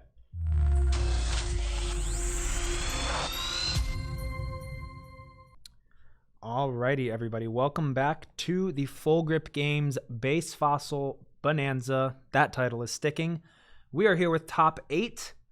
We'll give the deck breakdowns in just a moment. But on stream here we have, if I can pull it up, Dakota with Blastoise. Yeah, Blastoise. Blastoise has made top 8, which is a little bit ridiculous, playing up against Marshall Carey. Ridiculous, Cole. A little bit ridiculous. No, it's not ridiculous. It's beast. Yeah, we're ready. How many minutes? 50? You said 50? I believe it was 50. But yeah, going up against Marshall Carey with the Dodrio Hitmonchan, which we just saw on stream. And yeah, so we'll get the breakdown and the names of the players in cut here in a second. Dude, you said just one Lickitung deck in top 8. One Lickitung. Yeah. So yeah, let me start that breakdown real quick. So we have one Lickitung Scyther deck, one Blastoise Rain Dance deck, one Clefable deck. Clefable has made top 8 here. That's right, bro. That's my deck right there. That's Sarah. Andrew's, that's Sarah the goat. Sarah the goat. I'm just saying, Sarah dude. Wilson I freaking made that. I made that Clefable deck this week. It's sick, man. And Sarah took it all the way to a top 8. That's so sick. And then we have 5 Wigglytuff fighting decks. All of them have some element of fighting. One of them has Electabuzz. One's got Haunter. And the other 3 are... Haunter and Primape. Oh, yeah, and Primape. My bad. Primape is the coolest part of that deck, let's be honest. But anyway, yeah, getting into the game here, we have a Mr. Crime here. Fully powered up, while Dakota, not a lot happening. We just see 2 Squirtle on the bench and an Articuno. No energy have hit the field. Here are the 2 lists. Okay. And yeah, we see an Oak for a fresh 7. Probably looking for... Oh yeah, we see the breeder. The Blastoise is out and about. 2 energy in hand. That's not enough. We see a couple Bills probably are going to hit the discard. Just trying to dig for 1 more energy to maybe do something. But I mean, you can't even swing with this Articuno. The Mr. Mime will take no damage. We see a super energy removal. So now both players with just a pretty barren board state, but I mean, I don't really know who the advantage goes to here. I mean, Dakota is definitely more set up for sure, but I mean, the Mr. Mime, you can't touch the Mr. Crime, dude. It's interesting. We just see an attach and probably a pass. Unless we see a retrieval. We could see, if there's 2 energy in the discard, we could see a retrieval and a retreat into the Squirtle to maybe start using... I forget the attack name. But the Flip Para for 1 energy. We see a second. Bubble, dude? Bubble, yeah, that one. Bubble, bro. Bubble, my bad. My dude didn't know about Bubble. I forgot about Bubble. We really need Dakota to see... There's no more energy. Dakota's really just turboing through the deck here. I mean, knowing your opponent is probably not playing some Lickitung stall deck, you're probably chilling to just kind of go a little bit crazy. We see an energy removal, so that guarantees this play of being able to bubble. And just for the people asking in chat, yes, you can use proxies and the 25th anniversary reprints and such. We see a Lapras hit the field. Lapras is definitely the Mr. Mime counter that Rain Dance plays. Water Gun being able to hit for 20, or you could do Confuse Ray. Both are great options. We see Hard Retreat into Lapras. And probably... Yeah, we're going to see an energy removal, or retrieval, just eyeing up what's discard. Yeah, pressure's on. I mean, the pressure's definitely on. Water Gun, 2 energy, 20 damage. Does Marshall have a Rain response? Dance? I mean, that's the thing, is like, what's Marshall gripping over there? This is just single game top 8. Gonna be single game top 8, single game top 4. And we've seen, I mean, many of these matches have gone all the way to 40 minutes, which is why it's single game up until the finals. Because these can last a long time. Yeah, but they can also last a short time. They can also last a very short time. That's a duo, so okay. Marshall's got some stuff cooking up here. And that's the thing, is that you're not with Mr. Mime in the active, you can't lose in one turn. And Pokemon can never be disrupted out of your hand in this format. Well, not never. I mean, there's Imposter Oak, I guess. But yeah, crazy pull, but yeah. But for the most part, Pokemon are not getting disrupted out of your hand. Just trainers via Lass. Yeah, but I mean, so usually you'll play with the Pokemon in hand until you want to reveal them. You just want to keep as much information hidden from your opponent as possible. Yeah, that's definitely a big thing in this format. I think reserving attachments can be good a lot of the time. Reserving when to play Pokemon down onto the bench so they don't get gust stalled. And we see, I mean, Dakota is definitely going to be taking a knockout this turn. I can't believe you're telling me we've got one Lickitung deck in top 8? It's the top seed. Zach, Lickitung Scyther. Mm-hmm. Lots of Wigglytuff, Clefable, and Rain Dance. That's kind of beast. Yeah, so much Clefable and fighting. I mean, just everybody who's here wanted to be Lickitung. Yeah, everybody for sure. Yeah, And I mean, I guess we saw the Blastoise game earlier, how this deck just kind of outpaced Lickitung, where it just did not draw anything off the top. That was Luke Townsend, who ended up bubbling out of top 8 with a record of 4-2. Yeah. And I went downstairs. I was talking to Luke Townsend earlier, and he's like, "Yeah, I think there's about four players will make top 8 with a record of 4-2, but he's like, about 2 are gonna bubble out." Well, yeah. It sometimes, your knowledge is cursed. You just know exactly what's gonna happen to you. You foresee the future. Let me see, Dakota. A fresh hand of 7. A bit of an aggressive Oak, honestly. Yeah, Lapras gonna take this knockout. And there's the first prize of the game. A lot quicker than 7 minutes in, first prize.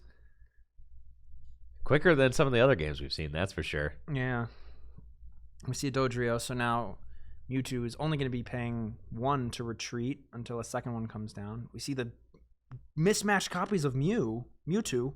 Oh, yeah. Well, maybe you like both, They're both great.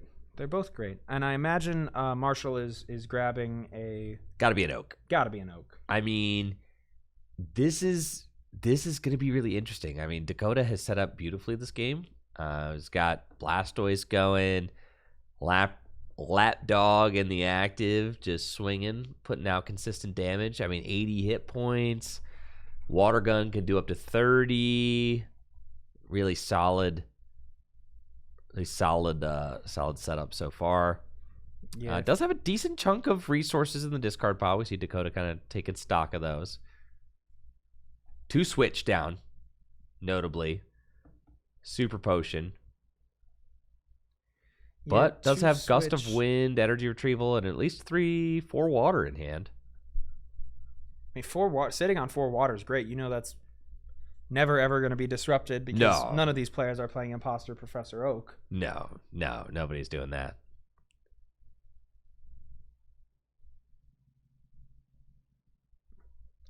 We see a normal Mew get benched.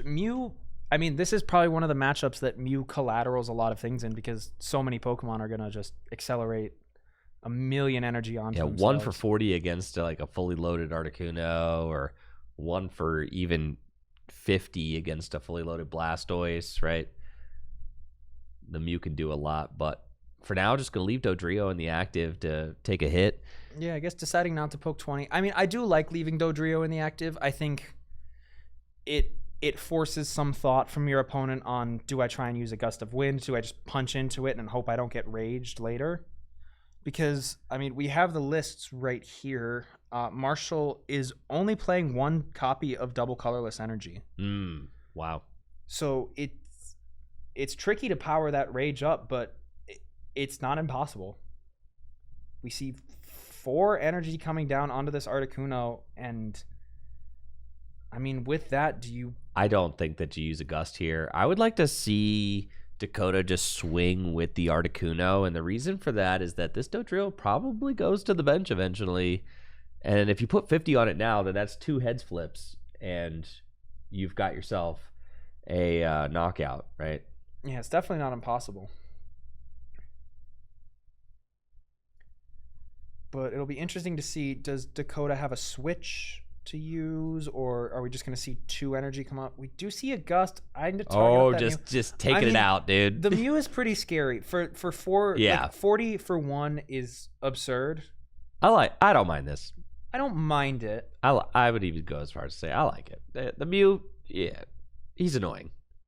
Getting back the 2 energy immediately. And the thing is, there's no Pokemon recovery. So unless he plays 2 Mew, which I don't think. No, well, we could Not check. Not many do. But if you're playing a Mewtwo deck, you could. Because you want to always win the Mewtwo war. It's just the 1 Mew. Yep. And a heads flip. Gonna ping 10 damage. That is a nasty blizzard.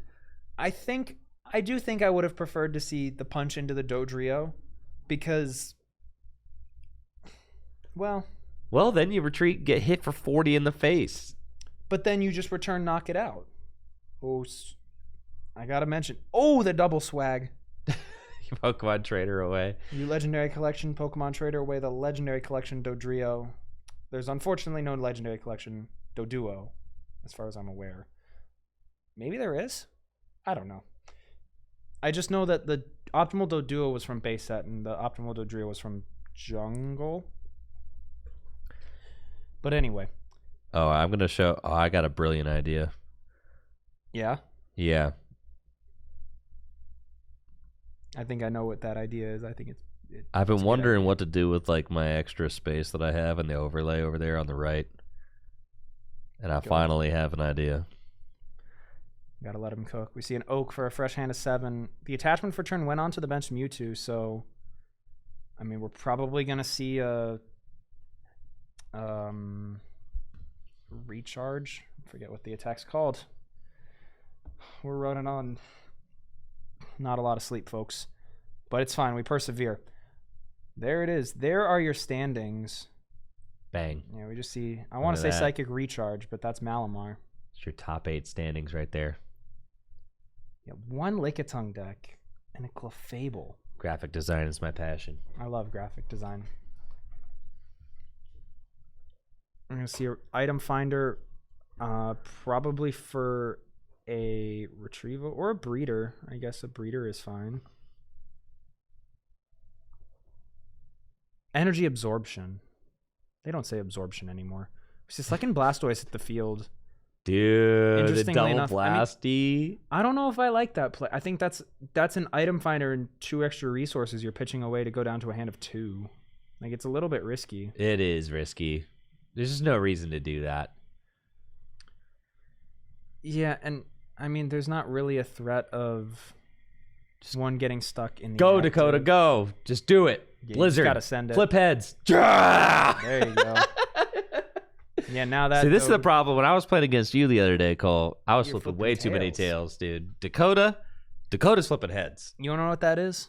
That's skill. That's a skill issue, That's skill expression. Yeah. It's all skill. Anybody who says otherwise is lying to you. That's what I'm saying.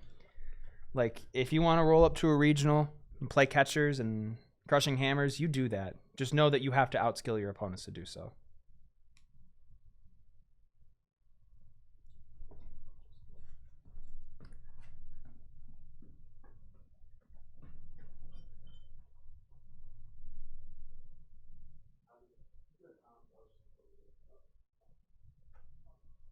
All right, now Dakota really kind of weighing his options, really taking stock of resources left in deck as well. Doing a full deck count. He's got a couple energy in hands. You really just want to save those. Yeah, Ooh. Yeah, I really don't like... I mean, why, right? Oh, Oak, okay. Oh, sure. Yeah.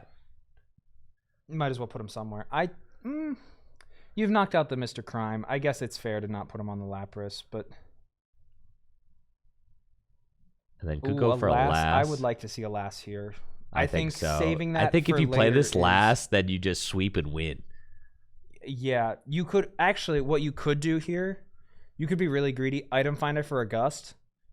Gust the Dodrio or Mewtwo, honestly. Actually, I'll Gust the Mewtwo. You Gust the Mewtwo. Yeah, and go for double knock. Yeah, you go for double knockout. Crazy, bro. And then last That's what we're seeing. Yeah, we're seeing. I like this play. You got a full send. Oh, that's how you got to play this deck. Do it.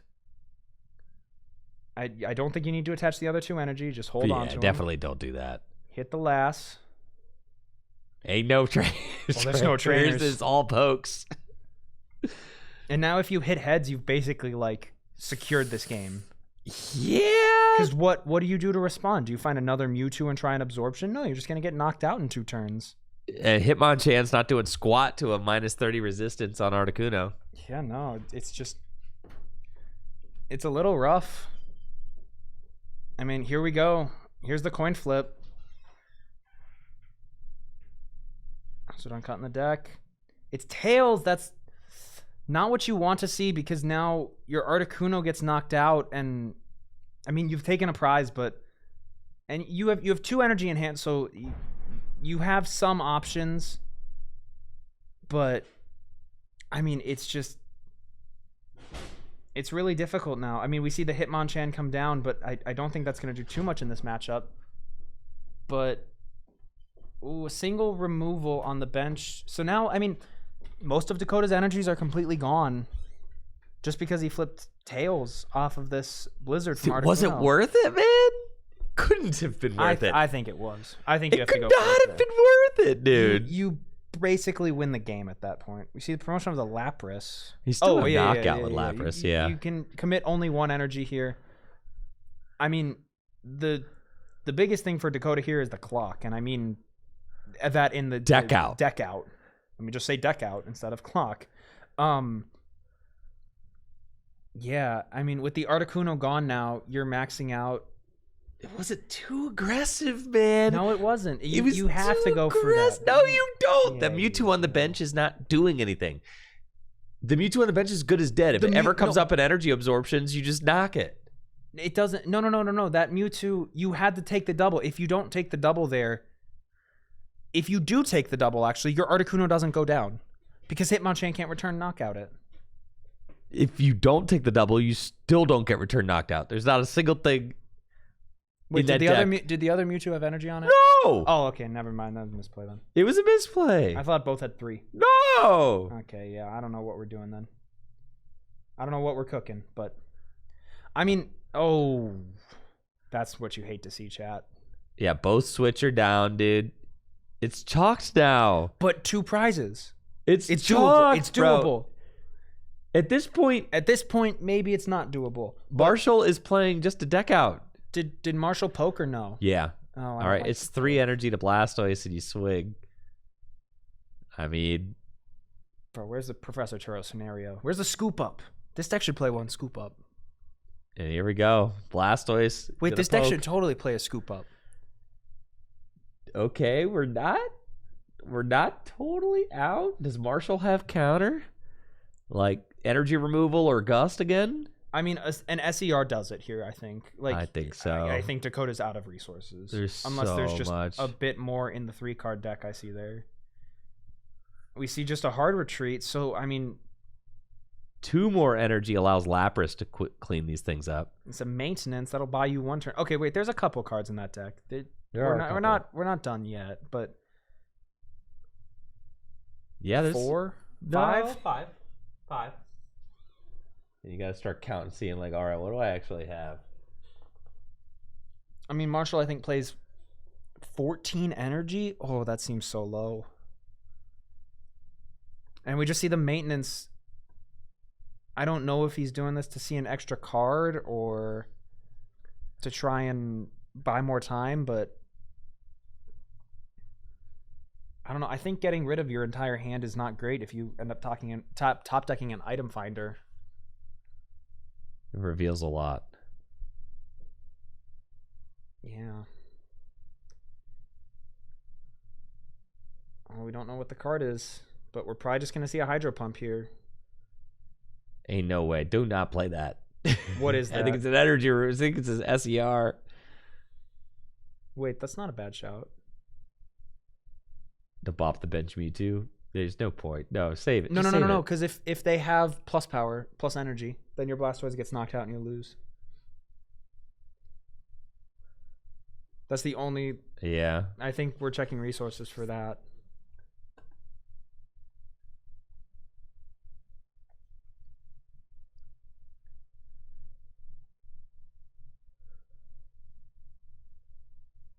I think I would like to see off the Lapras hit the 2 on the Hitmonchan with 40 damage on it. Because that just, it makes, it keeps you safe a turn.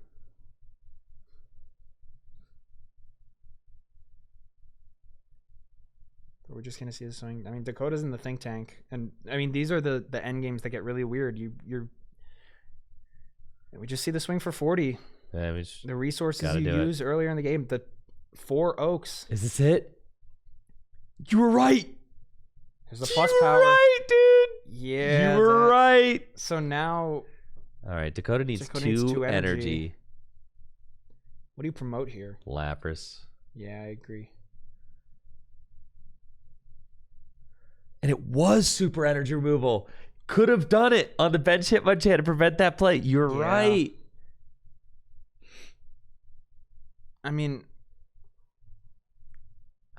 yeah, you don't really need the energy on this Lapras. I mean, now you do because it's your only hope, but now it's like, this was a turn late. You're right. That was a turn late.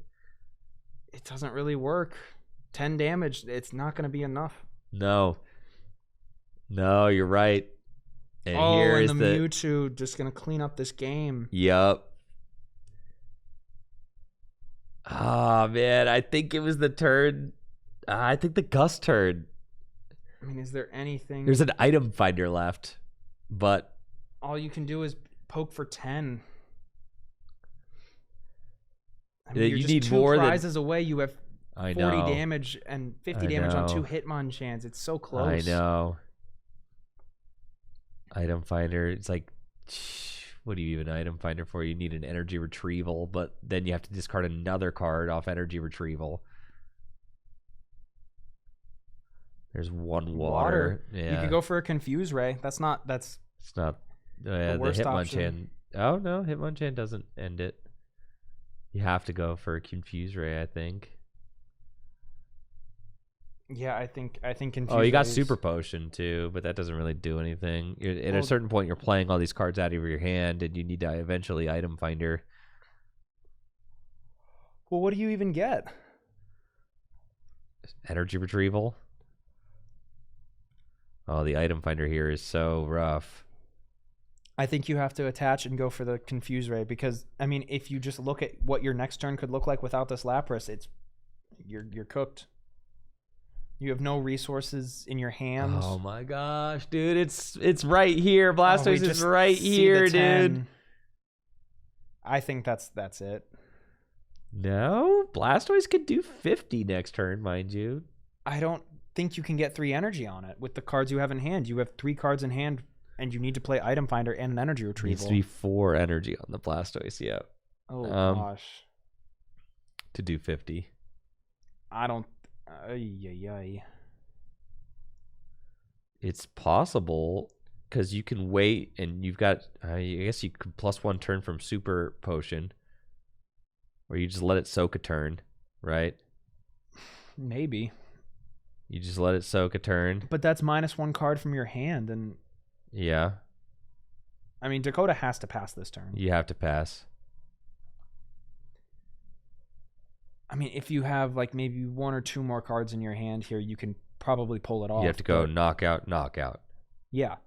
Yeah. But and you need 4 energy. That's the hardest part of this. You need 4 energy. 4 energy is kind of brutal.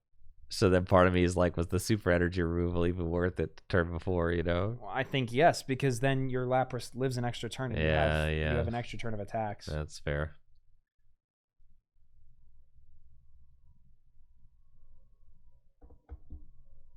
God, it's so close. Yeah, like the finish line is within reach, but I know. I don't know if Blastoise can cross that. Really, I could confidently say that it is piloting that is making a difference here. You know, Marshall has been kind of just stone cold clutching out the seemingly best plays possible every turn. Or at least the ones to keep Dakota himself in this game. Yes. It put Dakota in the most difficult position. For sure, which is what he's had to do the whole game. I mean, because he was just getting kind of trounced earlier. I mean, that's the thing with this Blastoise deck. You said it at the start of stream. You just abuse this deck. And you make it difficult. Computer search not going to do anything. Like, no, so I don't think you can Super Potion. That last card. That last card really has to be an energy retrieval. But then you deck out. I don't think there's a way you can do it. You have to attack this turn. Yeah, you got it, and it's only 40. Yep, you don't have it. No, you are a turn short. Yes, because if you item finder, yes, you're 1 energy short. You item finder for retrieval away the Blastoise. Get 2, then you have 3 in hand. Just it's 1 card short. Yeah, you don't have it. Blast can't help you here. There's no real trainers that can keep you in this game. You have to get the energy retrieval. Yeah. I mean, maybe that last card in deck could prove to be of some use, but it won't matter.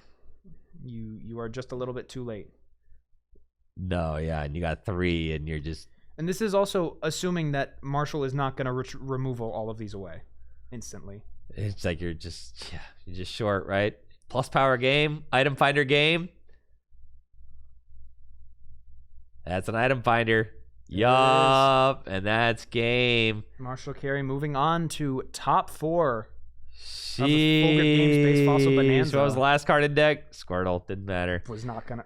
Blastoise was so close to a top 4. Oh my god! Sarah takes down Boise. Clefable moving on to top 4. Dude, Clefable beat the hard counter with Primape. What the heck? Dude, Diva down, bro. Diva down. Holy smokes. Sean Boise losing to top 8. Sarah's Clefable deck. Oh my goodness. Clefable is in top 4. You love to see that, dude. That's ridiculous.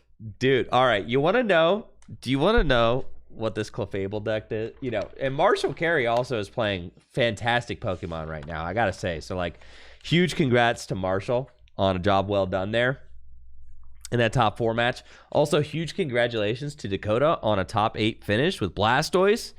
That's a deck that Cole did not believe in. I did not believe in it. No. I'll outwardly say I was not believing in that deck to get more than like 2 wins. No, I was not a believer at all. Sarah taking down Sean Boise. All right, the Clefable deck. Ben Morse's game is also finished, I think. Unless they're starting. Yeah, no, they just finished their match. The Clefable deck is so Edgar Hernandez's list that won Brew City, right? Yeah. Pretty much take out the Wigglytuffs. Yeah, who needs them? Put in the Clefables. All right? And then 4 supers because Clefable and super energy removal is broken. Sure. Right. And it's got like a couple more utility cards because you don't need quite as many energy because Clefable's a 1 energy attacker versus 3 energy for like Wigglytuff. But like honestly, Clefable's kind of cracked. In this format where there's only 1 Scyther in top 8, like Clefable's kind of looking right now. Yeah, man. We just see the other top 4 match just concluded. 100%. We haven't gotten word yet on. Dude, what Sarah could make a deep run in this cut with all Wigglytuff. Like Clefable just owns Wigglytuff. No, yeah. And Clefable owns Mewtwo. Doesn't own Hitmonchan. It does not own Hitmonchan, but you've got Dodrio and Hitmonchan. Looks like Zach beat Morse, and they just finished this match. We will get word on this in just a moment, but that means With Morse out, that is the another one of the Wigglytuff, Dodrio, Hitmonchan decks, and Lickitung Scyther. Will it be able to prove its worth against a sea of Wigglytuff and Dodrio? I want Clefable and I want Clefable on stream. I want Clefable on stream. Bad.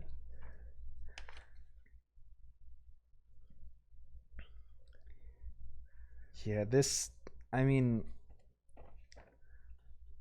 I don't know how that's going to stand up to Lickitung Scyther, man. Lickitung, it's so good.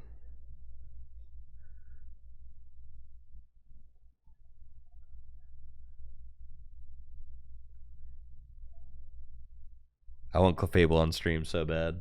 All right, I'm sending down my wishes. Sarah hasn't been on stream yet. We got to get Sarah on stream. Sarah just beat Sean Foisey. 2015 top 8 Worlds player. What did he play? Night March? No, he was playing Trevenant Gengar EX. Boo. Tomato. I beat Alex Hill, who was playing the same list as Sean Foisey in my final Swiss round. I was playing Night March. Did you play the grass? You played the grass, right? I did. Yeah, and Virizion EX. Yeah. Keep my boys from falling asleep. I texted Natalie, I want Clefable on stream. She said, I'm not stupid. All right. Yeah, she be knowing. Yeah, we got to get Sarah. Sarah Wilson and Wesley Barker. All right. Gamers, 33 players gathered to play in our base fossil tournaments. 4 remain. We have a Mewtwo Hitmonchan Dodrio, a Clefable Hitmonchan Dodrio, a Doduo Mewtwo Hitmonchan Dodrio, and a Lickitung Scyther. So 3 out of the top 4 decks are playing Dodrio. Maybe that's the takeaway. Dodrio's broken. Dodrio is broken. We need to bring back Muck. Lickitung needs the Muck technology. Yeah. Dang. Lickitung doesn't play enough like comp searches and oaks to get out of Muck. Yeah, no. No, it really doesn't. Let's be honest. You have to sack your DCEs. Yeah. Or what if we stop Doduos from evolving in the first place? Aerodactyl. What if we play Aerodactyl? Aerodactyl should theoretically trounce 3 of the 4 decks and cut here. Dude, my Aerodactyl Mewtwo deck would have farmed this event. Farmed, I say. Farmed. It's one Lickitung Scyther and it's farmed. Yo, my Mewtwo Aerodactyl, I'm telling you, Aerodactyl would have been cracked. Yo, huge congratulations to Sarah. Are you guys ready for Sarah and Wesley if I start them first? Yeah. Huge congratulations to Sarah on making it this far. I think this is, she's been to a few of the retro tournaments. She's been to, I think, a lot of our 6Ks that we run as well. Mm-hmm. And this is her first time in top 4. So huge congratulations to Sarah on an excellent tournament performance so far. And I'm excited to see what she can do. Dude, Sarah's cracked. I'm not going to lie. Oh, Sarah is a very, very good gamer. She plays Magic. She plays Pokemon. Plays GLC. She plays GLC. Oh, yeah. She's good at card games. I remember seeing one of the 6K GLCs. I tuned in and I see like Sarah absolutely trounce Alex Carpenter with Jumpluff. Oh, Neopets. Yeah. She's beaten Neopets Battle Dome. Yeah. Well versed in all games. Yeah, she's a Neopet gamer as well, like the online game.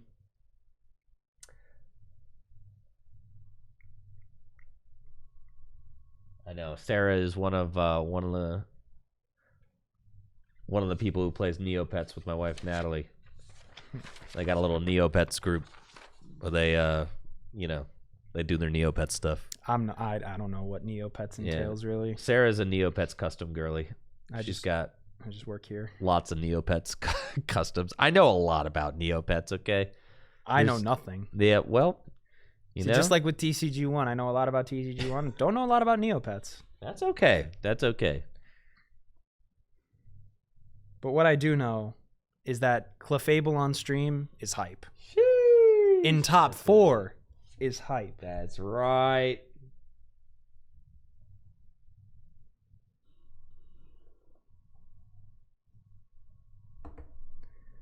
We do see a mulligan, and a fun reminder of the mulligan rules of this format. If you mulligan, you can take up to 2 instead of 1, which I think is a little ridiculous. I had never heard of that rule until now, like until yesterday. Tallest table in Ohio. That's true. It is. It really is. It is the tallest table. This is a custom table. The way that they created this custom table was by like fastening the Pokeball tabletop on top of another table. So it's about 1.5 inches taller than most tables. That makes it the tallest table in Ohio, man. But Jameson told me to price out some gamer chairs, some nice chairs. Oh, like the racers and stuff? Yeah, well, he said give him some options, price low to high, and then he also gave me he gave me the go ahead to price out some kind of like end cap counters that we would put right in front of the stream table. Oh yeah. To kind of have like a nice, nice little like shop logo display on it. Yeah. So upgrades coming soon. Upgrades. And here we go. Top 4 starting now. We've got Sarah Wilson on the right, record of 5 and 2 versus Wesley Barker on the left, record of 6 and 1. You know it's a good start when your opponent's got to read your card. And that's exactly what Wesley's doing, reading that Clefable or Clefairy and being like, what the heck does that do? What am I about to get sauced by? I love it. And I mean, I'm not going to lie, this Clefable is kind of primed to sauce this deck. Really the Mewtwo's. I mean, you're playing 3 Mewtwo. Clefable just kind of hard counters that Mewtwo. One energy copy the Cyburn, you take resistance, you're chilling. Yeah. However, Wesley's got the Hitmonchans, got the Dodrios to, kind of free retreat around. Got a Mr. Mime in there, which, I mean, you got 4 Hitmonchans, you should be able to work your way through 2 or through a Mr. Mime.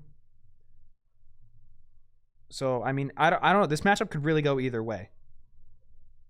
We see Wesley getting out to a very hot start here. Lots of cards being drawn. We do see sacking a Fuji early. That could be bad later in the game, but I mean, only time will tell. And I mean, both players opening a fighting resist means we're going to have a bit of a slower early game. Especially with 2 tails. I mean, no damage on board for the first attack. And I mean, it's got to be so scary being Sarah playing you got the Clefables, right? You got 4 Clefairy, all with 40 hit points and a fighting weakness. There's a lot of Hitmonchans out here. Yeah, gust of wind could kind of ruin your day. I'm not going to lie. Well, just even getting donked. Sarah's chill like that, though. I know. No shot of a donk. No, you're right. I do see like 2 Clefable or Clefairy in hand. But just an attach. I'd like to see at least one of them hit the bench. There we go. So we are for sure going to be doing some metronome shenanigans. Double heads. So a cool 20 damage going down onto that Doduo. And now it is over to Wesley. See what we can cook up here. And notably, both of these decks, contrary to what I thought Modern Base Fossil was, we're seeing a lot of bills, a lot of aggressive oaks, and no real punishments.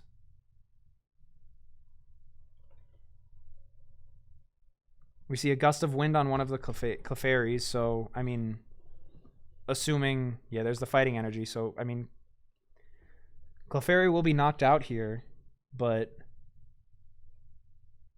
see another bill for 2. Just so many cards being drawn, and with only one Lickitung deck in top 8, you're kind of free to do whatever. And as Sarah here, you're probably just hoping. I mean, you have, yeah. There's the evolution. Sarah's got Comp Search in hand too, so. I mean, it's gonna be tricky to get around this Hitmonchan. I don't know what the best move. I think the best move is honestly try and get a Dodrio and rage it. For sure. Because I mean, Hitmonchan 20 damage. I mean, maybe Hitmonchan's the move. I don't know. But we see just Sarah gonna eye up an Oak and Get refresh into the deck. hand. Oh yeah. I mean, at a certain point, you could just Doduo the Hitmonchan. That's true. I mean, like, what are you? You know, you got 4 of them. Like the Hitmonchan's got nothing versus Doduo. So you just sit there and you poke it. You leave your Clefables on the bench, and then if they ever go Psychic, you go Clefable, and you play Dodrios, and you go back, right? And so like you've got this kind of like give and take, back and forth. Oh, another thing that the Clefable deck can afford to play that the Wigglytuff deck doesn't play is those Super Potions too. Yeah, because it just jives really well with Hitmonchan and Clefable. I mean, basically, your entire deck is a 1 energy attacker. Yeah, 4 super energy removal, 1 super potion in the Clefable deck. We see a Hitmonchan hit the board. There's another Doduo, so filling out the bench, that's definitely good here. See a Bill. And, I mean, there's an energy on that Dodrio on the bench, which can be a little scary. 30 damage for 3. That's nothing to sneeze at. I would like to see Sarah just keep using the Doduo. I think that's what I want to see. I think it's safe.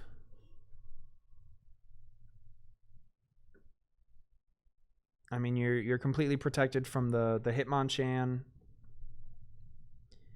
Your opponent's probably not going to go into Mewtwo. If they do, they're just going to get walloped for 40.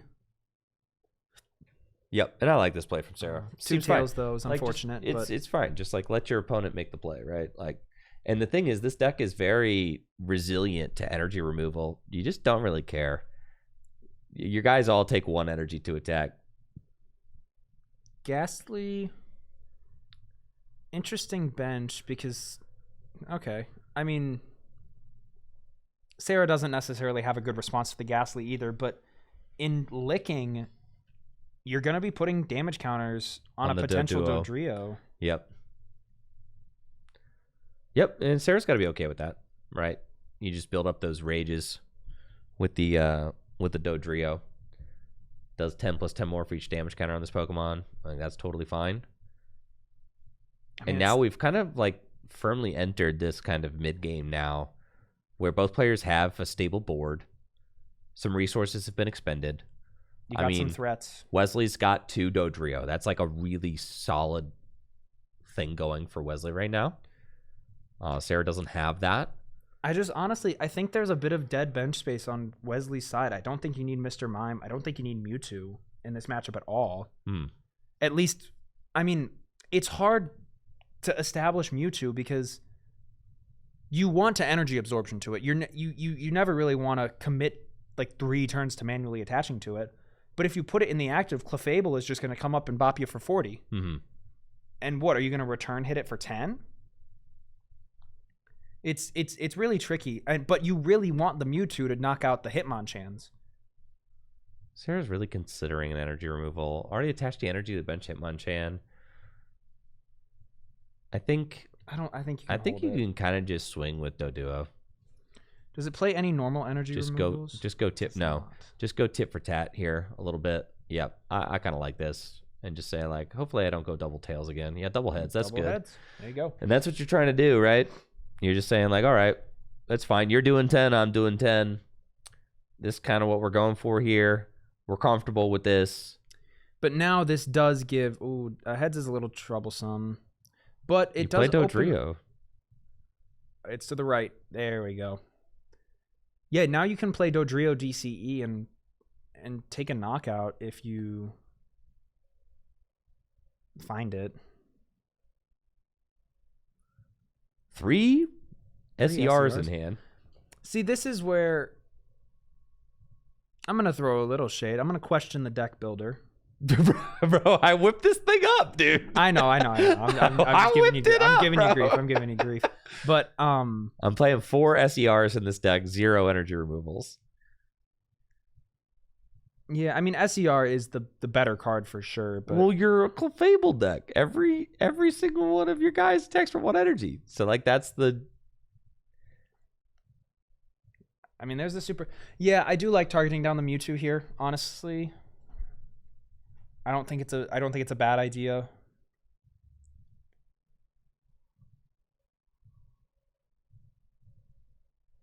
The Hitmonchan, I don't think the Hitmonchan. You see, Sarah is in the tank. It's cool. They got 50 minutes. Take your time. All right, Okay, getting rid of the Hitmonchan. I think I would have preferred to see it off the Mewtwo. Getting rid of it on the Hitmonchan isn't super consequential because you only need 1 energy on that Hitmonchan. Like again, I really wish we would have saved it for now this turn. It's fine. It doesn't really matter. Sarah's got 3. Surely she'll see the 2 and be like, "Oh, that's the one now." Yeah, that's true. Yeah, that's the one. That's the one. All right, now at a point though, just use that energy retrieval for 2 fightings back. So Sarah is at a point now where she could actually clear Wesley's entire board of psychic energy. And there's none in hand either. Yeah. So this is a little bit interesting. I think you have to. Well, you don't have to do anything. You energy removal, just a pass. Okay. At a certain point, you don't care if the Mewtwo gets juiced up and comes into the active because you're like, cool, I'll just go Clefable. Like, that's fine, right? Yeah, and Tails. Okay, but now you really need to Dodrio this. But I don't think Sarah's hand allows for. I would like to at least see a pivot into the fresh Doduo. Yeah, keeping a Dodrio with 40 HP on the bench seems pretty strong. Maybe even not the other Well, actually, I think it would probably be the other Doduo. Yeah, I think you do have to pivot into the other Doduo. Because if you go into a Hitmonchan, Mewtwo just takes a free prize. And then you're down 2. Sarah's got Gust too, so you could go like super the Mewtwo, Gust it. Pop it for 40. Oh, but you don't have the double Dodrio, so that's stupid. Yeah. But I don't mind hitting it for 40. Yeah, I don't mind hitting it for 40. That's fine. I like the 2 off the Mewtwo now. I mean, you could go up with Clefable. No, you don't. But now you have to swing lick with the Doduo. Ghastly. Yeah. You gotta swing with Doduo here, I think. Yeah.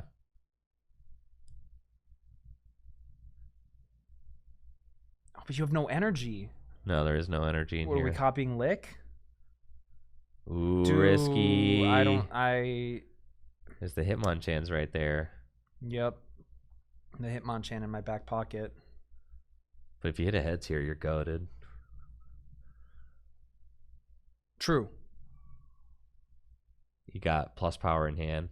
I'm All not right, sure. gonna bring up this thing, smack it for 40. Don't hate it. Yeah, Wesley plays no scoop.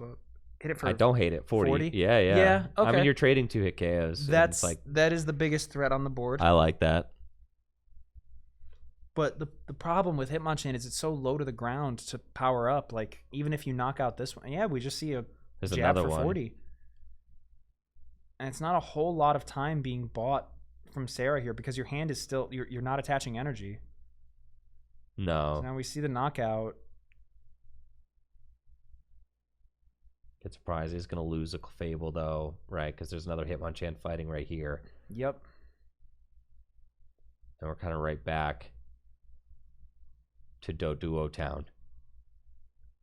Let's see if Sarah can find a research or an oak. That would be big. This would be the time to play it. You just need something to respond to this in There's some way. comp search. All right. So. Okay. Yep. You're in. You kind of just bench, comp search, and go. Forget that super in your hand. Yeah, then you just got a full send. Yeah. Forget bench that plus power. Bench the Clefairy. Don't think too hard. Yeah, bench the Clefairy, bench the Hitmonchan, and go. Yep. I don't think you use that plus power. I mean, you could plus power the Doduo, and I just don't really think it matters. No. I would rather like to see Sarah bench out. I think getting a second Clefairy is like vital this turn. I really want to see Sarah bench that Clefairy, but I think she's really considering discarding it. I really don't want to see her do that because the Hitmonchan is always just a gust of wind away. That's from her knocking last that thing out. Clefairy too. Really? Yeah. She's down 3. One was gusted at the start of... Oh, wait, no. No, it's got 2 more. No, that might be the last one. Oh, yeah, benches 1, 2. Yeah, I don't like benching the Hitmonchan here. Yeah, it could be dangerous if that Clefairy goes down. Yeah, and Wesley immediately eyeing up the resources, like how many Clefable have you gotten, or Clefairy have you discarded? Really like to see that Clefable. The Clefable is going to be how Sarah wins this game. Yeah, because that's the card that swings the matchup for you. Like, I mean, Wesley has Mewtwo, you have Clefable. Right. Because without that, you're just swinging with Dodrios and Hitmonchans, and if you're getting washed by Mewtwo. You're getting washed by Mewtwo without the Clefable. So yeah, would have really liked to see Sarah bench that Clefairy.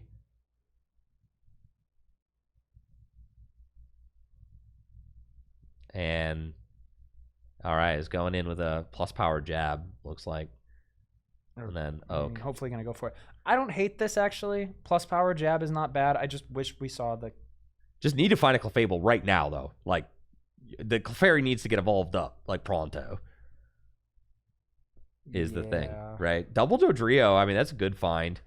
You go for a bill. I mean, just find the Clefable. Find it. Any fighting energy, at least? Double Gust of Wind in hand, like, things are going to unravel. This is bad. I think Sarah has to Oak here. I mean, we see it, like... Oh, wait, you have Item I think Finder. Sarah Item kind Finder of... for retrieval? You have to... The most important thing here is attaching energy. Yeah. I think Sarah kind of knows that... Oh my gosh, yeah, the Clefairy going down is going to be so bad. Well, it's if Wesley finds... Double DCE. Gust. He's got Double Gust in hand. Oh, that... Oh. I see Hopkins in chat. Hello, Hopkins. Yeah, this is brutal. Right. I mean, jab for 30 is like not bad on paper. You take this out in 2 more hits, but... Of course, yeah, that Clefairy is roasted. Jason is not there today, unfortunately. Yeah, the Clefairy is roasted, and that is the last Clefairy in the deck. And Sarah could have double benched Clefairy. Obviously, whiffing the Clefable draw off of that is not great. I mean, there were 2 more Clefable in the deck. Yeah, but benching the other one just gives you insurance. I know, it does give you insurance. You kind of have to do that. And now Sarah is just playing a Hitmonchan Dodrio deck. Yeah, pretty much. It's just... And that's not going to be able to beat Mewtwo, man. No, not even in the slightest. And I said Mewtwo was washed. Yeah, you did. That maybe card's crazy I'm good. washed. That's what it's not maybe. I am washed. Yeah, there's a lot of Hitmonchan, a lot of Mewtwo at the top here. I think you could, slap an energy onto the Dodrio so that you're threatening 50. It's so difficult here. But now it's also being threatened by Mr. Mime. I like that. I mean, recognizing that Dodrio is kind of the out, but there's another jab. Mr. Mime looms. Well, Mr. Mime looms. Ghastly also looms. Yeah. And now Mewtwo looms.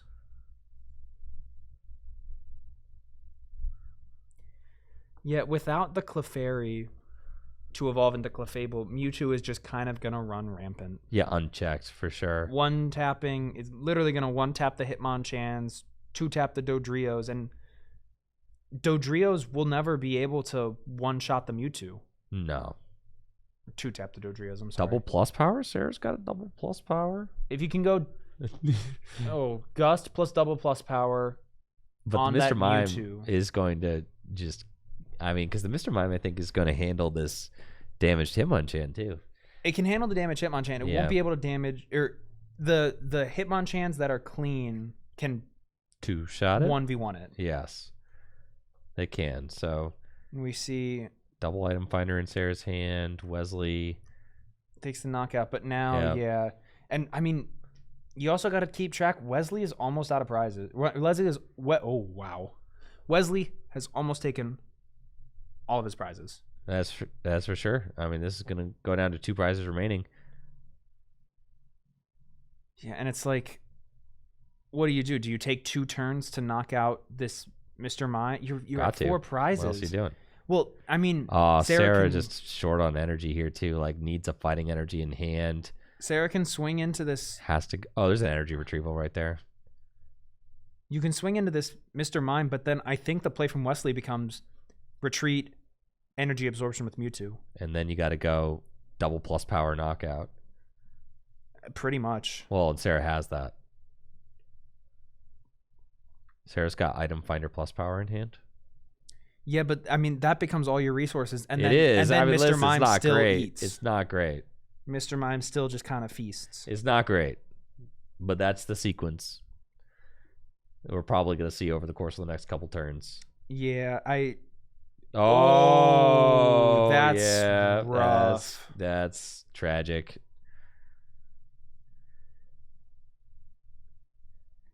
Yeah, without spreading the energy. I mean, targeting down the energy is so incredibly important in this. And now format. Mewtwo is in a position where he has no checks. Yeah, Sarah's only able to get 1 Clefable out this game. Yeah, and now it's just 1 Mewtwo swing away from taking the game.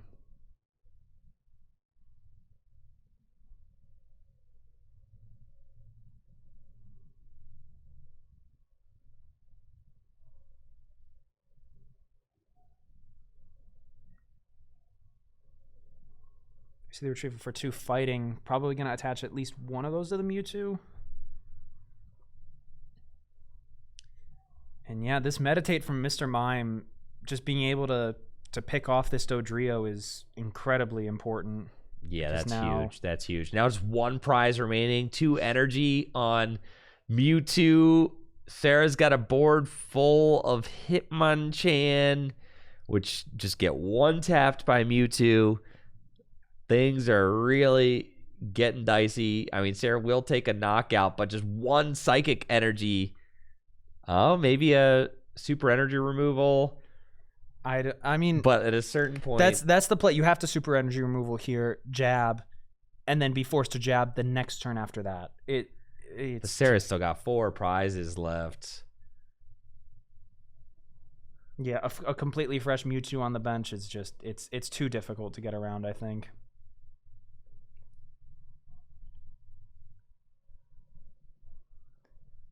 We see it's just too little too late. Yeah, the lack of Clefables here is stark. Yeah, it's detrimental to this board, honestly. And Sarah will take a knockout with Hitmonchan, going to 3 prizes remaining. Wesley sends up Ghastly. He's got plus power, Hitmonchan in hand. Computer search as well. Double Dodrio set up on the bench. So yeah, the whole deck's got free retreat.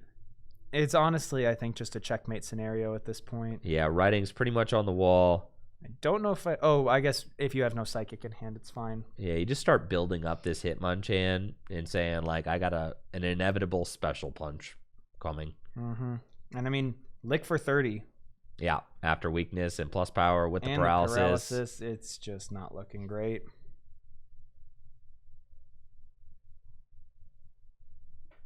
And again, I don't even know what you do with Sarah. You bill. You draw 2 cards. There's Clefable. Unfortunately, no target for it. All right, I got to cook with the Clefable deck a little more. There's something here, though. There is something. I don't know if it holds up to scrutiny against Lickitung. There's something here. That's okay. Maybe not every base fossil tournament's going to be full of Lickitung sickos. True. Some people have the whimsical Wigglytuff versus the evil Lickitung. Which do you prefer, chat? We see another plus power. Not to mention, I think Oh, are we digging for the last plus power? Are Yeah, we I going think for we're it just here? going for lethal. Yep. I mean, Item finder. Or there it is. there it is. That's the game. That's game. And there you go. Wesley will Barker. advance to the finals with Hitmonchan, Mewtwo, Dodrio. Kind of sick. Not Yeah. gonna lie. Dude, we had a Blastoise in top 8. We've got a Clefable in top 4. Dodrio. Really making these decks look good. And we can just see how much flexibility Dodrio gives you as a player to pivot around weaknesses and resistances, attack with the exactly correct Pokemon on the correct turn. Wesley able to navigate that matchup, pick off Clefairies with Hitmonchan's jab attack, and punch himself a ticket to the finals with Hitmonchan, Mewtwo, two of the strongest basic Pokemon in this base fossil format, assisted by Dodrio, arguably the best support Pokemon in this format. Yeah, it's just. I mean, one less retreat, pretty darn good when all your dudes have 2 retreat. Yeah, and all you want to do is just pivot around and manipulate weakness and resistance throughout the game. I would love some pizza right now. You know what? That table is shaped like some pizza. It's a circle, Cole. Yeah. If you can't tell, I got pizza on the brain. I don't know what I'm eating for dinner tonight, but 33 players. It all comes down to this. We've got Zach Canton on the right, record of 7-1. And we've got Wesley Barker, the 1 and 2 seed, actually. yeah. Yep. Now playing for the title of Base Fossil Champion here at Full Grip Games. Yeah, it's pretty sick stuff. Literally, what the playmat shows, we got Lickitung versus Hitmonchan. I believe it's also the thumbnail for this video or stream. Yeah, well, it was. I actually switched it up. Some booster packs now. Oh, Yeah, so I had some vintage booster packs that actually look really nice. So yeah. Oh wait, I see. Oh wait, that looks pretty sick. that's what I'm saying. Yeah. Do we have those? Oh, we probably have them here at the shop. We do. Yeah, That's how I took them. we have legendary. We have sealed legendary collection packs, dude. Really? Yeah. We have a whole art set. I heard that. I did hear that. Natalie told me that. Yeah, dude, there's some crazy stuff here. Which decks are in top 8? We have the layout on screen should show. I'll show in a second. Oh, okay. Yeah. All All right, here we go. Top 8 or our finals. Our finals is underway. We've got an hour and a half. These players are going to be playing a best of 3. Do we know for certain if they're doing? I don't know for certain, but I'm assuming that that's what we got, considering Natalie didn't give me an update. So here we go. The finals. Zach versus Wesley. We've got Lickitung versus Hitmonchan Mewtwo. No Wigglytuff. No Wigglytuff in the finals. which is kind of crazy. 5 Wigglytuff made it into top 8, and not a single one could show up for finals. But we do have Lickitung, the one lone Lickitung deck. And it looks like we are doing a best of 3 here. So an hour and a half.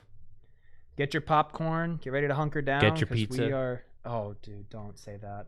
Get a nice cold pop. Oh, Yep, get a pizza. Dude. how quickly do you think they could deliver pizza right now? And get ready for some sweet, sweet base fossil bliss. That's what we got going on here. We got some high level base fossil action. We got 2 Doduos hitting the bench off rip. And a Mr. Mime on Zach's side of the field. And I feel obligated to mention Zach's deck is completely Japanese, which I will say with base fossil just looks better, man. Swag. You got the Swag on 100 million right now. Mm-hmm. Maybe not. Ooh, actually, I don't know what's more swag if you get like all the fireworks, legendary collection hollows and stuff. I don't know which one. That's a tough tournament, or that's a tough decision to make. But anyway, we see a Bill for 2. And does Wesley have... Oh, yeah, Wesley attached an energy. Oh, we saw an... Oh, wow. I already discarded a lot of resources. I don't know if that's what you want to be doing against this Lickitung deck, dude. It's got some evil tricks. So, we haven't seen a whole lot of Lickitung. No, we haven't. The archetype itself is kind of meant to be a slower, stall you out kind of deck. So long as it can get set up. And it can do pretty well against these hyper-aggressive, or maybe not hyper-aggressive, but aggressive archetypes that aim to take all 6 prizes no matter what, where you can kind of punish them for wasting a lot of resources early on in the game. But, I mean, this Mr. Mime is completely safe from Mewtwo's evil wrath. But we do see an SER come down, taking the psychic energy off of it. It's always best to target the psychic energy off of the Mewtwo, especially if it's the only one to stop it from using energy absorption a second time. And we see a computer search. You know what I'm a little sad about? What's that? There's no Mankey in finals. I know, no peaks, dude. Peak is fun, but no peaks. It's all good. No peaks. I know. Loving to take a little peek. We see a little bit of prize checking here. And I imagine if you're computer searching... Ooh, eyeing up the Mew really early on. Just delete a Mewtwo. Yeah, I mean, if you know your opponent is playing 3 Mewtwo and 4 Hitmonchan, Mew's not a bad idea. And we're going to see an Oak for a fresh hand of 7. You do have to worry about, I mean, I imagine Zach's playing 1 Mew. Yes. You do have to worry if you bench the Mew preemptively, right? It could get targeted down. I mean, you're safe. You're safe this next turn from most things. I think the worst that could come hit it is Hitmonchan for 20. If it, does it resist fighting? Mewtwo doesn't resist fighting. I don't know. Yeah, dude, you're trolling. Mewtwo doesn't got a resistance. It'd be way too. I mean, just way too good if it did. It's already. I think the best attacker in the format. I think you were talking crazy when you said this card was washed. No, man. I think. Okay, you know what? I'll just say it. I think Lickitung's going to win this finals. And I think a large part of it is going to be the psychic resistance on that Lickitung. I'm a Wesley believer. I think Wesley's got it. This is the perfect counter deck. This is the deck that is brewed up in the lab to beat Lickitung. I really don't think Mewtwo's got it in him. We see Ghastly. Ghastly is oh, What's big that? Oak. Yep. Getting rid of some plus power. I think I saw an energy removal in there. Oh, but does find the psychic energy, so we're going to be able to lick and do 20 damage to this Mr. Mime. Yep. Which is honestly a big thorn for this deck to deal with. So getting it out of the way early exactly. is very, it's very huge. good. It's huge. I mean, it's unfortunate Zach started it, but I mean, that's how Pokemon goes. We're playing a best of 3, though, so we're really going to get to, I feel like we're really going to get to see this matchup unwind. So I'm excited about that. All right, another psychic energy, and yup, that Mr. Mime is cooked. Yeah, and there's no real good response from Zach outside of find Lickitung. I see a Chansey in the hand. That's another card I guess we haven't seen a whole lot of. Chansey, one of the best stallers in this format. And here's the Lickitung, so we're going to see probably the first of many tongue wraps in this set. 10 damage, flip a coin. If heads, the defending Pokemon is paralyzed. And that's exactly what we see. It's not left, bro. It's right.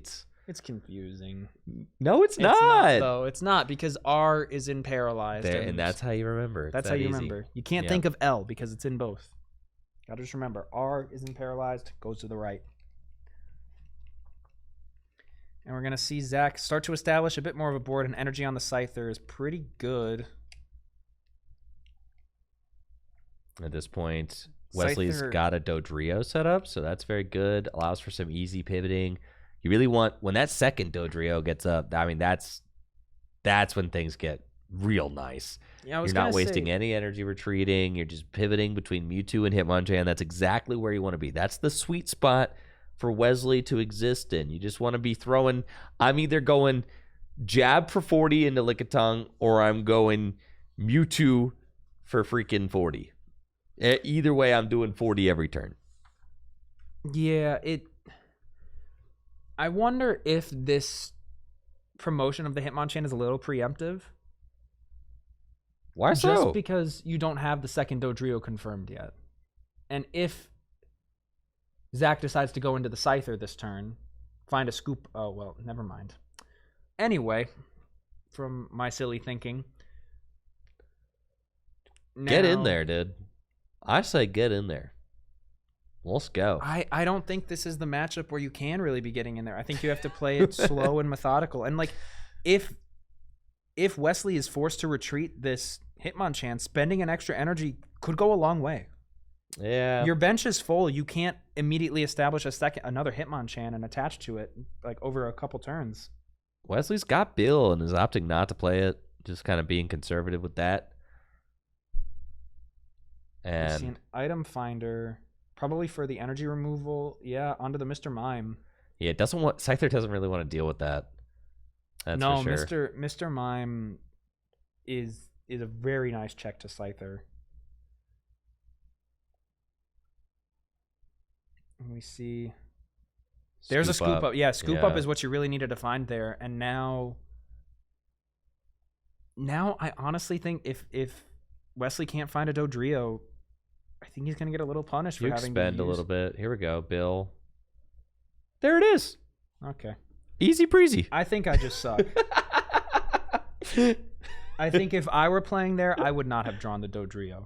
And then I'd be like, oh, you wouldn't have found it. no, because I'm not that good. Oh. Again, I'm washed, but I want to say a big shout out to Ben Morris on help with the overlay. Slowly piecing it together now. It's not 100%, but this is kind of like the new overlay that Ben Morris helped design. So very thankful for that. Just kind of the general concept of it, like the face cams in the bottom corners and the nice little Pokeball kind of watermark blue background. So looks slick. Thanks to Ben for the help with this, and I'm happy with how it's looking right now. So feels good. yeah, shout out Ben Morse. We see retreat into the Mr. Mime, so kind of forcing the initiative onto Zach and starting to go back into the tongue wrap. And I mean, Zach has expended one scoop up so far. Yeah, it's not a lot. And I mean, scoop up is your main tool for pivoting the Lickitungs. The biggest drawback of Lickitung itself is it's got 3 retreat, which is really obnoxious. I listen. This whole card is obnoxious. Okay, That's true. Yeah, So, you gotta. It's gotta have a retreat cost. What if it was a retreat cost of 1? All right, that'd be ridiculous. That'd be a little ridiculous. Like, imagine Chansey had a retreat cost of 1. I know. Let that one sink in for a bit. Let this sink in. And we're just gonna see another tongue wrap. Tails, so has the option to retreat it now. Yeah, back in the Hitmonchan we go. Yep, and it's gonna be a pivot war. And yep, the world keeps on spinning. I think that the biggest thing you could do against this Lickitung deck is you need to freaking last it, dude. Yeah, I mean, trying to force them to brick and take away their options. I mean, Zach's got a hand of like 7 right there, which is... You have to last it. You got to steal some knockouts. Well, Wesley... with last, and Wesley I plays think we're one doing, last. and here it is, and I think it's happening right now. I mean, this is about as good a spot for it as you're gonna get. I mean, 1 attacker on the board. The Mew is scary. I'm not gonna lie. Like, Oh yeah, there goes energy removal, scoop up, right? oh jeez. Yeah, you just send that, and it's like Yeah, I mean okay, that's it's a good great last. to hit. Yeah, it's a good last. You're hitting all those energy removals, right? And, you know, Zach's already down an Oak. So, are we doing a little deck count? We're Okay. already counting the deck. Already counting the deck, dude. Oh, baby. I mean, Wesley's deck is probably somewhere around the 20 card range right now, if I had to guess. Maybe less.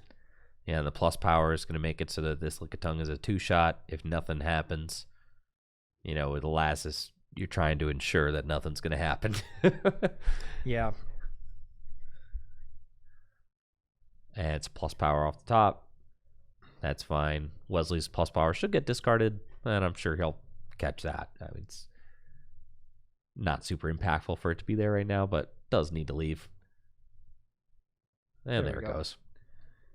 Yeah, the paralysis on the Hitmonchan. Ooh, Oak off the top. That's kind of crazy.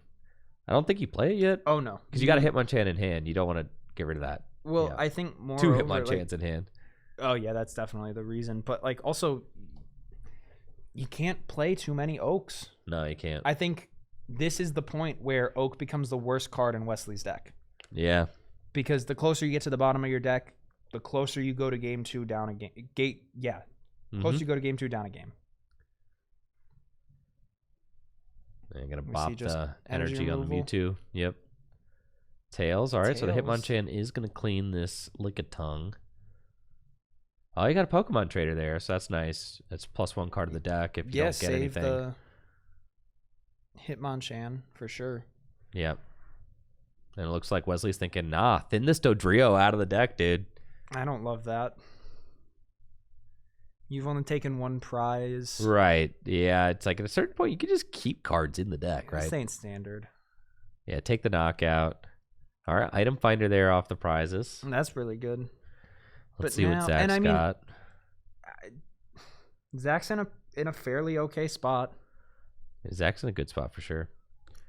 You're taking the knockout on this Hitmonchan with the Pokemon you want to be taking a knockout with. Yep. Because the problem with Lickitung, you really don't want to be taking knockouts with it.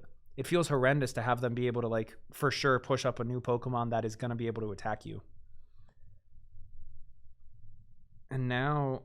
Mew would be doing 40. There's a Mew that Wesley just drew into. That Mew would eat pretty good on the Scyther. Yeah, 2 shots kind of ridiculous, but we could also see an energy absorption come out from the Mewtwo. Could see an energy removal, super energy removal, to bop 3 energy from the Scyther. Double colorless and the grass. Force a DCE out. Yeah, so it's going to be item finder, Hitmonchan going. That's a little risky. You did put 1 back in the deck. He did put 1 back in the deck, does this mean then you're going to be oaking this turn? Yeah, it looks like energy retrieval's the grab. No, it's going to pass because it's got energy in hand now. So, like, it's just going to go for the 3rd energy onto the Mewtwo, I think. But then that's sketchy because you got a freaking Mew right over there. But you're... Oh... Yeah, you're not effectively trading into the Scyther because they just hard retreat Mewtwo.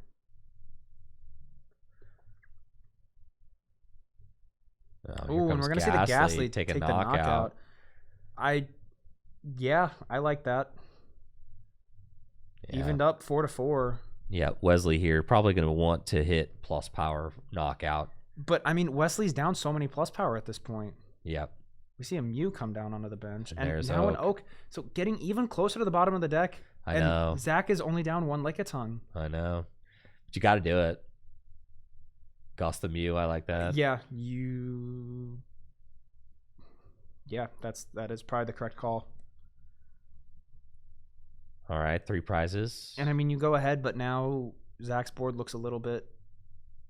Oh, there's a plus power now off the top of the deck. So Zach actually did have Mew knockout. Oh, jeez.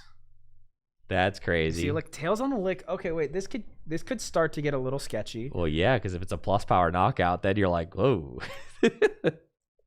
Well, not even that. It's like you are not knocking this Mewtwo out. I'm not next turn, liking no this matter what. Hitmonchan bench. I don't really see it. I do not see the Hitmonchan bench at all. You kind of just keep that in your back pocket, right? For like if a Lickitung comes down. Oh, he's the using it to SER. super. Okay. Ooh, if still, I don't think the Hitmonchan needs to be benched. Like, why are you even reveal that information? Yeah, I don't think you need to play that at all. No, I think you just keep that. Don't reveal that. Keep it in your hand.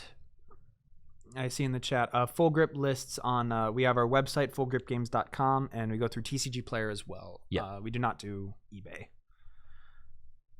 Nope. Sell at events, sell in store. Mm-hmm. TCG Player and fullgripgames.com. Fullgripgames.com is the best place to buy Pokemon trading card game singles and sealed products. I do agree. Help support the content, the channel. Full Grip Games has been sponsoring Tricky Gym since 2018. We've had a wonderful partnership over the years. Many of my best friends work here. My wife works here, manages the Pokemon department. She's also running this base fossil tournament today. Yeah. So Ooh, we see the plus power come down, knocking out the Ghastly. That's kind of huge. Because now if you're Zach, you really need to find something. Another Ghastly, I mean, that's not bad. 2 Ghastly in this Lickitung. Oh, interesting. Just a lot of flip para. But, I mean, it's proving to be pretty good. yeah, the Ghastlies have been kind of nasty. Not gonna lie. There's just more wrinkles in this equation, right? More checks to Mewtwo. Oh, and now with the DCE, you're going to be able to knock out the Mewtwo. Sheesh. And the only feasible response here is either with Ghastly or Mew from Wesley. Yeah. And, I mean, you're at 2 prizes, though. You are up a prize. Yes. You're right there, right? I mean, the last 2 prizes are the most difficult to take. They're the hardest to take. They always are. Counting the cards in the deck. Bill? That's a risky bill. Dude, the Hitmonchan is not helping. He is not helping, bro. You need a Psychic Energy. And that is the tough thing about this Mewtwo Hitmonchan deck is that it's playing an energy split, right? So, like, it's playing an energy split. So sometimes you just have the wrong energy. That's exactly what we're seeing right now. Removal is good, though.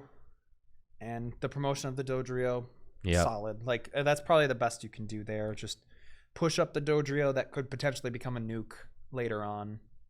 Yep. And, I mean, 2 Baron Scythers. The cards left in deck. You got to be thinking, if you're Wesley, like, it's, do I have the resources to even close this game out? Mewtwo needs, you need a Mewtwo and a Psychic so that you can start using energy absorption. Yeah, because, I mean, Ghastly is just so annoying for Mewtwo to deal with, though. Is that a...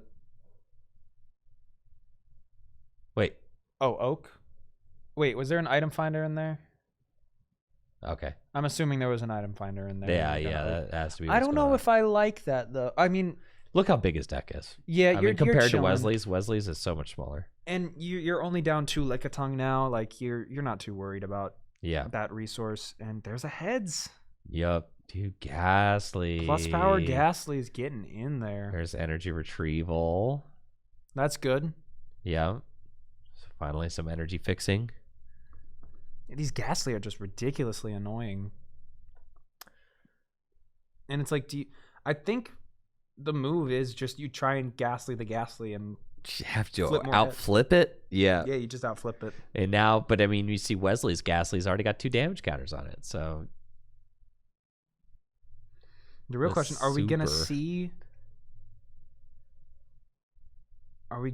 an energy of... Yeah, we are. An energy conversion. 2 energy cards from your discard pile into your hand. It does 10 damage to itself. Getting 2 DCEs back. Dude. All right, that's kind of nasty. That is nasty for sure. I got to call down. All right, that Ghastly needs 10. The Ghastly needs 10 on it for energy conversion. It does 10 to itself. Yeah. All right. And now with another Lick, Tails, and an energy removal. All right, this is just where things get really dicey. We see an energy go down on the Scyther. It's a Tails, but I mean, the threat of this Scyther now is just a little too great. We see a Fuji trying. Is that the whole deck? That's just the trying whole to deck. buy time, dude. I don't know. I mean, I think it's cooked. I think you just keep flipping for Paralyze. Don't even go into the Scyther. You just... Well, actually, yeah, you want to deny prizes. So, 1 of 2 cards. 1 card left in deck for Wesley. See, 30 damage. Not bad, but it's not enough. Game 2, game 2. All right. Zach up game 1. Lickitung just 1 game away from winning it all. Now, you predicted yesterday that Lickitung was not going to win. We've got a lot of non-Lickitung decks in top 8, though. No, I'd like to say I hoped Lickitung would not win.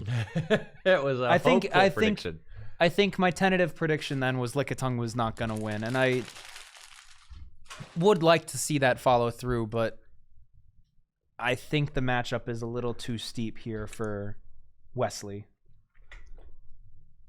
I think Lickitung, like Zach, very expertly just played slowly around, like even with a double Dodrio start.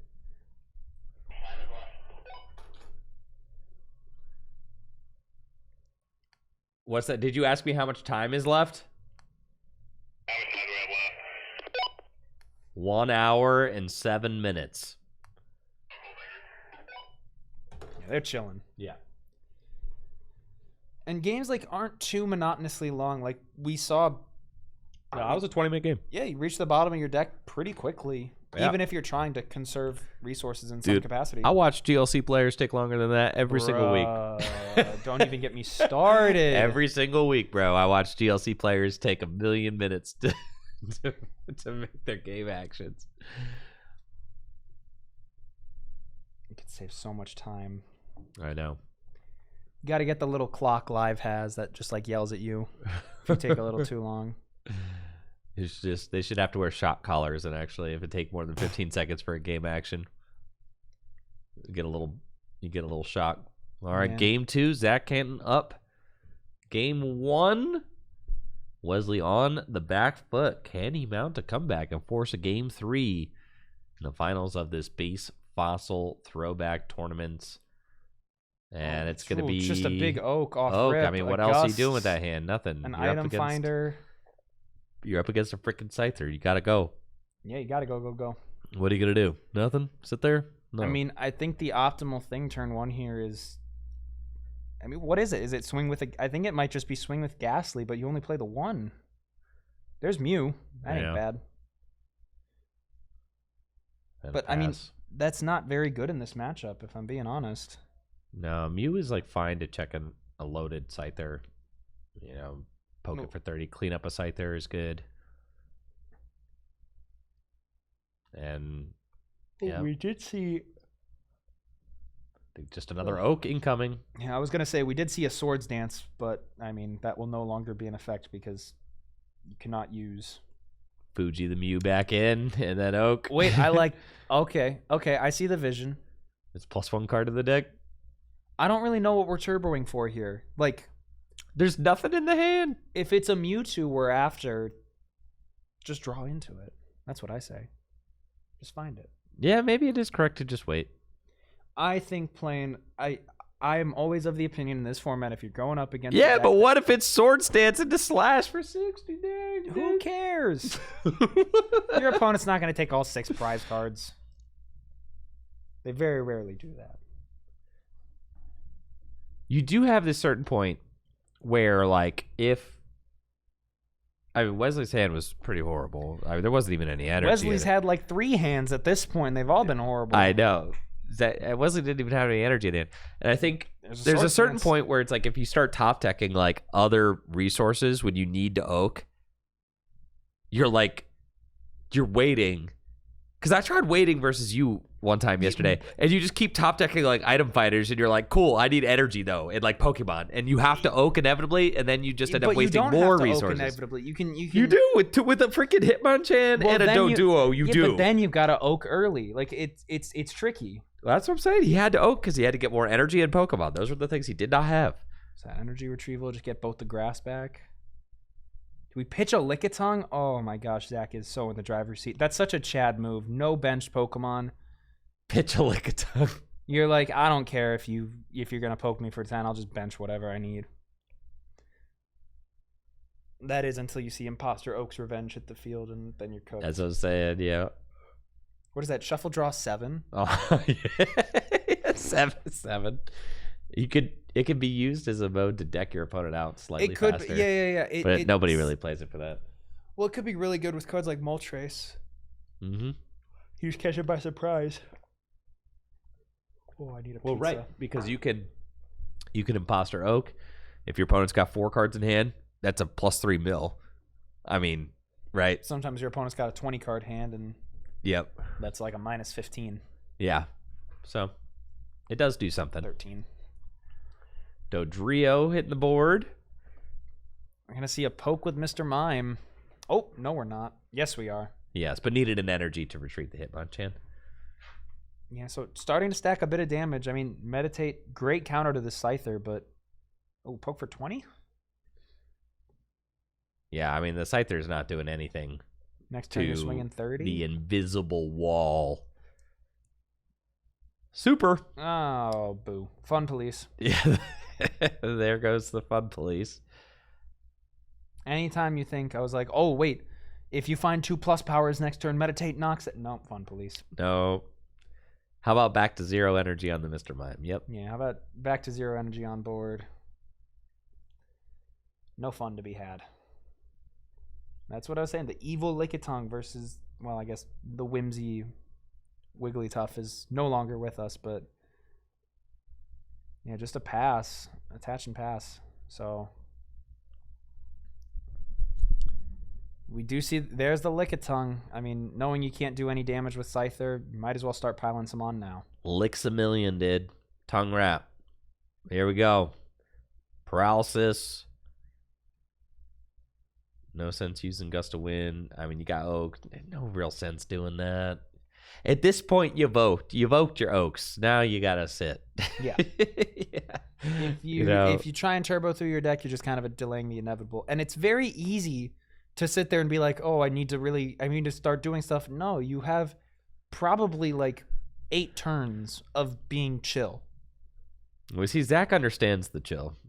For sure. Look at how chill. He's not even holding his hand. He's not flipping through it like, nah. I'm raising my own hand here. Some people would. No, patience. Patience. Now, the one thing I haven't seen nearly enough, Zach's not getting last. I mean, that's the thing. You said Wesley's only playing 1 last in his deck. I truly think that the way that you beat this deck is you need to last it a lot. We see a knockout. You need to last it a lot. I mean, it plays a ton of trainers, but not a lot of draw. That is the one thing it doesn't play a ton of. It does not play a ton of draw, but it plays a ton of disruptive trainers. So you have to last it. Yeah, this disruption is... It's how you do it. It's how you do it, but it's also how they get you. You gotta last them, dude. There's a reason they don't play last. There's a reason. It's because they don't like it. No, they hate it. They don't like. You never want to last yourself as that deck. You never want to do it. So that deck doesn't even play last because it hates it.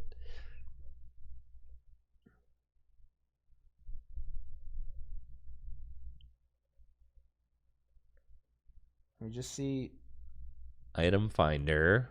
What are we getting? what are we cooking with? Another oak? Yeah. Oh. Ay, ay, ay. Top 10 Ay, things you ay, need to ay. see, man. Oh man. Are we doing the last or Oaken? Item finder away that it's chalked, dude. Yeah, man. Pack it up. But dub in the win column. Second dub in the win column Hey, for another Zach bill, Canton. though. Another bill. And another bill. I like this. I like just full turbo. Dude, second win in the win column for Zach, dude.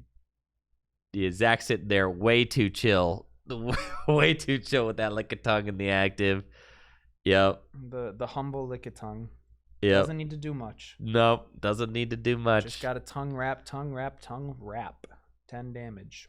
And that'll be a wrap. Zing. There you go. Do it, dude. Comp search for... Get another oak, man. Just do it. See how just turbo through your own deck. I think there's like 10 cards, 12 cards left in deck. Have you seen the stuff 10. where it's like people in standard are trying to cook up a way to get through their deck as fast as possible? 12. No, I haven't seen that. And it's like a little challenge people have done. You get it in like 2-3 turns. That's cool. In this format, it's not a problem. You could do it in 1 turn. All right, energy absorb. Wait, what? Missed the fighting? Wait. Ay. Wait a minute. No, there's fighting. We didn't jab the Lickitung. Why? What's the vision? Wesley, you see, kind of like laughing over there. Is like, I'm cooked. It's like the realization setting in, where you're just like, yeah, bro, I'm fried. Yeah, I made mean, it to the finals. I'm stoked, but you know, sometimes you get licked. yeah.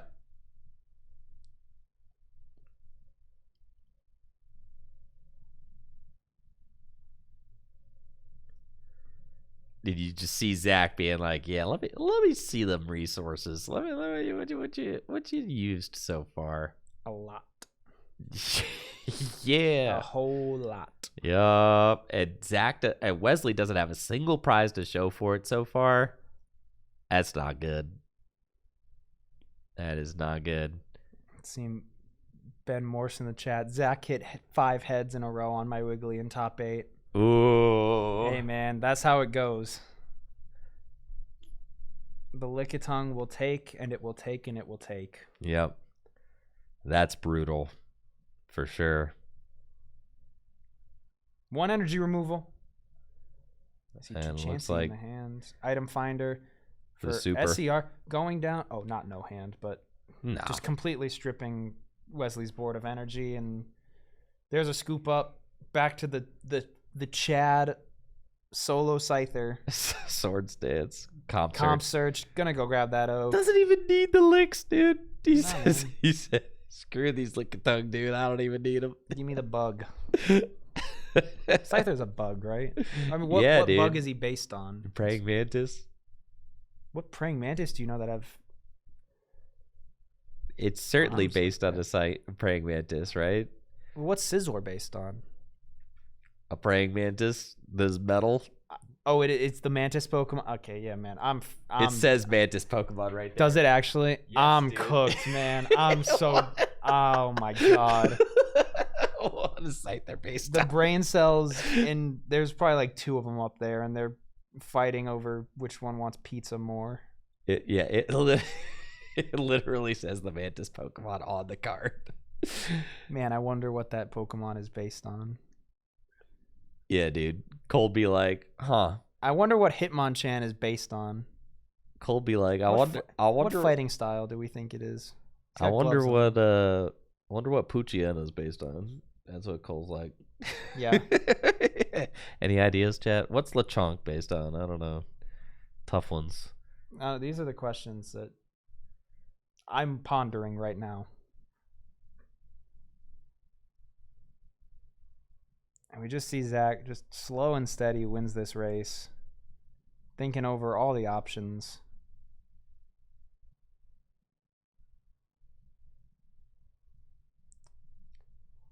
Bruh. Zach said, deck count, buddy. Deck count. Give me a deck count. Give me a deck count. Bro, you got more than 20 in there. What do you need to count for? Give me a deck count. Yeah. Dude, can we approach the headache win con? I mean, Not yet. you're not far. Well, with double Doduo or Dodrio, it's really hard. Yeah. But like, if you can knock out a Mewtwo, if you even need to knock out a Mewtwo, I mean, Wesley's taken 0 prizes and you're on probably, like, less Zero, than 20 dude. It's cards. looking sad. It's looking sad. God, Scyther is so good. Just that fighting resist, free retreat, just a Chad. Energy removal, just for the giggles of it all. I see some fighting energy in Wesley's hand, but I mean, no use. A third Scyther. And duck. Just Fuji Fuji the the duck back in. Yeah. Yeah, if you're considering like an oak or something, sure. Put the duck in for later.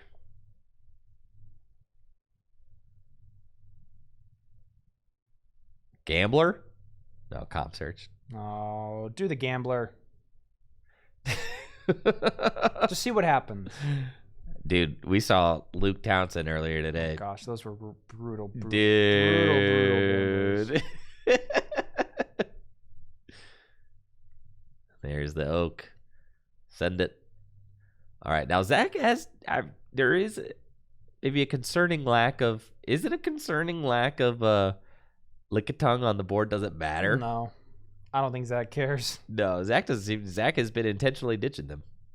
Zach, I think, is playing for the end game now. Of I'm gonna super energy removal this Mewtwo into Oblivion. Well, actually, no, you can't. You can't. And we'll just energy absorption. No, you gotta. Oh, okay. There's Ghastly. All right, maybe that's what he was digging for. Fun haver. Yeah, the Ghastly. Frankly, the Ghastly seems like a better answer than Lickitung in this matchup. In this matchup, yeah, because you hit both Medicham, Hitmonchan. The Hitmonchan and the Mewtwo for weakness, right? And you're paralyzing. Yep, and you resist fighting. Right, so it's like yes, yeah, and you have no weakness. Right? So the Ghastly is actually, I think, Zach is using the Ghastly as Lickitung in this matchup. Yep, there's an SCR. Yup. There's an energy retrieval. And we're going to get the energy right back. And we could see, honestly, at some point come down an energy conversion. I mean, we've already saw it last game. Yep. And another lick. 20 more damage. Licks go crazy, dude. A lot of licking going on. Yeah, and I don't know what you do here as Wesley. Like, Ghastly is just too much a problem. I think you promote, honestly, you don't have one but a Doduo. And even if it gets paralyzed, you let it, or a Dodrio. Actually, you promote a Dodrio here. Speak of the devil. You can retreat as many times as you want in base fossil format, so we see that.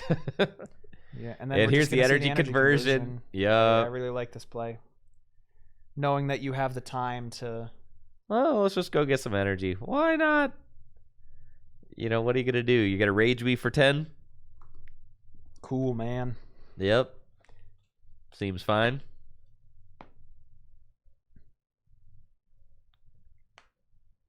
You are putting 10 on your own Ghastly, though. That's true. But I think that's fine.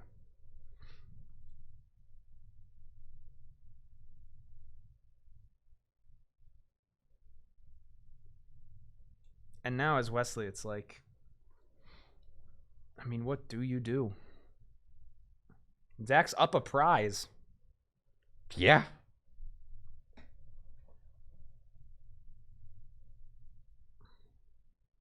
Oh, did Wesley just have a quick pass? Yeah. Yeah. Yeah, no energy in that hand. Not oaken. You should oak. Do it. Was that another sword pass? Stance? There's retreat sword stance. Yeah, I mean, this is pass. the play. You have to... Now it forces the Dodrio out. Yeah, that's crazy. You hit it for 10 and then then you sword stance slash it for 60, so you're not even in rage territory. That's crazy. Yeah, that's how you get them Dodrios out the active. And then just 60, yeah, sure. Slash for 60, sure. Wait, is there a third energy on the Scyther? Or is this a damaged Hitmonchan already? No, that Hitmonchan did not have damage. Is there a third energy on the Scyther? Wait, is there a third energy on the Scyther? Ruh-roh. All right, that's between you two. Yeah, I mean, that's between you guys. There wasn't one, so like, you know, I mean, really, the 60 should have never been done. There wasn't an energy on the Scyther. So if you want to take all the damage back, take the energy back, and it'd be like you can legally announce sword stance twice, but you could not announce slash. Yeah, that's fine. We can roll it back. Sure. Back. Take advantage back. Yeah, just roll it back and then play from there.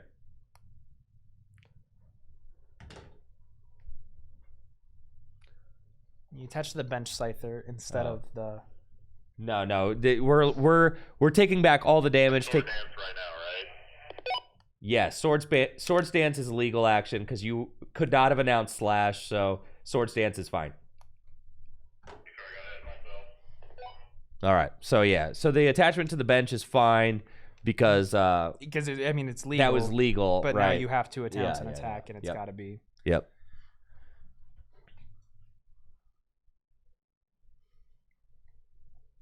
All right, back into the action. Yeah. I believe it is. Caught that. Ghastly's Caught. Yo, I'm Red-handed. stoked. Saved game state right there, baby. Saved game state. It's all right. Zach is like right there. Really just needs to push. needs to just put it in, dude. Just got to put it in. We're right there. It's been a long day of Pokemon.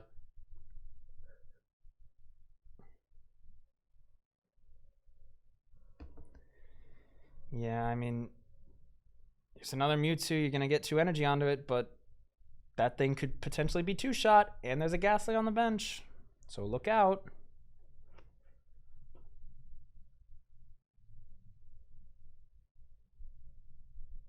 Oh, another Ghastly. Dude, he's not even damaged these Ghastlies yet. No, dude. I mean, Maybe the strat of Doduoing the Ghastly is correct. Like Wesley what we still saw hasn't back in taken a Swiss. prize. Yeah. That's what I'm saying. I think you have to go Doduo versus Ghastly. It's like all you really got. We see a knockout get taken. Woo! Gust to win, prize. Feels good, man. That's got to be like 1 or 2 cards left. Oh, the Mew. And then Just to add insult to injury, takes out there he this goes. Mewtwo. Mew taking out the Mewtwo. Psybeam. What's the last card in deck?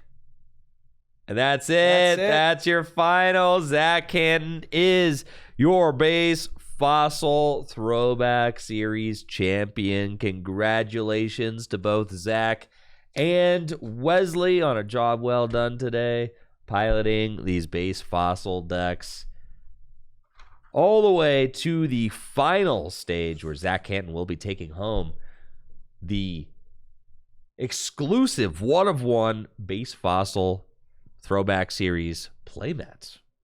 Congratulations. Yeah, and we saw Lickitung defeating Hitmonchan just like in the image. Just like in the image, dude. It's crazy. Yeah, in our champion playmat, Lickitung is licking Hitmonchan, and Hitmonchan is looking severely grossed out. So, yeah. GG's to all of our competitors today. Huge thank you to every one of the 33 players that showed up to participate in today's base fossil event. We've got more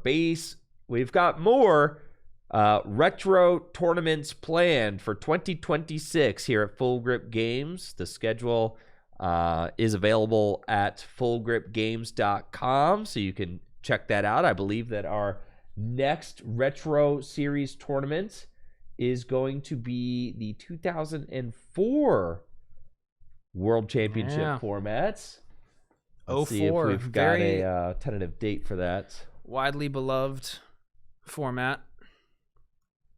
Yeah, the Full Grip Games Retro Series. We've got, 2004 Worlds going to be happening in the next quarter, so sometime this spring, summer. We will be announcing the date for that in the coming weeks, so definitely stay tuned for that announcement. We've got quarter 2 is that 2004 Worlds format. Quarter 3 for 2026 is going to be 2011 Worlds format, Heart Gold, Soul Silver through Black and White. And quarter 4, my favorite modern formats of all time, 2007 NAIC format. Look at that playmat. Look at that Hitmonchan. Congratulations there to Zach on the win today. Congrats. A big thank you to everybody who showed up. Huge thank you again to Cole for co-casting with me today. Anytime. It has been a lot of fun. So we're going to be back next week. Jesse Parker and I on Wednesday with more post-rotation testing. I look forward to seeing you guys then. I think next week I got Jesse coming. I think so. One of these days he's missing stream because he's going to Houston, but I think next Wednesday. Yeah, I think he's good for next Wednesday. Anyways, I'll see you guys on Wednesday regardless. I'll be streaming. That's good night from Cole and I here at Full Grip Games. Make sure to check out fullgripgames.com for all the best Pokemon trading card game singles and sealed product. We've got Perfect Order product up for pre-order now on fullgripgames.com. Shop it at Full Grip Games. Help support the content that we create here on Tricky Gym. Has been supporting the content I create here on Tricky Gym since 2018. So really appreciate y'all continuing to support the channel and support the shop. That's it from us today. Y'all have a wonderful rest of your weekend. Peace.